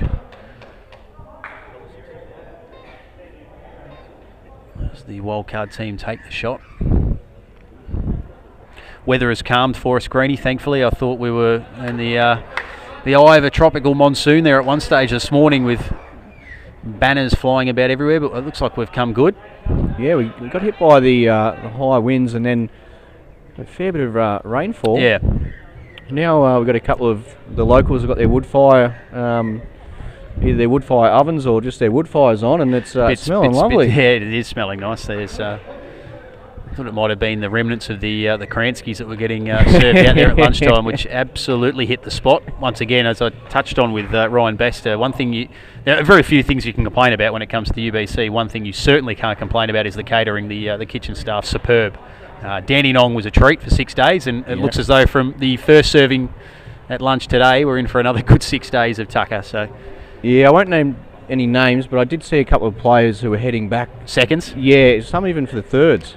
Look, I'm not sure naming names would be an issue, Greenie, because I'm not sure they're actually that embarrassed about it. I think some of them actually wear it as a badge of honour. Yeah, they're going back for seconds and possibly even a third serve if there's left. And look, we are very much about not wasting anything, so as long as it gets to a good home, it's a nice bowl, that. Yeah, Ben Twist. Yeah, very, very delicate touch in there to have first and second shot against Streaky Bay off to a flyer in this contest. There was a bit of pressure on Twisty this week, because Twisty's partner Brianna Smith, she actually claimed the World Under-25 singles. Oh, wow. I think it was just at the end of last week. Yep. So he's got a bit of pressure on him to perform and bring home some medals this week too. A couple of bragging rights at home, certainly, with the other half at the moment. But yeah, it's a great achievement, that. So 27 zip the score at the moment. So Ben's following this one down. He's pretty happy with this as well. Oh yeah, that's a nice little touch inside. Promotes his second shot bowl even closer, so he's all over the jack at the moment. Steph Hilly, skip for the wild card side. Steph's attacking here. Just looking for some carnage. Seems happy. Oh, that's a great bowl. Although that now I think will mean the jack goes back to the tee. Probably still has Streaky Bay holding first and second shots there. So yeah, great accuracy. Yeah, the good news there for the wildcard supporters is they're off the zero. They're on the board. Yep. Got the toucher. Yeah, we don't like seeing the duck egg there for too long.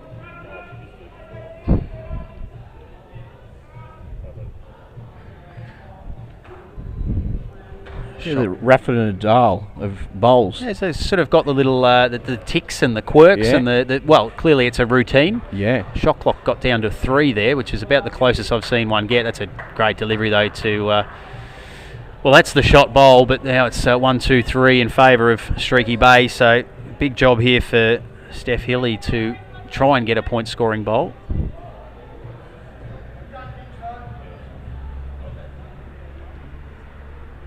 So he's going to have to come around the forehand side by the looks of it and try and get to the back of the ring. Well, attacking again. Has So attacked. can obviously see something there. Yep. And if not, there's a toucher as It's well. called for it to get under. It has. So it's cleared one out. So they will get, it looks as though the third shot bowl there. So 1 and 2 go the way of Streaky Bay, and they are flying 42-6 at the completion of 2 ends of this round 5 contest. How was the build up, mate, last night? The guys all got together for it's sort of a soft launch or a bit of an opening, and the guys were able to get out here and have a little bit of a roll up. Yeah, I think it's pretty much just getting everyone here, so they can sort of do a bit of meet and greet. There's other people who come as well, some people from the host club, some sponsors, people from the UBC.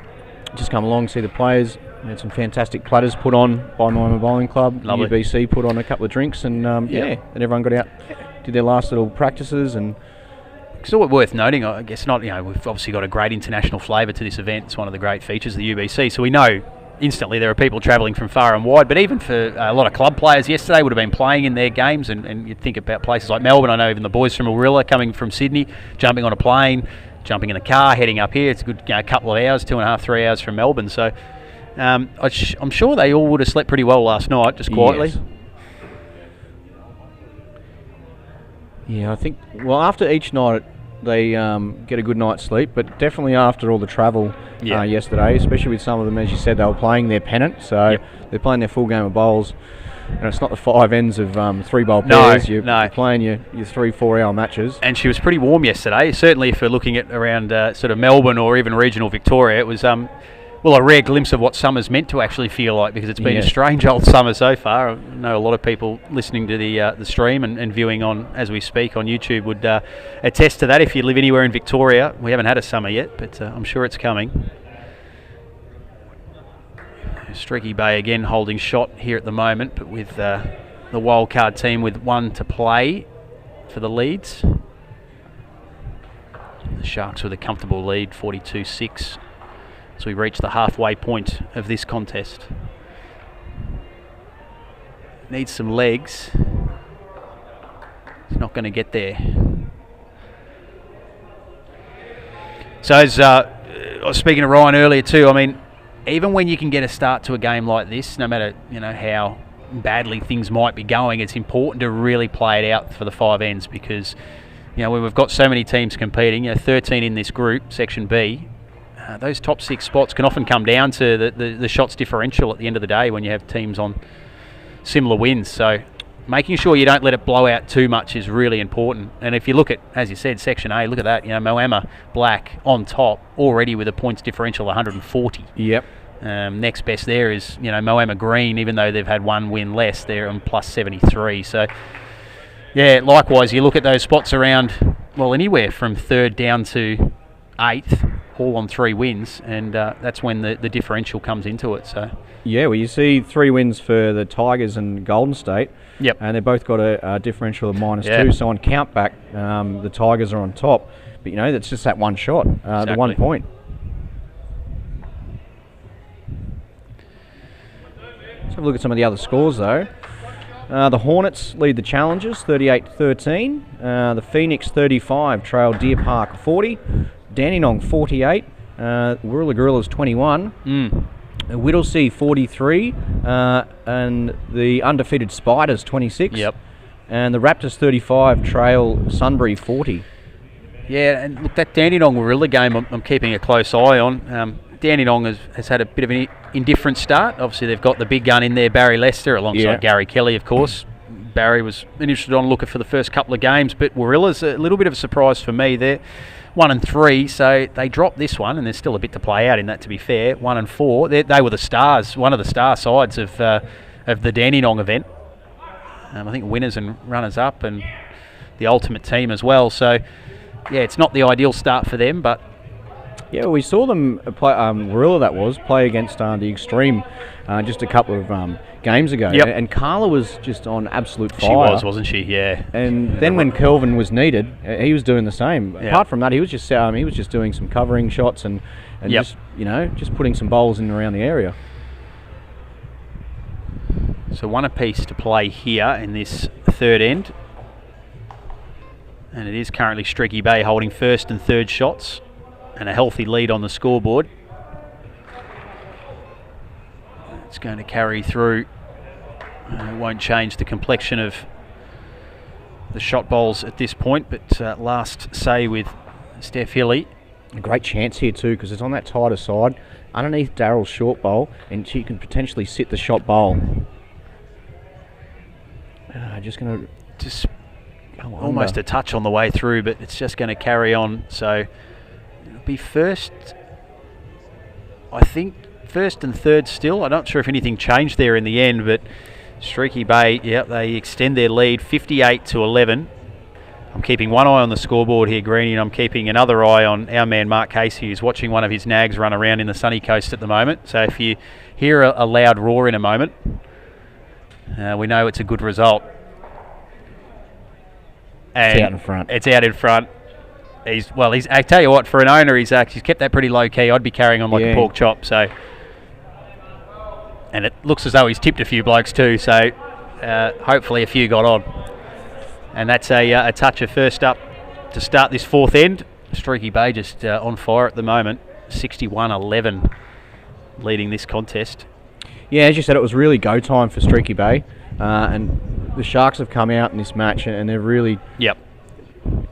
Daryl, he's probably struggled a little bit, so he's got better and better as the game's gone on. Twisty's really just added to that little bit of pressure that Darren's been applying, and Steph hasn't had many options, really. No. Yeah, that ability to, as you said, in a two-person format, to have both in sync and both somewhere near the top of the games. It's easier said than done, of course, but that importance of having a lead to get you off to a really positive start, maybe get a toucher or two, and certainly the shot at the turn just gives the skip that little extra pep in their step and can make all the difference. So. And the beauty of this format is too, look, Daryl can come out next game and have an absolute screamer. Oh, yeah, and you know that the tides change there, and he could be leading 61-11. Yeah. No, I've seen that from my very limited experience, and obviously it's a different format, but certainly when you're 21 ends on your pennant weekends, that the ebbs and the flows of a match, a four-person team format is quite incredible. Like, you can think, geez, we're dominating here, and then you have that one bad end, and all of a sudden the confidence drops, the momentum shifts, and it's a real game of keeping your wits about you and not letting the shoulders slump too much, because it can get away from you pretty quickly. Oh, it's such a mental game, and you're spot on. If you start thinking too much about it, and it can really affect your game. Like you said, you can go on a real bad form slump there. That's where it is beauty with bowls. One of the beautiful things is it's such a team sport, and with your club environment, you've got all your mates there to get around you. And sometimes it's not about just being on the bowl screen, it's when you're off the green, the support they can give you there.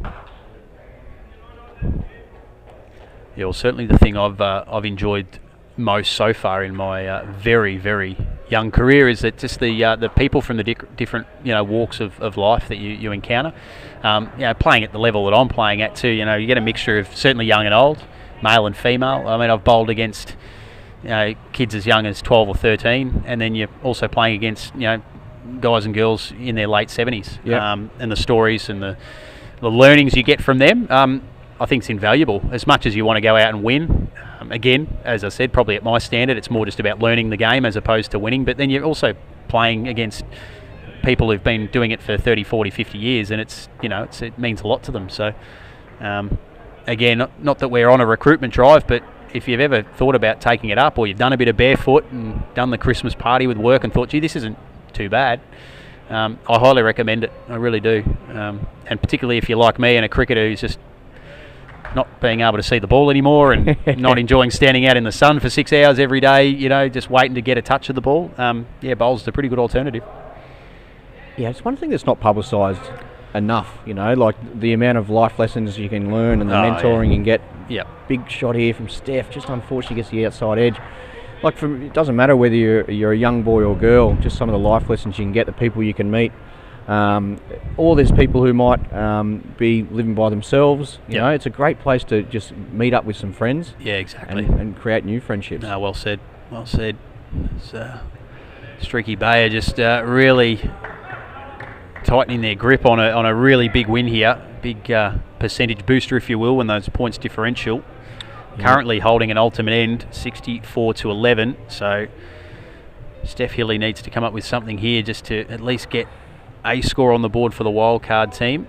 Looks like she's done pretty well, but again, it's just pushed that jack into a circle of orange bowls. So it will be an ultimate end. It looks as though it will be.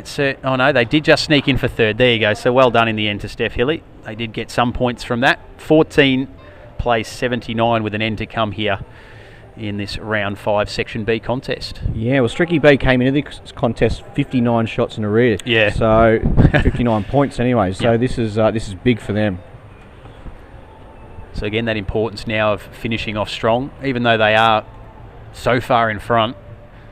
Every shot, every point registered really is just so important. Yeah, that's the thing too. Like, they want to go into the next game knowing that they've absolutely dominated ends 1 through to 5, not ends 1 through to 4, and then missed an opportunity on end 5 there. We'll have the UBC Challengers and Deer Park Chargers on our TV coverage rink coming up next. Looking forward to that. Deer Park, another one of the heavy hitters, if you will, of this competition. Yeah, they're blessed with probably, just trying to think, be more gold medals in that team than there would be in any other team. I was going to say, on the world stage, it's a pretty impressive CV a few of them hold. So, looking forward to seeing them up close and in action, including my man Aaron Wilson, who I've had the pleasure of, I'd like to say, of awarding multiple awards back home in Bendigo as a Sports Star of the Year. He's unfortunately never available to accept them because he's always off winning medals or winning tournaments, but I'm sure one day I will get to actually deliver one to him in person. And I'm sure, no doubt, he'll be up nominated again in February when we return for our next awards night. How is that Bendigonian team you're going to look to put in the UBC? That'd be a fair side. Again, mate, I said, depending on what the owner's budget is, if they wanted to hand select some of the Bendigo talent, mate, we would be sport for choice. There's no doubt about it. So I am still lobbying. I'm working hard. I'm about to move to Melbourne, so I better pull my finger out because I'm not going to have much longer in the city to get it done. But there's a huge appetite for bowls, and as we know, 2026, the regional Com Games, if you will, Bendigo will be hosting the Lawn Bowls. So I'm really looking forward to seeing the infrastructure they're putting in place. There's already some big plans for that. Around obviously getting those world-class facilities for the Lawn Bowls when they do arrive in 3.5 years' time. So, it's exciting for the sport in the region. There's no doubt about it. Real buzz about the fact that we are hosting it. And if we could slide a UBC team in, mate, I'd be very proud to see my hometown represented. You'd have good support, that's for sure. Yeah, no doubt. No doubt. Well, it's good to see there for the wildcard side. He's grabbed that lead shot there. Yeah, we always like to cheer for the underdogs, so I'm hoping they can finish strong here. Steph Hilly can deliver 3 good bowls and they can get some points out of this. I was just going to slide under. Trying to just get some touches here and register some bonus points. Streaky Bay, a convincing lead at the moment, 62 to the good. Yeah, really good weight control there from Ben. Like, his bowl's finished a foot from the ditch, so a foot heavier, and his bowl goes in the ditch, and don't have that extra couple of opportunities later in the end. So just really good weight control. You'll see that from the top players. They don't often lose their bowls.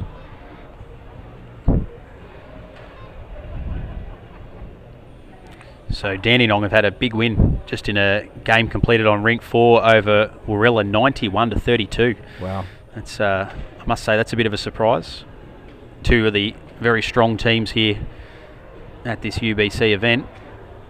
And the Warilla Gorillas, they've got a little bit of soul searching to do as they head towards their final match for this first section of preliminary games. And Dandenong actually now with that win improved their record to the good, so they're now 3 wins and 2 losses. Yeah, currently, obviously with still a number of matches to go in this round, they're actually sitting 3rd. Yep.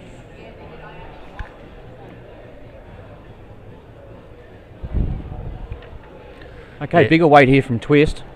Here on the backhand, which is the tighter side. Can you get down to the jack? Oh, would not have been much in that. So they hold 2nd and 3rd now, Streaky Bay, but it is the wildcard team with the shot bowl. So they will, I think for the first time in this match, take the shot bowl at the completion of the end. And now it's just a matter of whether we can sneak in for maybe a toucher. Oh, what a great bowl to finish. Although, unfortunately, in doing so, I know, a kiss of death, but nice to finish with a toucher anyway. That's exciting. And a good contest, played in the right spirit, but in the end, Streaky Bay just dominant really from that opening end. And as we wait for the score to update, it's going to be a real convincing and points differential boosting victory. I think they're just going to have a look at maybe that 3rd shot, was it? The toucher there to wildcard team. 28-89 is the final score. Well, instead of getting 10 points for the shot bowl, they organised 11. They got 2nd, 3rd, and a toucher. Yeah.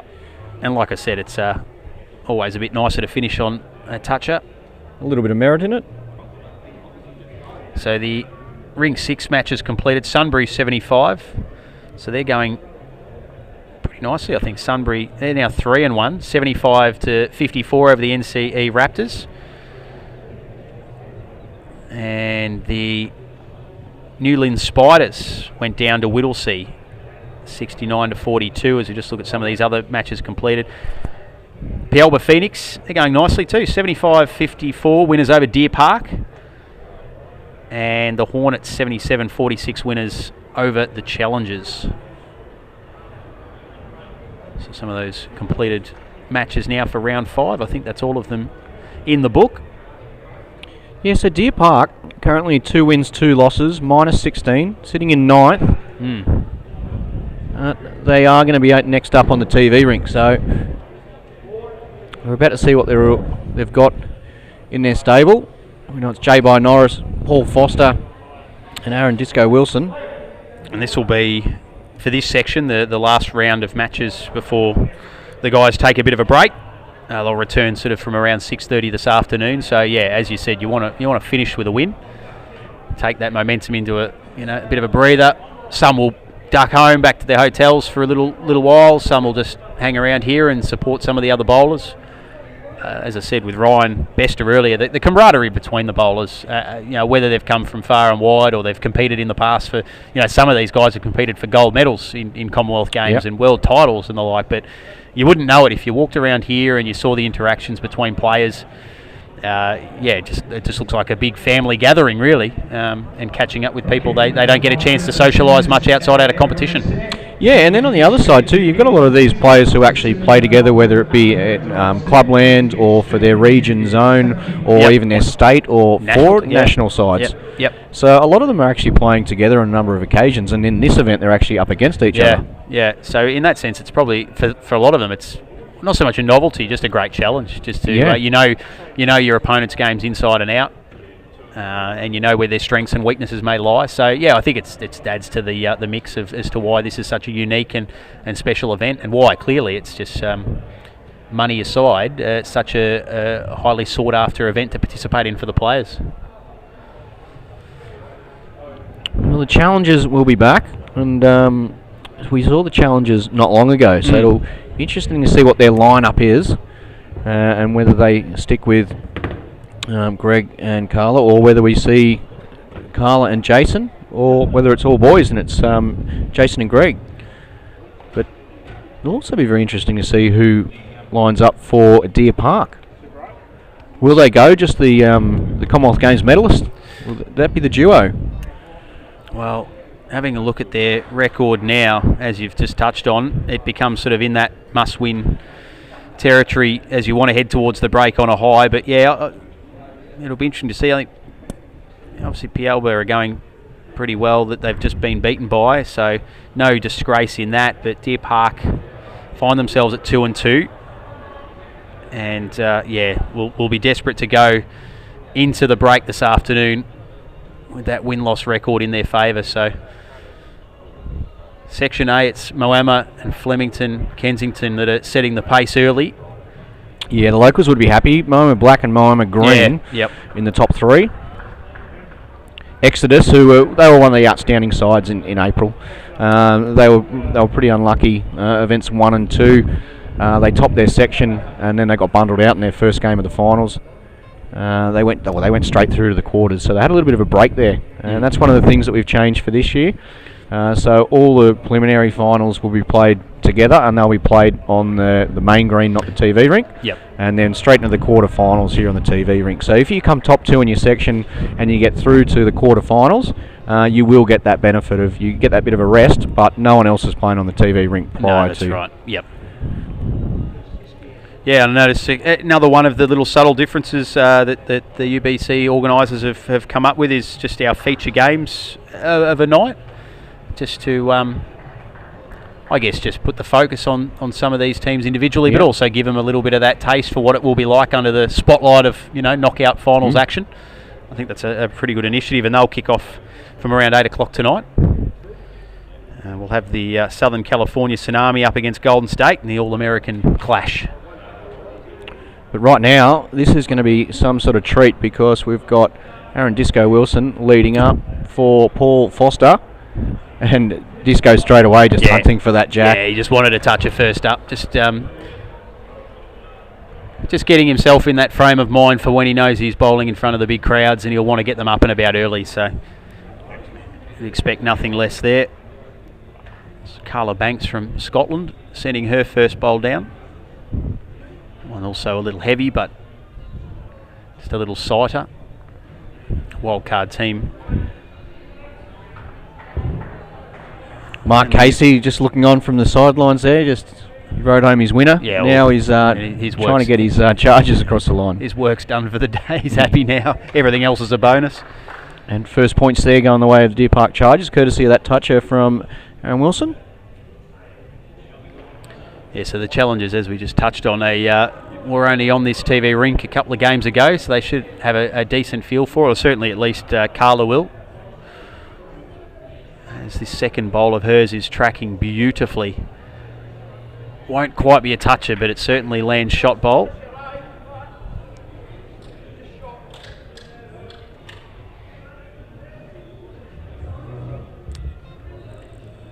So the Challengers are currently 1 and 4, so this becomes a pretty important game for them as well, if they're to have any aspirations for an appearance. Another great display there from Aaron Wilson. It's his second consecutive toucher. Deer Park move along to 6. As we get closer to those feature games later tonight, the crowd is starting to build here. There's about 15 in one section just of Deer Park supporters. This can take a little touch. That's what I think Carla might have been aiming for, was just a little kiss off the inside of her front bowl. It just missed, so through to the ditch it goes. And that is a 9-point start for Deer Park, the Chargers against the Challengers, with 2 touches, and of course the shot bowl at the change.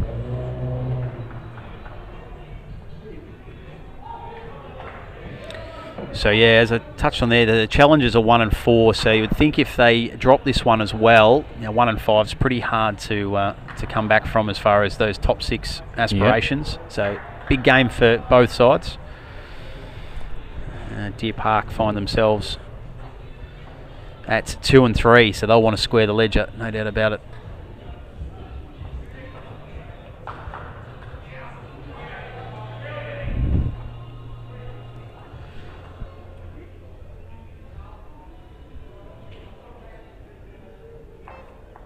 So just having a look at this one, just trying to get past that front bowl, takes a little touch and heads out to the right hand side.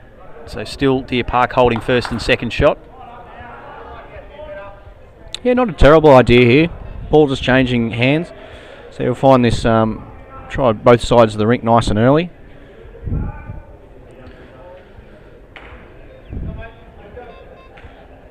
It's not a bad change-up too, just quietly. Yeah, he didn't take long to find that, did he? No, that is fantastic lawn bowling. Look at that, just all over the jack at this stage. First, second, third shot, all going the way of Deer Park. So we'll see some aggression here from the challengers just to try and clear out a few of those bowls. And geez, it's a fantastic performance too. That's a great shot, Benny. That's a great shot. That's going to be replaced on the tee. On the tee, yep. And they'll be holding shot now. So they've gone from first, second and third down to probably holding first and second, if not first and third. Yeah, it's very close for that second shot, but yeah, fantastic. There's some big names in the crowd as well. Deer Park head coach and also newly elected board member Nathan Bush. I had a chance to catch up with Bushy earlier, and I was very lucky to be a part of their season launch earlier in 2022. We had the great man Terry Wallace come along to give a little bit of a pump-up motivational speech. Terry's was good, but Bushy took the mic after him and it was twice as good. I was surprised to hear that actually started the season a little slow at Deer Park, but he has said they've come good. They've won their last 5, so you don't win titles in September and October. So no, they're quite hot at the moment, the boys. Yep. Well, they're promoting their own anyway. Well, it's got a bit of luck there. Whether it is enough for shot. Very close, isn't it? No, Disco's got his hand in the air. Probably from the angle we've got here, it's not much in it, but yeah, I think Carla's still looking. She's going to get down. Don't want to give it away just yet. Aaron seems pretty confident. Anyway, worth a look, particularly this early on in the contest and such a big game. So there it is. So shot bowl goes the way of Deer Park. So they pick up 10 for that, of course, with the scoring system here for UBC. So 10 for that first bowl. And the challengers pick up some points as well. So yeah, 19-8 after that first end.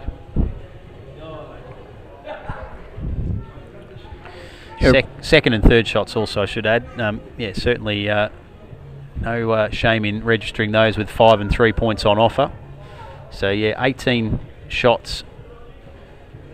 The ultimate end if you can get first, second and third.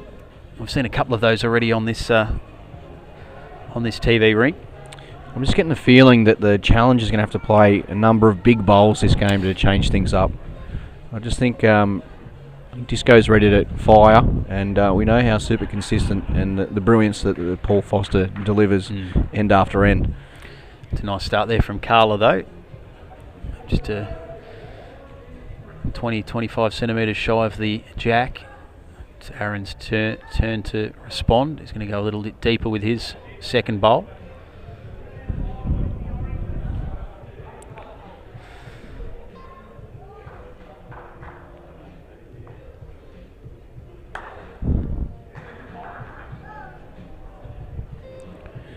This is where they can create a bit of their own running here. If they start putting the pressure on and get Aaron and Paul playing a couple of different shots, you know, break that rhythm up.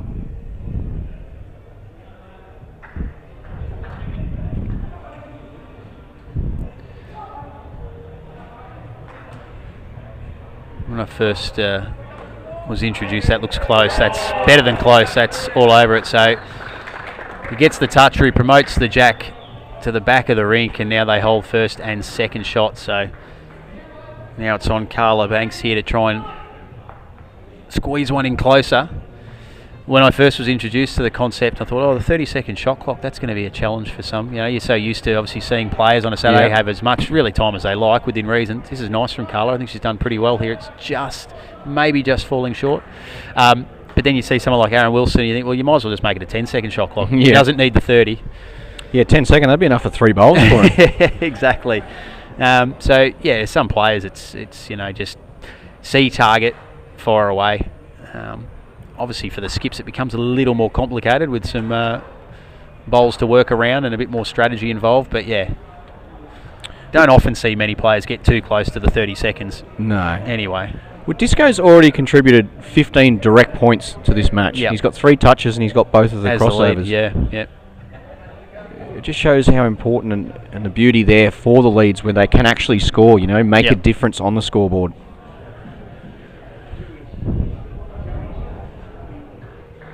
Yeah, it's a really good point, Greeny, because we kind of tend to get a little bit caught up in the big point scoring of the back end of an end, and probably lose a little bit perspective on just how important some of those early touches can be, and just for momentum as well. So they're holding all three again here, Deer Park.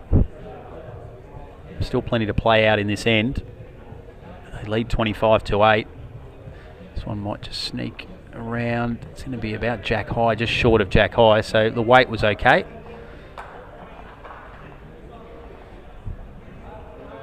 Get some updates shortly at the completion of this end from around the rinks and see who's doing what as we head towards the end of this first section of preliminary matches for Section B. And great shot there, Jason Banks. Really needed it too. He was down the ultimate end. He didn't want to leave it to his last. He sort of covered the jack now too, and that is the tighter side there. So it's going to take a big shot here from Foster. Whether he's going to look to it, try and move the bowl. He's having a good think about this. So we're actually down to 14 seconds. This is about as close as we're going to get to the shot clock running out. But yeah, that was brilliant from Jason. Not only the toucher, but effectively a 13-shot bowl. Well, that's the thing there. Attacking that with his last, there's still a lot of room to try and add a second now. Yeah, so absolutely. First and second, that'll be 15 points. Yeah, if he can tuck this in just underneath, he doesn't need to take any unnecessary risks, and there's no Deer Park bowls behind the jack that he has to be concerned about. So he can be a little bit maybe more aggressive trying to sneak this one in and under. Just needs a clear run, which I think he'll get here. Yeah, I think he will. If he could just take a little touch off his own, there almost if he's going to get it anyway. Brilliant stuff. So yeah, that's a little turn of momentum there for the challengers. They've done fantastic from, as you said, staring at an ultimate end down. Jason Banks comes up with an absolute beauty and turns that on its head, and the scoreboard now all of a sudden looks a little better if you're supporting the UBC challengers. 26-28 they trail after two completed ends. And that's just how quickly momentum can change in this format. You've only got the 5 ends, so there's little room for error, but you can have a bad end and bounce back. Looking at scores around the other rinks. The Phoenix 22, the Point 26. The Raptors 31, Warilla 23. The Spiders 22, Club Sunbury Extreme 35. Dandenong 21, Streaky Bay 12. And the Hornets 24, lead Whittlesea 18. Yeah, I'm keeping an eye on Warilla again, up against our man Tony, and the music man is NCE Raptors, and they're off to a good start too, the Raptors. So Warilla, that's a crunch game for them. One of the, I'm sure, one of the event favourites. Not off to the best of starts, but Aaron Wilson sending that one a couple of metres past the kitty. Yeah, the thing for Warilla too is they haven't had their bye yet. No. So this will be 6th game. Yep. And they've got 1 win and 4 losses at this stage. So they really need to win this match. But look, they're all must be very close matches. We're looking at just 39 against. Yeah. Yeah, the fine margins, aren't they? Could all be pretty important, as this is a nice attempt here from Aaron Wilson. He's just again gone a little bit heavy. You're not often going to see short bowls from this guy. He's just attacking that jack. He wants the points, and if he misses the jack, he's getting in really good areas. Well, as Ryan Bester pointed out to me earlier, very hard to hit the jack if you're leaving him short. It's a bit like the short putts that don't go in the golf. It just doesn't happen. So yeah, if you are of an attacking frame of mind, then yeah, I'm sure when he starts every end, he's thinking 9 points, and then possibly 12 to, obviously be lead shot at the change. So here he comes again, aggressive. It's tracking well, and there you go. Once again, his third bowl of the end has been a toucher. Yeah. So the first two are just to get the eye in, and then the third he comes up with the goods. So once again, and what it does too, it takes those 2 blue bowls of Carla's, which were holding shot. It takes them pretty much completely out of the game. They're out at the end now, aren't they? Yeah. That's why he's one of the best in the business. 34-26 with those couple of touches and the shot bowl at the changeover. So see if the challengers can respond. They did in the last end. Just needs to hurry along here. I think it's trying. done enough. Yes, It's it trying. has. Yeah, he's done brilliantly. Jason Banks again. So the challenge is back to shot bowl. This game's really got some ebbs and flows about it, which is, from a neutral point of view, so that makes for some great viewing. Yeah, it's probably lucky that Case is just sitting on the sideline watching.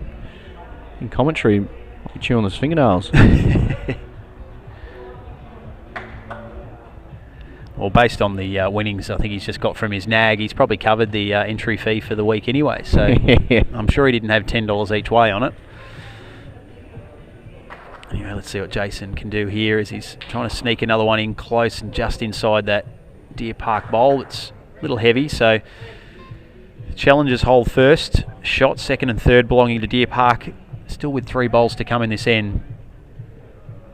And this one's tracking, got it. Just wants it to stay in. Unfortunately, it's gone out, so it'll go on the tee, which will still get them shot, but it will be second and third to the challengers. 1 bowl remain each here on this third end. It looks as though there's enough room there for Jason to work with to try and get this one to shot.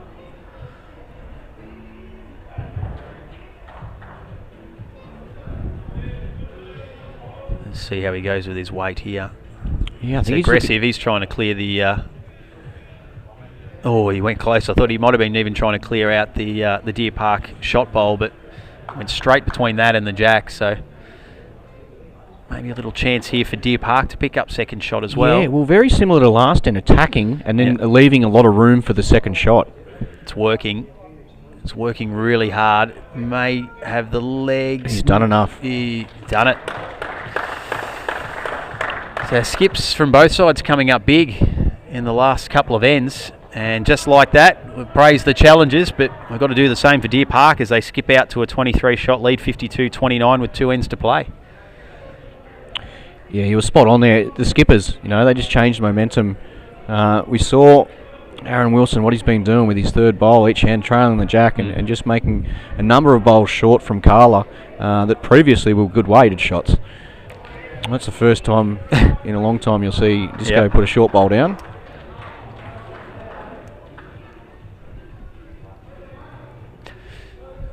So the challenge has been put down again to the challengers. They've done it once. They've come up with the goods. Can they repeat the dose here in this fourth end? Short that one as well from Carla Banks.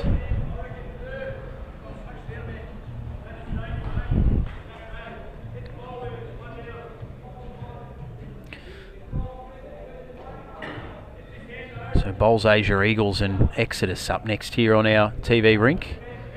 Aaron Wilson has promoted his first bowl forward and has his second in shot as well there. So first and second belonging to Deer Park. Over to Carla Banks to see what she can respond with. Yeah, she needs to be looking to play that sort of game that Disco's been doing, Land the bowl, trail the jack, before she's going to get onto the orange. But she's finished in a good area though, giving herself that chance now. The bowl past the jack.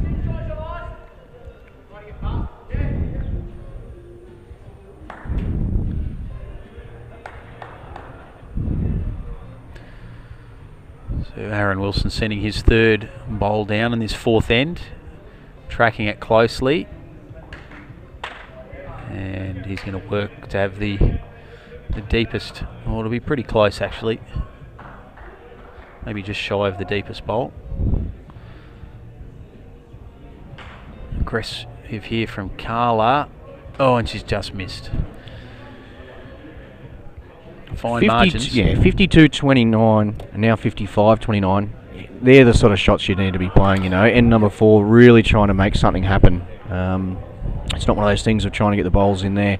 She really needed to try and change things up there, because time is running out.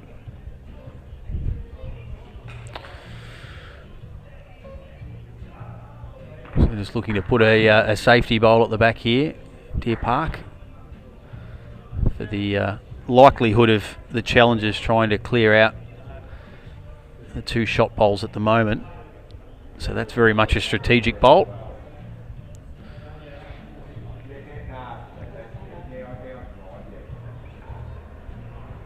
Okay, weight here from Jason as well. Yep. He's pretty close to the jack. He has got the jack, and it's bounced, just ricocheted a little bit off the orange and followed himself into the ditch, and that'll be one shot. The shot. Gets the touch as well.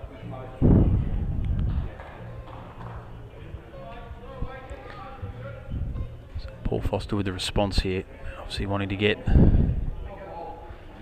as close to the end of the rink as possible. He's done a good job. They hold second and third.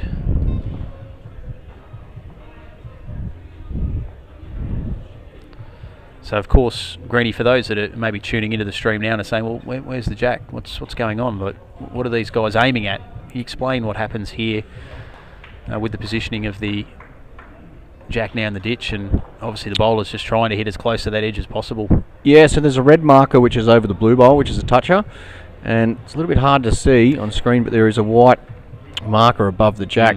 So they've got to try and draw as close as they can to the ditch. Yep. Without going in. They can promote a toucher into the ditch, but there's no touches on the rink. So first and second here to the challengers. With one to come. Yes. So ultimate end is on here. And that will once again turn this game and the scoreboard on its head. I don't know if it's going to quite sneak past that front bowl. No, probably not. But still, first and second for the UBC challengers, and we have a contest on our hands as we head to the fifth and final end. Deer Park lead it, but that lead has been reduced to 11, 58-47. Yeah, a couple of other scores. The Phoenix 54 lead the point, 39 heading into the fifth and final end. But they haven't had a loss yet, the point, have they? No. The Raptors 60 lead Warilla 48. It's also on the fifth end. Yep. Sunbury, Club Sunbury Extreme, they lead 59-43 over the Spiders. Dandenong 57 leads Streaky Bay 30. And the Hornets 38 trail Whittlesea 58.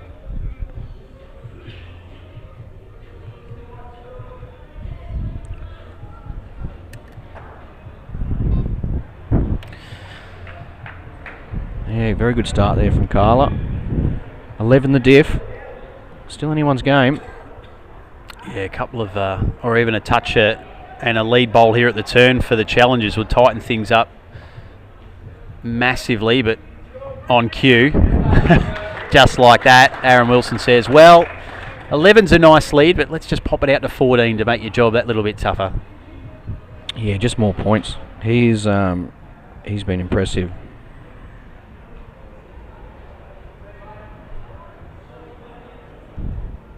And of course, each event holds it's not so much about individual awards here at Moama because it's very much team-based, franchise-based. But for the person who is attacking the jack regularly, we do have a special stat around that, an award around that. Yeah, the Golden Touch Award.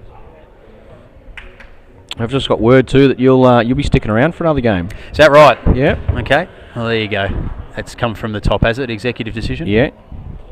Fair enough. Okay, so Carla needs to get to the jack here. Needs to get 3 points. And if you can't get to the toucher, at least be able to get the shot, because the league crossover shot here is vital for them. Promoted her front bowl up, but I don't know if it was quite enough.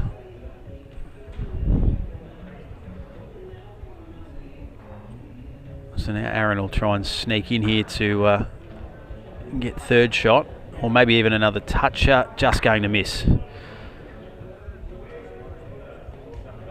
So they're having a close look at this first shot, and the tape's going to come out.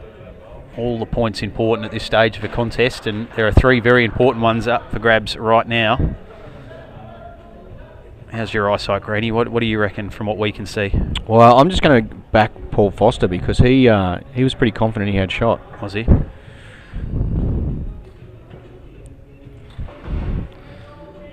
So Carla Banks just doing the honours of the measure. And yep, Paul Foster was spot on. Although, just having a little additional look here, Carla, just making sure of it. Well, if they can't decide, then it's 3 points to each side. But they've decided now, and just was the call. So Deer Park out by a 17-shot lead now, with the skips to come on this 5th and final end.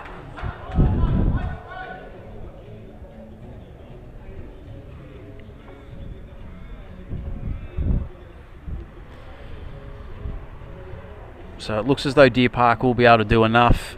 We'll take something extraordinary here from the UBC challengers. They trail by 17, so anything shy of an ultimate end,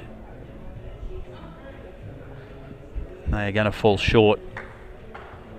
That said, they have given Deer Park an almighty run for their money. It's been a game of ups and downs for both sides. It's a little bit of class at the end here from the Deer Park side is probably going to see them get home.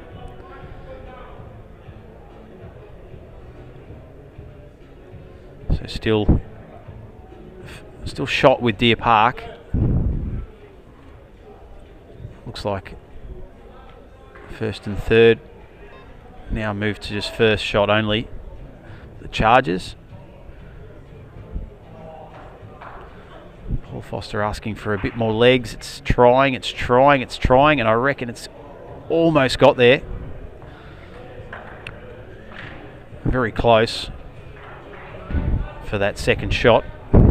Yeah, and Banks talking away here. Jason and Carla communicating as Jason walks back to the mat. He's only got 15 seconds left on the shot clock. He's got to make up his mind quickly and get that bowl away. It's going to go very close, down to the wire.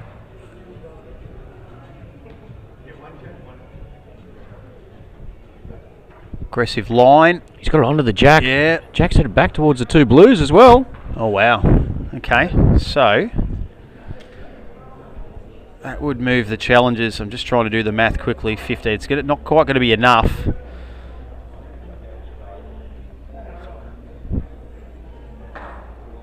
Paul Foster with his last bowl. It's going to have too much leg on it to stay on the rink. So, look, it's going to end up being a really close result. I think, by my reckoning, that'll be a 5-shot win to Deer Park. 67-62. But what a good contest between both sides. We noted how important it was for Deer Park to win this one and get themselves in front on the ledger. They've done that. Yeah, and they're the sectional standings. Deer Park will be happy with that. They really needed the win there. What we're going to do, Benny, is we're going to take a really short break. But for the followers there, make sure you jump onto the new link with the YouTube, or if you're on Facebook, there'll be an update there for a new stream, and that'll be for the rest of the matches today. And in the meantime, ultimatebowls.com/scoreboard if you want to find out what's happening on other rinks here in Moama, and up-to-date live ladder updates as well.